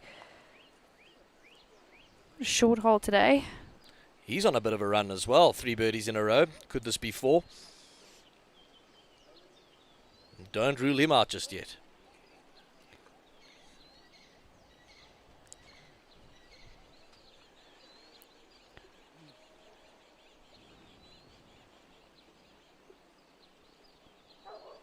This is Jaco Prinsloo.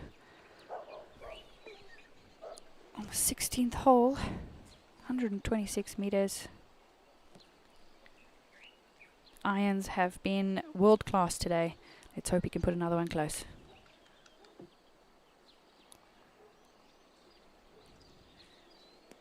Oh, every time I say that, they miss it left. Maybe I shouldn't. Commentator's curse. And I think where the pin is today, I think a lot of the guys guarding from going right. Also another player that gets those beautiful lines through the ball. Club shaft through the front leg at impact. Beautiful rotation. You can see his hips start on his downswing and he clears them fairly quickly. I think that's something that amateurs don't do well. We don't turn well. Yes, yeah. I think, most amateurs are quite stiff in general. I mean, if you're not a professional sportsman, you're not going to be in the gym and exercising and stretching like you should be for the proper rotation. So you should give yourself a little grace when it comes to how you rotate through the ball. I'm an absolute plank. I mean that I'm stiff. Yes, okay. You could use that in other contexts yes, as well. Yeah. But it's almost a case of the less supple you are, the less you actually want to stretch. Yeah. Because it's difficult. Yeah, and it hurts. It's not the most comfortable positions to be in. But, if you are looking to extend your golfing career, amateur or otherwise, it's probably a good idea to just stretch every now and again. But yes, the rotation, I'm going to say, on the way back as well as through the ball is very limited in amateurs. I tried Pilates once, never again. Reformer Pilates. Yeah. And that's one of the best exercises for golf, Reformer Pilates. It was just so undignified.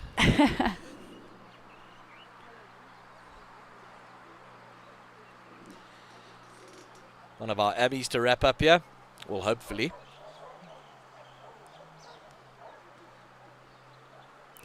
Oh, get in Not there. looking too bad. That's a nice roll. To 15.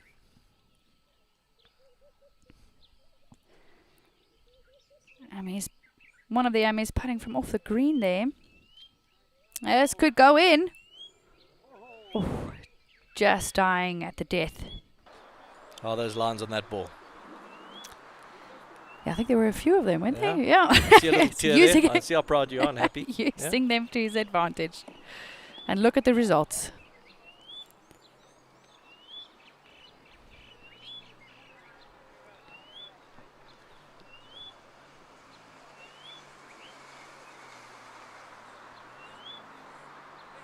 And I can tell you that Graham van der Merwe has just birdied the 17th. He's at 21 under. He's got one to play. He's one back of our leader. Impressive golf today from Graham van der Merwe. He's got the short 18th to play. Where the pin position is today, he's got a great chance. I'd be surprised if he doesn't take driver off the tee to try to get it as close as possible to the green, and then it's just a little bump and run up to that pin. Burke for his birdie. Has he hit it? Just dying again at the death there.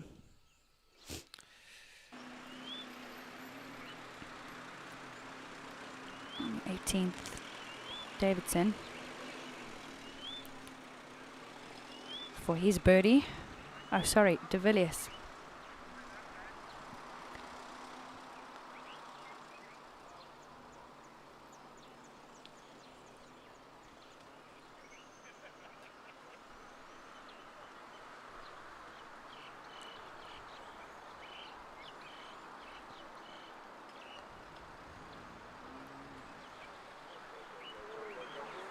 Oh, another one.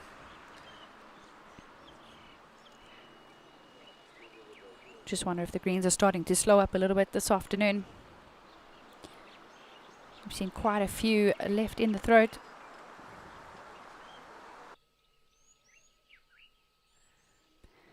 Pepler for his birdie opportunity. He's seen a few on this line, so hopefully he takes advantage of that.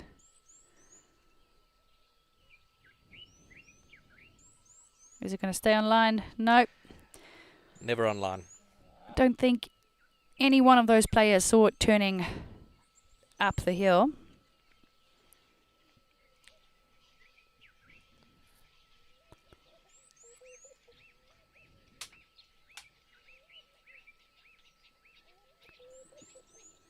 It's possibly one of those where it doesn't matter from which angle you read it, it looks like it's coming off the left, but it doesn't matter how many putts you see, don't stay on that line, you just can't get yourself to commit.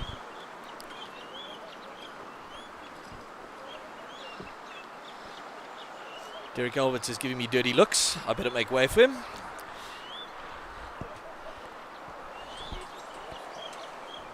At least I think they're dirty looks. Smith with par on 18th for 73. Also a bit of a disappointing round today.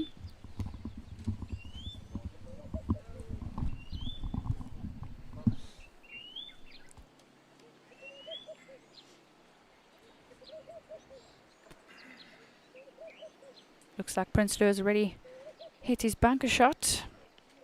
Let's see if he can save par.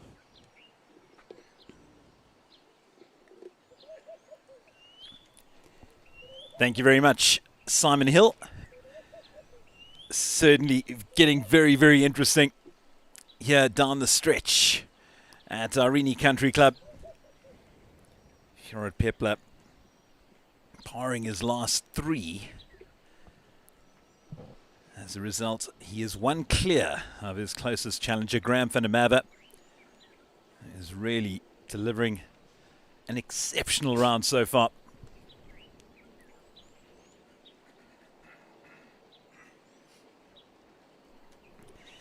Davidson, it's amazing. He is hunting his first birdie of the day. Managed to get that at 13. Now he's looking for 4 in a row.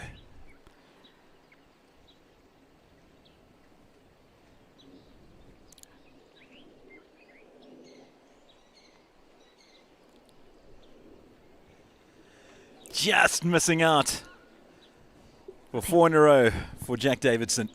I think he thought that one was going in. Nice to see some of his putts have been dropping on the back 9.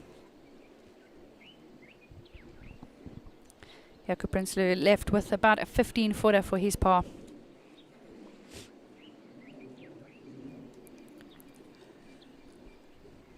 Yeah, Jaco certainly found birdies a lot harder to come by on the back 9.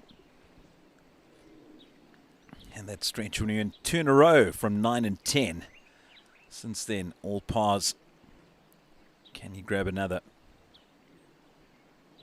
This is make or break time now for Jaco Prinsloo.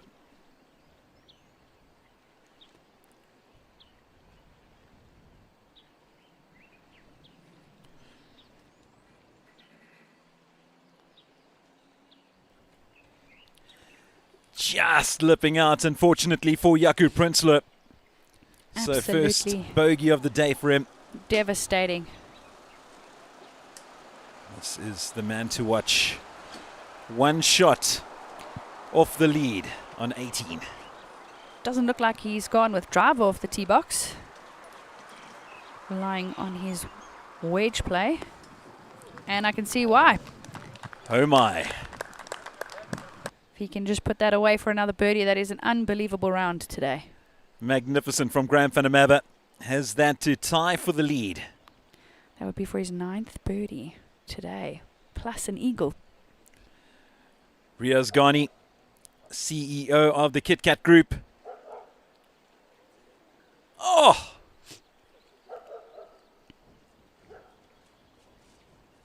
Haven't seen too many misses from him today.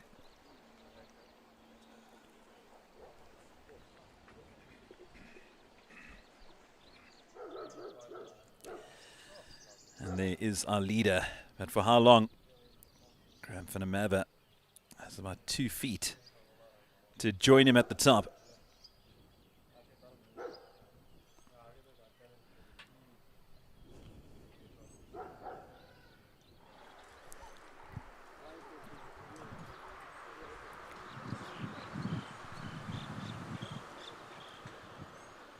Graham van der Merwe waiting for his birdie putt.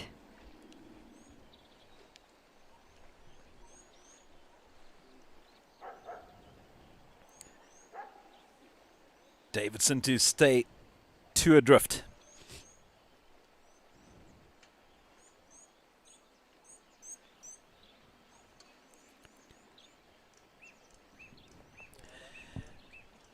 And he gets it in.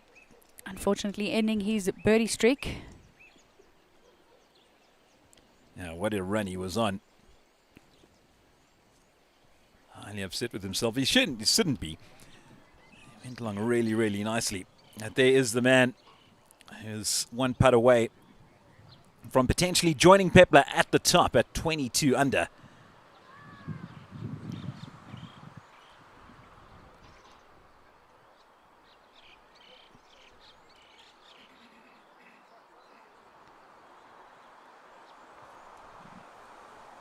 At least he's only waiting to hit maybe a 2 or 3 footer. Yes.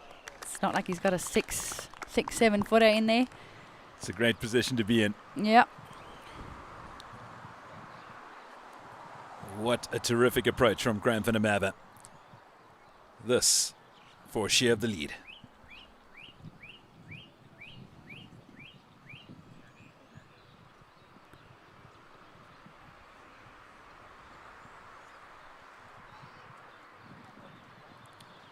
There we go.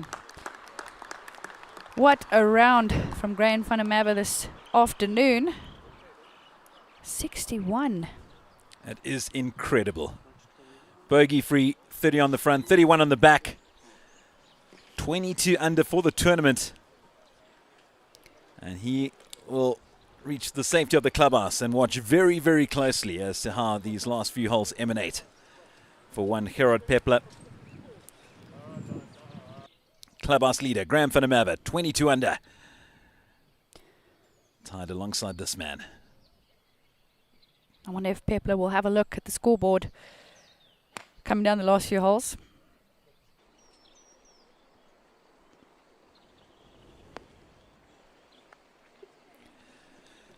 Safe approach there from Gerard Pepler.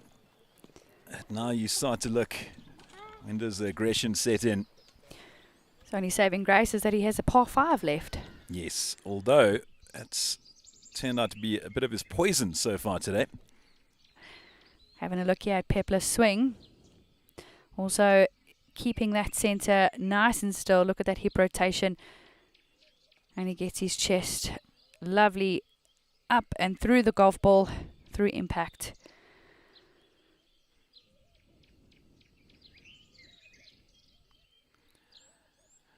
I can imagine, Nicole, you've had to sit back and watch your husband watch a lot of those types of videos. Oh yes, they're often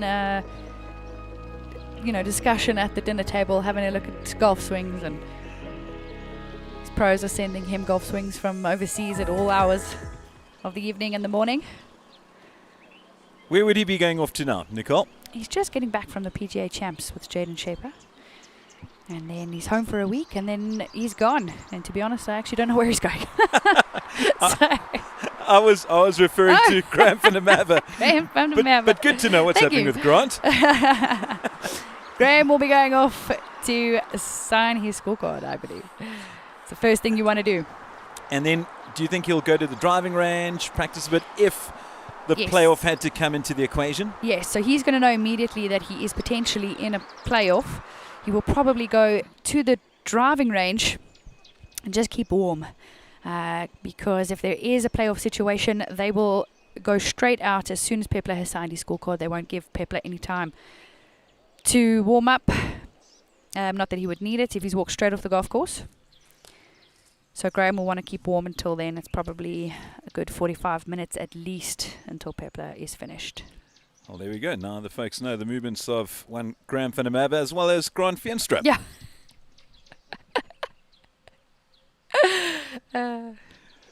Two men tied at the top here at the Kit Kat Cash and Carry Pro-Am at Irene Country Club. A man who has led from start. Will it be to finish for Gerard Pepler?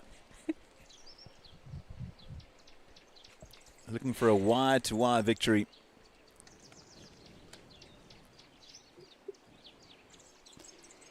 Very possible that Pepler knows the situation, as he's just played safe. Even though this was a very short hole, he could be aggressive.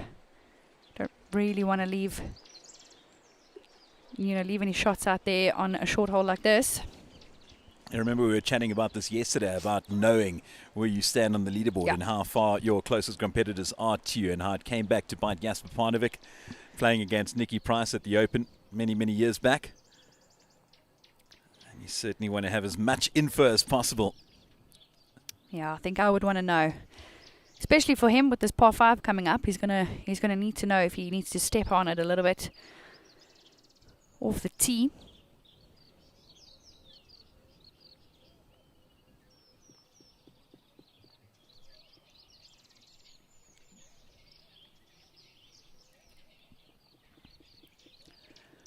And we've got that par 5 coming up.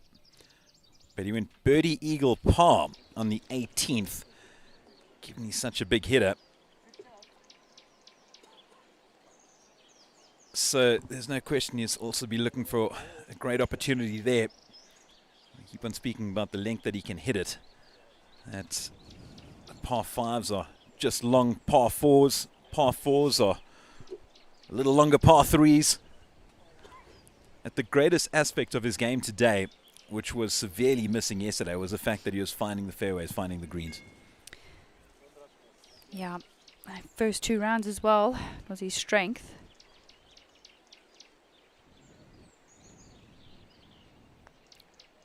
Darren Vassar just putting down the hill. Quite a tricky putt, and I think he's just overread it somewhat. Not too happy with that. Maybe the caddy gave him the wrong line. Definitely the caddy's fault.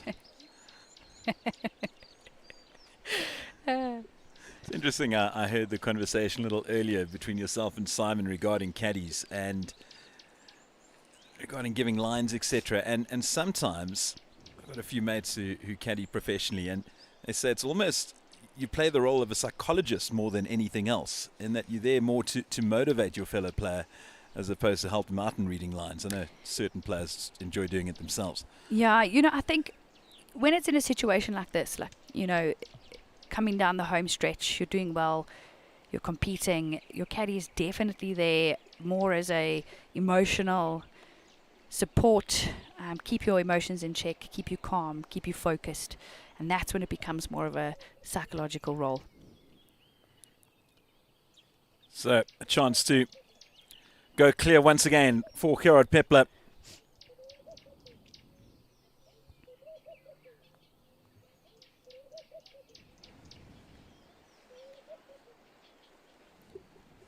Sit. We'll just have a 2-footer there to clean up for par. Stress-free par. Tell you what, that would feel like a 4 or 5 footer now, given his current position.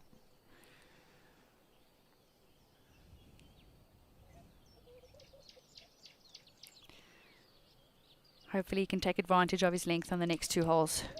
Par 5, a really short par 4, 18.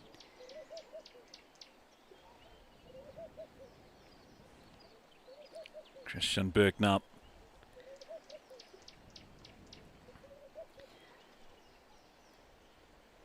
This is a tie for 4th. These are the money-making putts now for the players.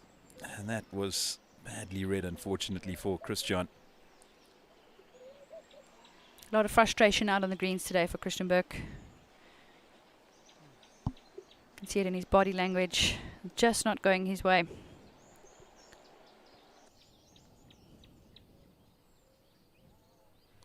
Yeah, it's amazing the differences in prize money when you come to those missed putts, the gettable putts, etc. Of course, everyone wants to win, but being in the top 5, the difference in the prize money to sit alone in a position as opposed to sharing the pot. Yeah, I think a lot of people don't realize how much it makes, that makes a difference. Sharing the position to being solely in that position on your own.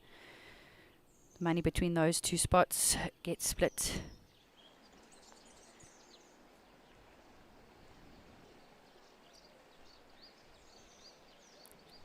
Nabil Ghani just missing out there. Some nice football skills there too.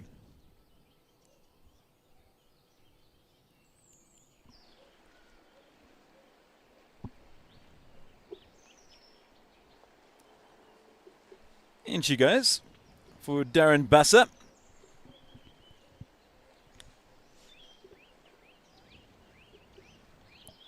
This is by no means a gimme at all for Gerard Pepler. As mentioned, given his current position, that hole will look a whole lot smaller right now.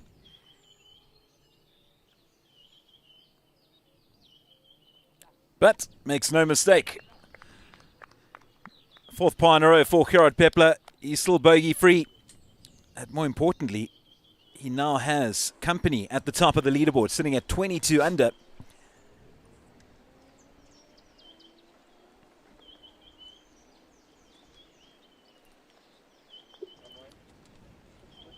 Another par on the card for Christian Burke. So, Nicole, how's this going to play out over these last two holes?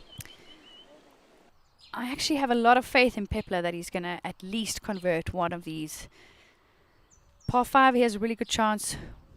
We'll have to see how he gets away off the tee box. Tyron Ryan here for his second into the 18th, and he's played it unbelievably.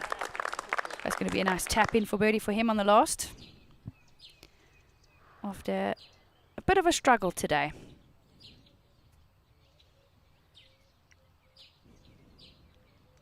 Wonderful to see the crowds having made their way out here to Irene. Watch the business end of the Kit Kat Cash and Carry Pro-Am.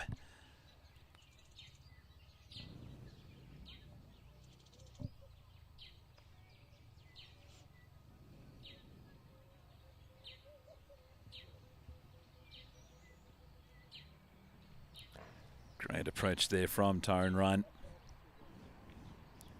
Fortunately, a little bit too little too late. But at least it gives him something positive to walk away with after this round. Very much so. Charles Barnard playing alongside him. This back nine of his has been really impressive. 5 birdies after the turn. As Gerard Pepler assesses the situation heading into the 17th, the last of the 4 par 5s.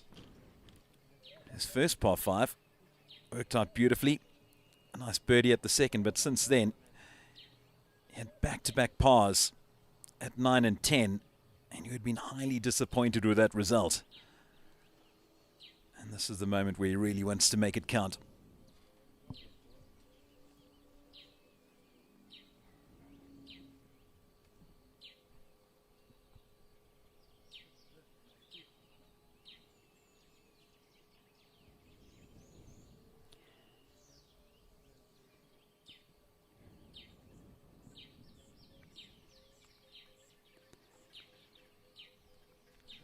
Burke making some notes in his yardage book and his pin position.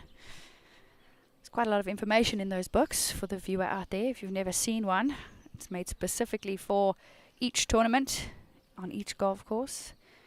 There are a lot of yardages from the tee box to each point down the fairway and the bunkers, so he'll know exactly where he wants to land this. And would you have made notes through the process of the tournament, having From looked back Monday. at how he had done through the course of this of these last 4 days? He's given that a go. For sure, he would have made notes starting from Monday, all the way through the week as the week progressed. It's a great shot from him, especially because he hasn't been so accurate with the driver today. Coming down the left there is no good, so he's really kept it together and had a great shot there. Par 5, 17.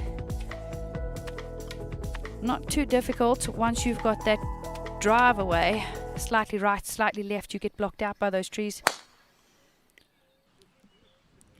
Pepler's also given it a good go. 3 birdies in a row here today, and I don't expect anything less. And that just shows the mental space that he's in today. What a drive from Gerard Pepler. And pressure certainly on. It's a hole he's loved throughout the course of this tournament. And how dearly he'd love to get a 4th birdie in a row on the 17th hole. Burke having a look at Pepler's driver there, maybe wondering, how does he hit it so far? Barnard for yet another birdie to wrap up his tournament. Oh, I'm convinced these greens are running slightly slower For all of these putts that we're seeing just coming up short and dying before the hole. Well, what an impressive performance from Charles Barnard. Keep an eye on this young man, recently turned pro. And that is a terrific 68 as he finishes at 18 under.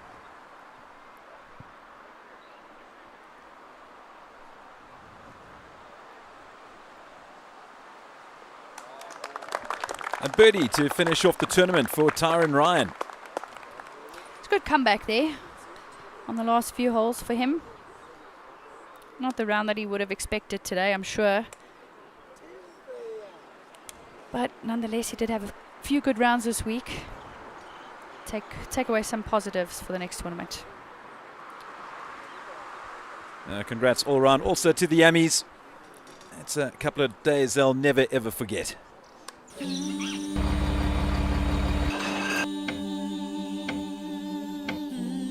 Before there was a nation, there was a promise born of this soil. Before the world wakes, history is in motion. At Blauklippen, our story began in 1682, rooted in the fertile soils of Stellenbosch. We are South Africa's first founded wine estate, a living legacy where centuries of tradition meet the energy of the working farm. It's a place to find your pace. From Sunrise Trail runs to our state-of-the-art farm gym, we believe in a lifestyle that honors the land and the spirit. At the heart of it all is our craft, whether it's our award-winning Stellenbosch wines or a Mediterranean-inspired feast at the Blauwe Kitchen. Every flavor is a tribute to our terroir.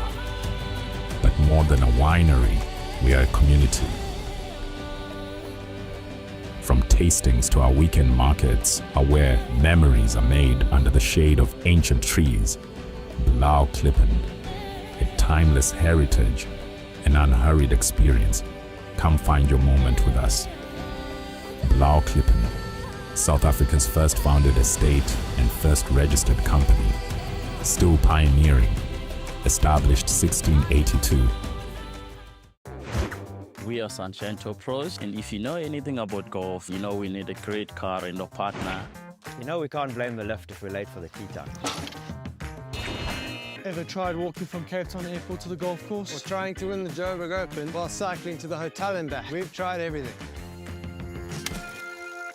But now we know we have the partner for the job. Enterprise Rent-A-Car, official car rental partner of the Sunshine Tour. Wonderful to have Enterprise on board, and we see Jaco Prinsloo now for Eagle at 17.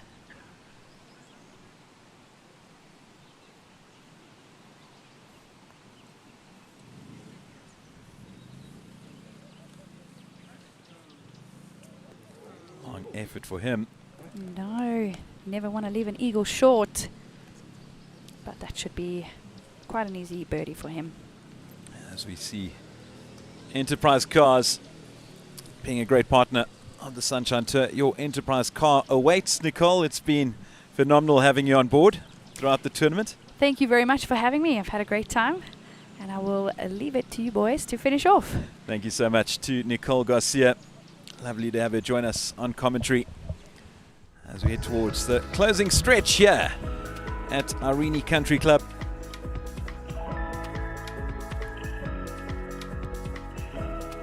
Gerard Pepler nicely placed over on the fairway. Back to Davidson now. Can he get to 21 under? And that's left and low, unfortunately, for Jack Davidson. I'll come back to Simon Hill. It's amazing, Simon. We were chatting about Jack Davidson. I just couldn't find a birdie. And then he had yet another 10, but he had that stretch from 13 through to 15. And suddenly he was back in the mix. Yeah, you thought it was about to get going for him. Prinsloo for his 4.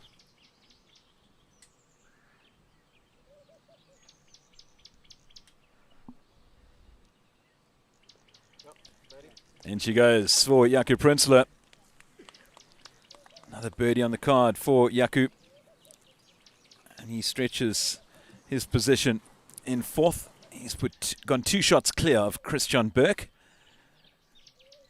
Spoke about those players desperately wanting to be alone in positions, not trying to share prize money. I'll be happy at this position at the moment. That's one thing golfers don't do well is share. No, not even close.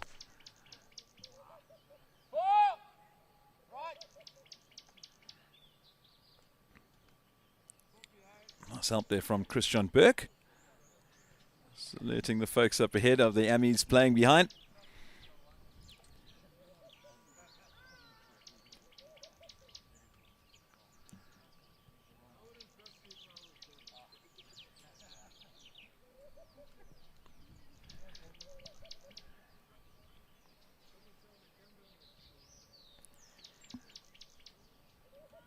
You know, you think if Burke plays these last 2 well, by well I mean make an eagle here and possibly birdie 18.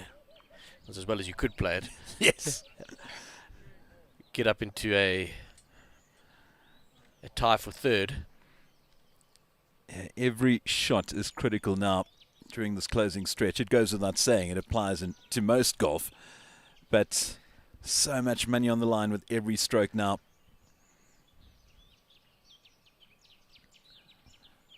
Great drive from Christian.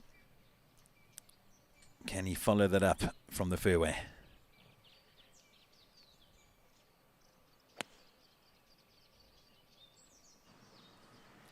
Looks like he's not happy with that result. Seen a few of those today. We have, and it's not the worst result. I think if you could tomahawk that club, he would. It looked like he was coming close to that, and I don't know if he realizes just where he is placed, because he looks a lot more upset than most players would be. Being safely on the green with a longish eagle putt, to be fair. And yeah, is this the moment?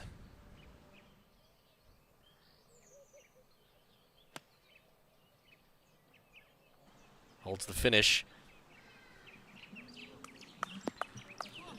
And why wouldn't you? Absolutely spectacular from Gerard Pepler. Got that for eagle. Currently tied at the top and has 2 putts to go clear. What a great shot. Man, this guy has played this to perfection today. It has been incredible to witness the performance of Gerard Pepler, tied at the top alongside Graham van der Merwe with an eagle putt to come at ICC.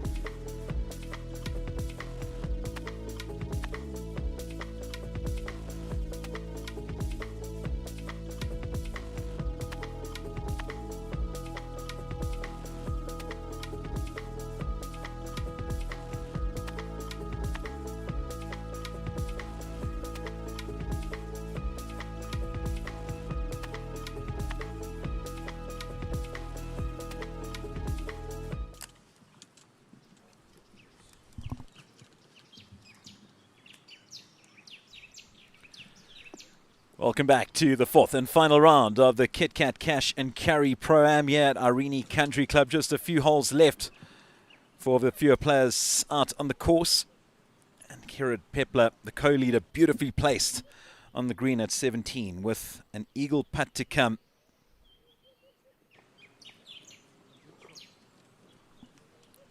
Very well done from the sand. Nabil Ghani will be happy with that.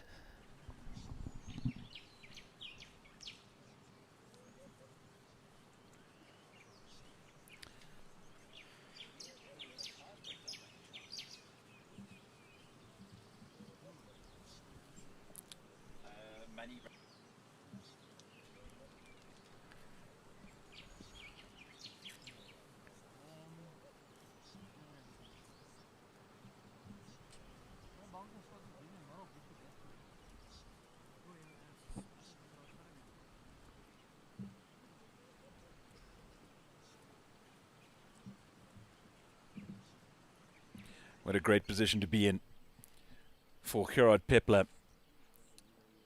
So nicely placed on the green. Eagle putt to come, tied for the lead.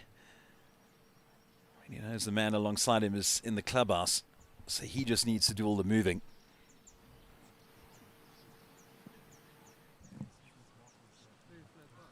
Long eagle attempt here for Christian Burke.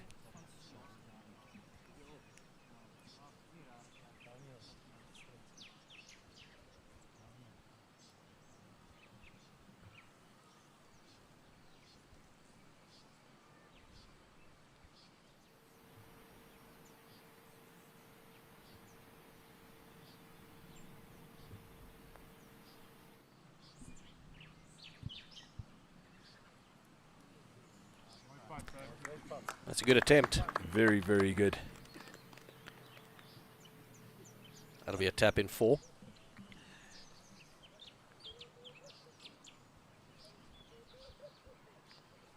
Great distance control there from Christian Burke. Another birdie on the card for him. That takes him to 18 under. One adrift of Jaco Prinsloo is sitting alone in 4th. With 1 hole to play.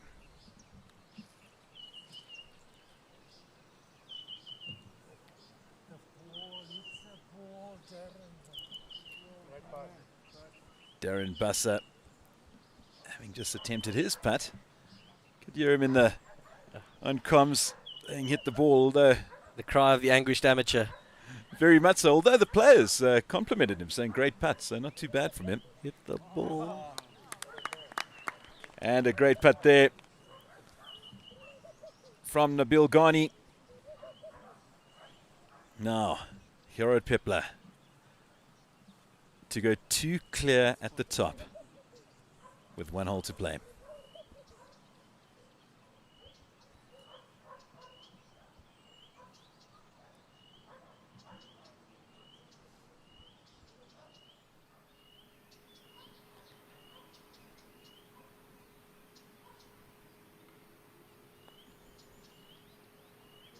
He's got it. What an eagle for Gerard Pepler. He is 2 clear with 1 to play. Oh, look at that strut. Look what it means to everyone. That is absolutely brilliant. I've never seen a group of players so happy for one player. Playing in the group, even his playing partner. Big high five there. That's brilliant to see. Yeah, that was lovely. And what a perfectly played hole. That was incredible. Pressure was on, and he pulled away once again. Jack Davidson, lovely approach at 18.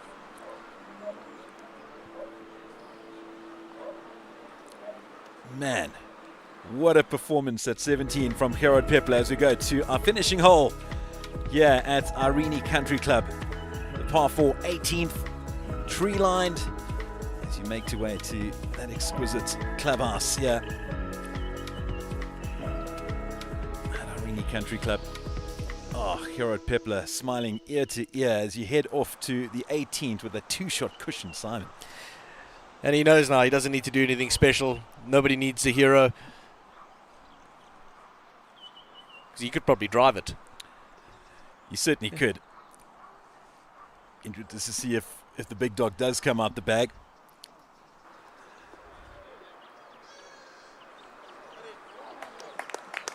Good approach there from Jaco Prinsloo as he sees Christian Burke breathing down his neck. Remember, he can also tie his playing partner, Jack Davidson.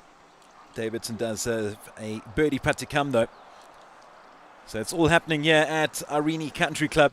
But the biggest moment so far, this at 17, to go 2 clear. Eagle putt for Gerard Pepler. He has played this round to perfection, bogey-free, 3 birdies on the front 9, 2 on the second, and an eagle there at 17. And how cool is it for Christian Burke to come up and give him a high five? So good. These guys compete hard, but they know each other well. Week in, week out, they're rooting for each other.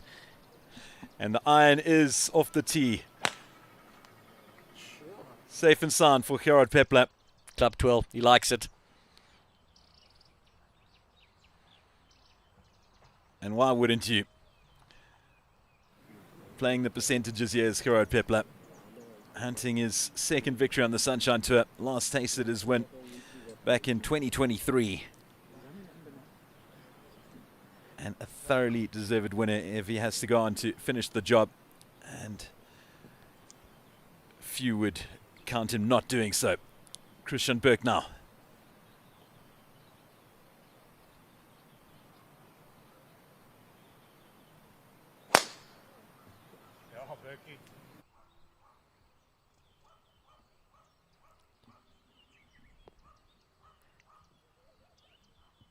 Lovely drive from Christian. You can just see the different mentalities from the two players. One chasing a higher finish, the other one just protecting that lead.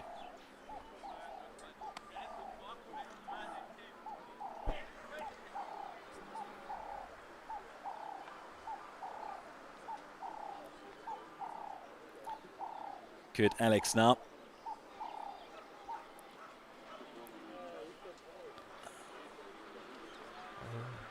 You dropped something, Kurt? Leaving a little shirt shortened, fortunately. Finish his tournament here. Jack Davidson. Can he finish at 21 under?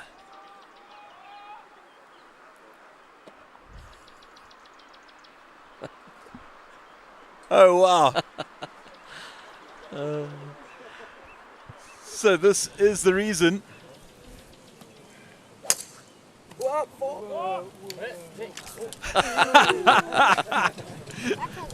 There's the reason why Jack Davidson quickly ran for cover. Took evasive action. He'll have another bite at the cherry now. That is brilliant.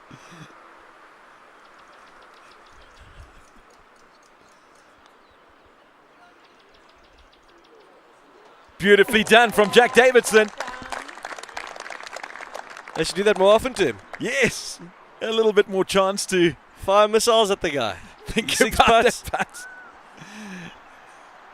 Lovely round from Jack Davidson, a 66. That puts him at 21 under. He's well alone in third place.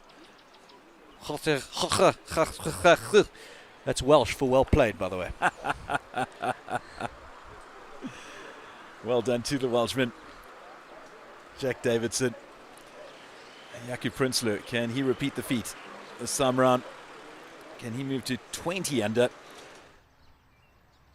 And no chance of catching Davidson.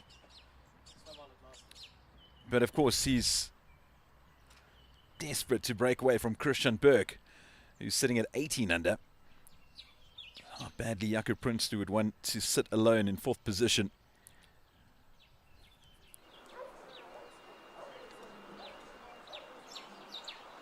So a touch off his right, D? Yes. Cup rights, I reckon.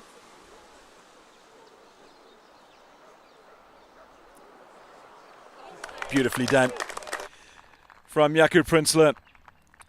Great round from him. Back-to-back birdies, a 67. He moves to 20 under and alone in fourth place. 2 clear of his closest competitor, Christian Burke. He'll be ecstatic with that result.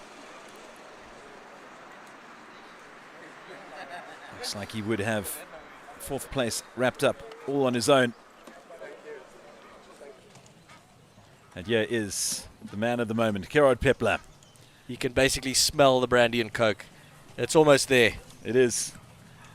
within touching distance and all that money that comes with it.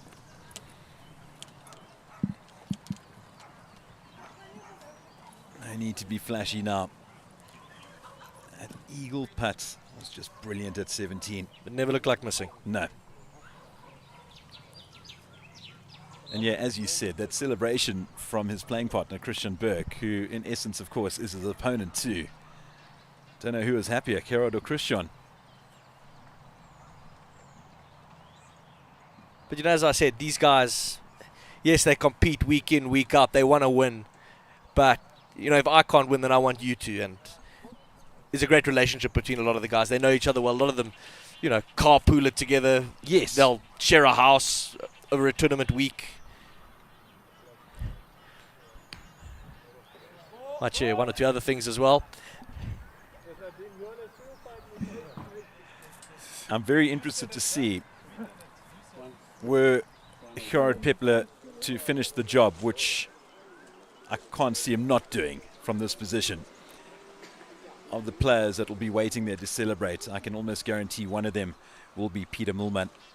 Prize money on offer, 475,500 Rand for the winner. I mean, that is potentially life-changing. It is, completely. He's just moved provinces.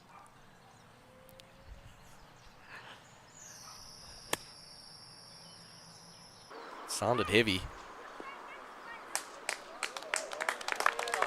On the green for Gerard Pepler, and that is a wonderful shot. We said he does need to be flashy. We'll go on and sink that one as well. I reckon, come on. Do it for the highlights package. Lovely to see his playing partners, the Amis as well, cheering him along. Nabil Ghani, Darren Bassa.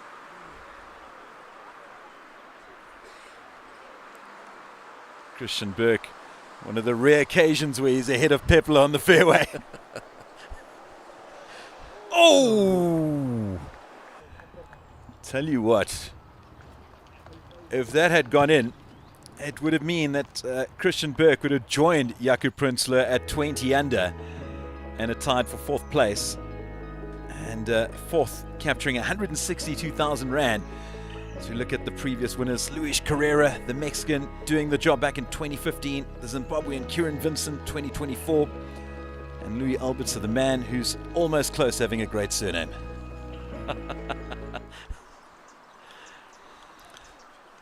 And just a few moments away from seeing this man join them in the winner's circle here at the Kit Kat Cash and Carry Pro-Am.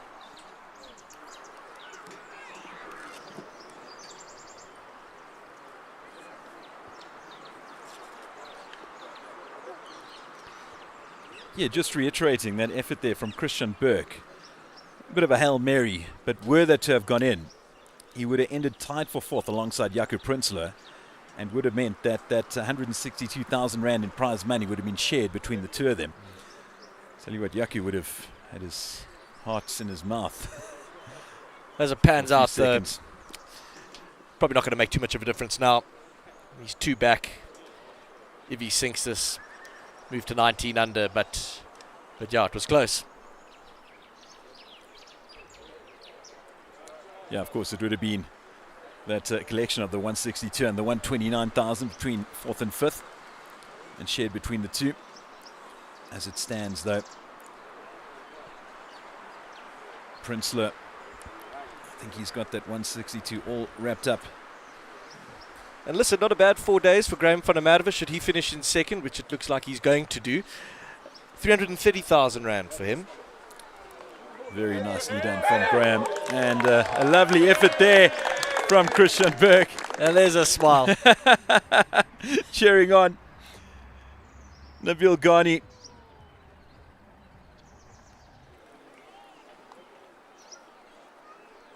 What a way to finish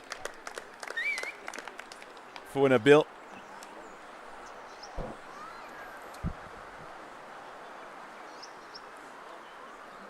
Christian Burke to move to 19 under.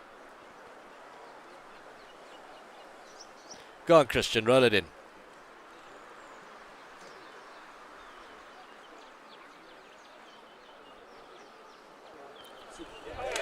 What a putt. And he's done it. What a finish. Hey? Oh, man. We have seen some glorious golf during the closing stretch here at Irene Country Club. Over to Darren Basser now.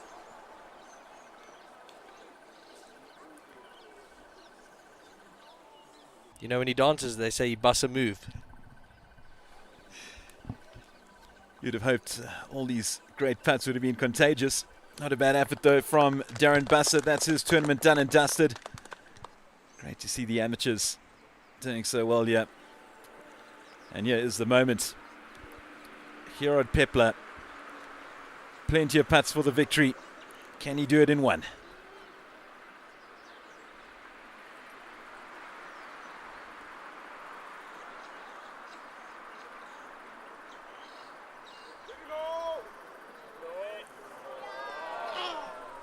Just missing out, and it matters little because the waiting is finally over for Gerard Pepler. Last tasted victory on the Sunshine Tour back in 2023.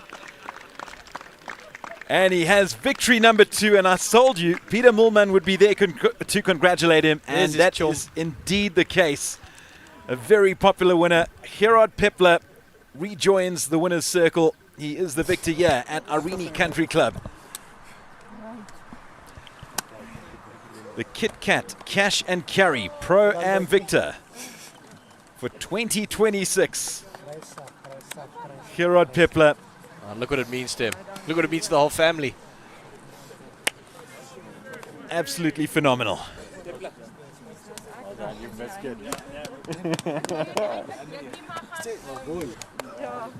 Before you take over, Gerard, congratulations. Well done, Nabil. What a tough day yesterday was, but to bounce back like that, 7 under today, you must be happy with that performance. Yeah, I still don't really know what's going on. Like it's so overwhelming. Well, yeah. What happened the last 2 holes? I can tell you what happened the last 2 holes. I think Graham van der Merwe, shout out to him. Fantastic 61 to chase you today. But when you hit that 9-9 on 17 to give yourself a chance for that eagle, I saw sort of some relief in your face. Is that what it was? Yeah, no, definitely. When that putt went in on the par 5 for eagle, I totally blacked out. So when that putt went in, I had my game plan set for 18. Like I knew it's iron off the tee box, just hit it middle green, trying to make par. So yeah, but big shout out to Graham. Yeah, it shot 11 under. It's amazing. They always say it's tough to win your first Sunshine Tour tournament. To win a second one, maybe even harder. How happy are you now to have finally got it done? Yes, I'm very happy, Age. I was hoping it would come. I just didn't expect to be this early in the season. So I'm very happy. But yeah, thanks. Congratulations. Well played. We'll see you at the prize given. Thanks, Age. What a worthy winner, Gerard Pepler. Man, oh man, played this round to absolute perfection. Had his struggles yesterday. It was far removed today. Finishing with a 65 today to take him to 24 under for the tournament. 2 clear of Graham van der Merwe, as mentioned, who shot a supreme 11 under 61. But it was Pepler who came out on top here at Irene Country Club, Simon. And I know how happy you are for Gerard. You know him quite well. And yeah, it's tough out there. It's tough to win.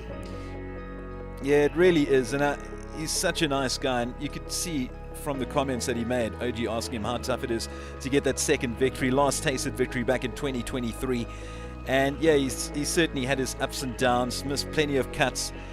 But finally, all that practice bore fruit today, bore fruit throughout the tournament. I mean, he was absolutely incredible. Wire-to-wire winner and coming out on top. And it was so great to see Peter Mulman there, the first man to run on and congratulate him. And I was saying it yesterday that he's almost been the voice of reason for Gerard Pepler over the last couple of years, trying to encourage him, improve this, less of that. And this time round, man, I don't know if there's a more happier player outside of Gerard than Peter Mulman.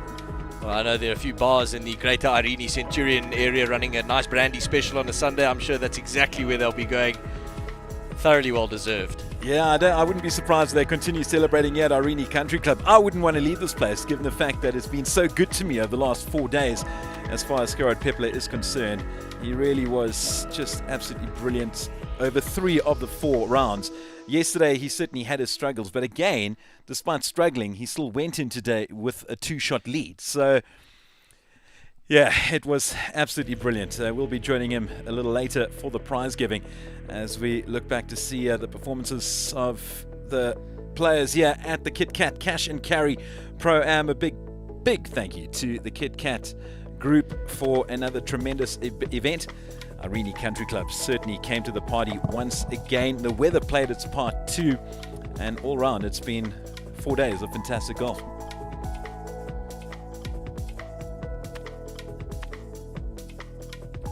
There's the man out on top, Gerard Pepler. I tell you what, Graham van der Merwe's move today, that's 61. That will be spoken about for ages.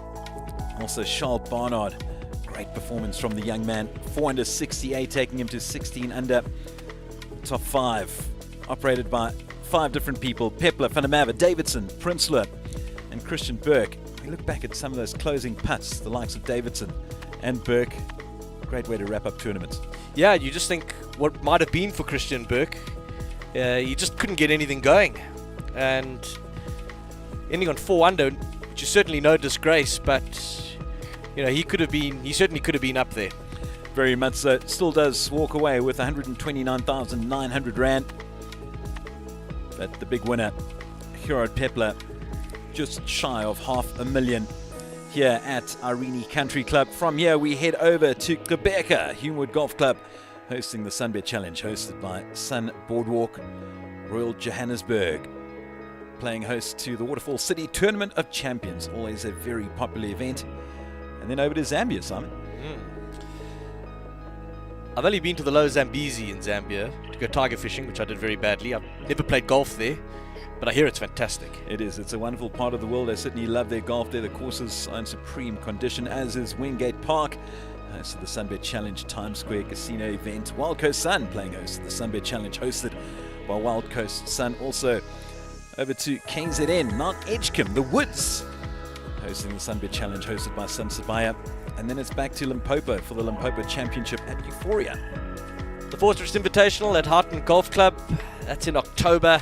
And then at Glendower, the Stella Artois Players Championship, the PGA Championship at CCJ from the 5th to the 8th of November. And then the Hyundai Open at Ibotsi Links, that's in the middle of November.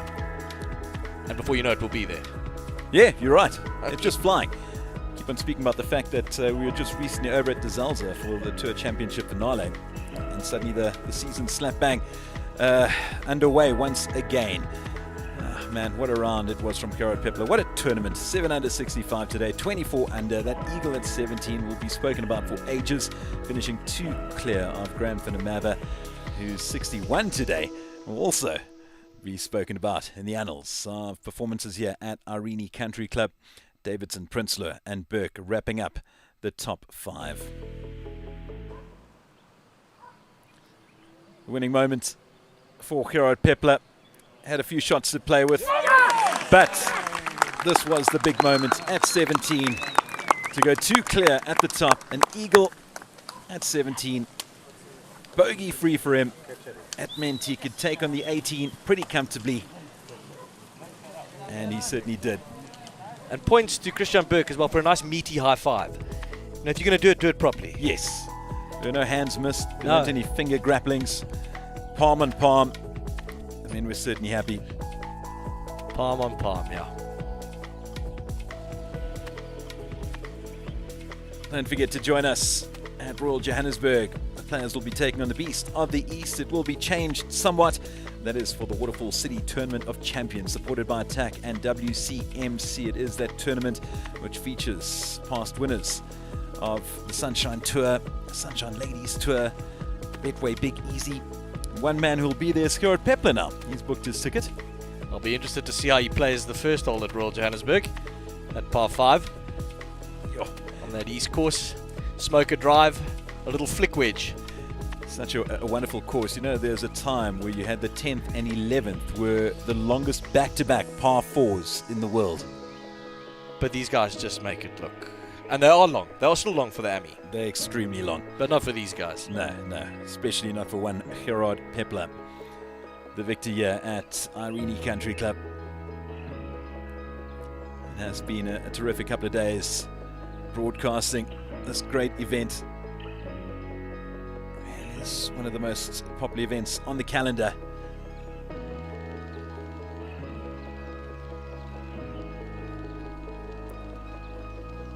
Kudos once again to Graham van der Merwe for really taking the fight to Pepler. Wrapped up with 4 birdies in the last 5 holes. Incredible. Shooting 30 on his front 9. Including an eagle on the par 4 6th. Yeah. And he must have thought at one point, now could this just be my day? Oh, without a doubt. To reiterate once again that it was a man who quit golf for quite some time. Plenty of action to look forward to. PGA Championship, the 4th and final day of the second major of the year. Plenty of players in contention, including Rory McIlroy, who fought back brilliantly yesterday. Who's your money on? It's hard to look past Rory McIlroy. I tell you what, John Rahm was looking good towards the closing stages of yesterday's round. Lovely course too. Very impressed. Yeah, I was saying to Nicole, crazy to think that it's the last time they played a PGA Championship there. None other than the great Gary Player emerged victorious, 1962. You were in your early 30s back then. I was. I really enjoyed watching that one live. But I tell you what, it did look at one stage that we could have maybe been rooting for another South African heading into today, but unfortunately Aldrich Potgieter things didn't quite go according to plan for him yesterday. He's currently level par, tied for 32nd. And you think, yeah, might just be a bit too much ground to cover. Is Smalley still out on top? Yeah, he is. 6 under par, and then there's a whole host of players at 4 under, including Ludwig Oberg, John Rahm you mentioned, Aaron Rai. It'd be interesting to see him go on and do it. Tell you what, that scoring's very different to what we see here that took place at Irene Country Club. Some very low scores here. We'll be heading to the presentation in a short while. Just waiting for the final putts to drop. Of course, it was a 2T start, so those players who started off on 10th, they're wrapping up their rounds over on the 9th. Just waiting for them to finish things up before we head over to the presentation, where we'll see Gerard Pepler crown the victor here of the KitKat Cash and Carry Pro-Am.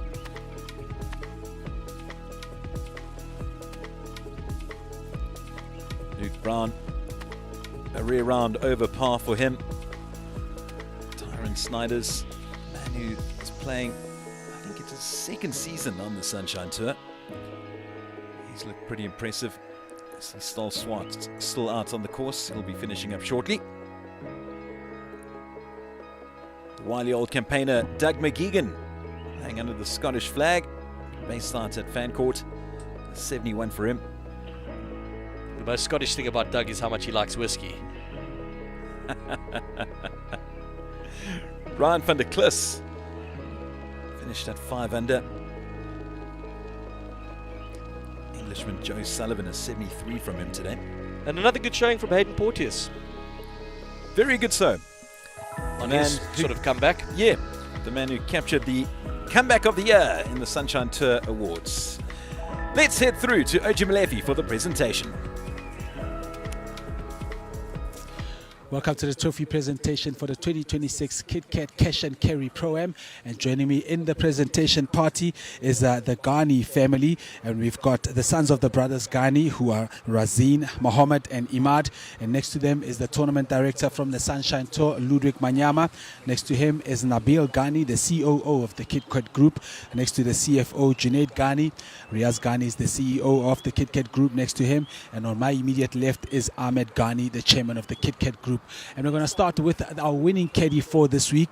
And I'd like to ask Ludwig to please bring the caddy medallion for our winning caddy, Vuli Thope.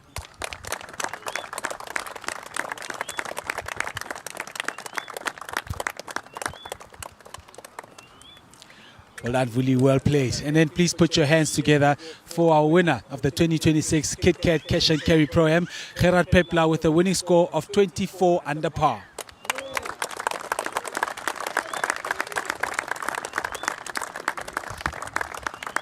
Gerard, once again, you've had a few minutes to sign your scorecard. Does it now seem believable that you are a two-time winner on the Sunshine Tour? Not yet, not fully yet, but it's definitely going to sink in very quickly, this one. And to have your friends and some of family as well watching at home, what does it mean for you to have this much support here on tour? No, it means a lot. Like, I asked Peter this morning for some advice, just how to approach today, and he gave me some good advice. And my parents surprised me by driving through to this morning. My dad's starting to cry there. And then my wife at home, every night calling her, she's asking me how I feel or what. She's giving me advice, and just the support I have is amazing. When you won your first one, your mom and dad weren't there. What does it mean to have them here today? No, it's amazing. I can't put it to words. It's just amazing. Congratulations. And I'd like to ask Ahmed to please do the honors and hand over the trophy to our winner, Gerard Pepler. 7 under today, a wonderful 65 that led to him with a 24 under par total.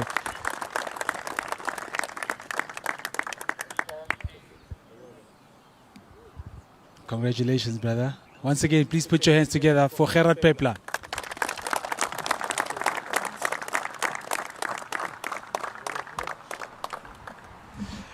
And that is the end right here from Irene Country Club as we send it back to you, Derek Alberts. Thank you very much, OG Malefi. Congratulations once again to Gerard Pepler, the victor here at Irene Country Club, the champion of the Kit Kat Cash and Carry Pro-Am, a wire-to-wire winner, finishing at 24 under, 2 clear of Graham van der Merwe. From myself, Derek Albert, Simon Hill, Nicole Garcia, and the rest of the broadcast team, thank you so much for joining us. We'll see you at Royal Johannesburg.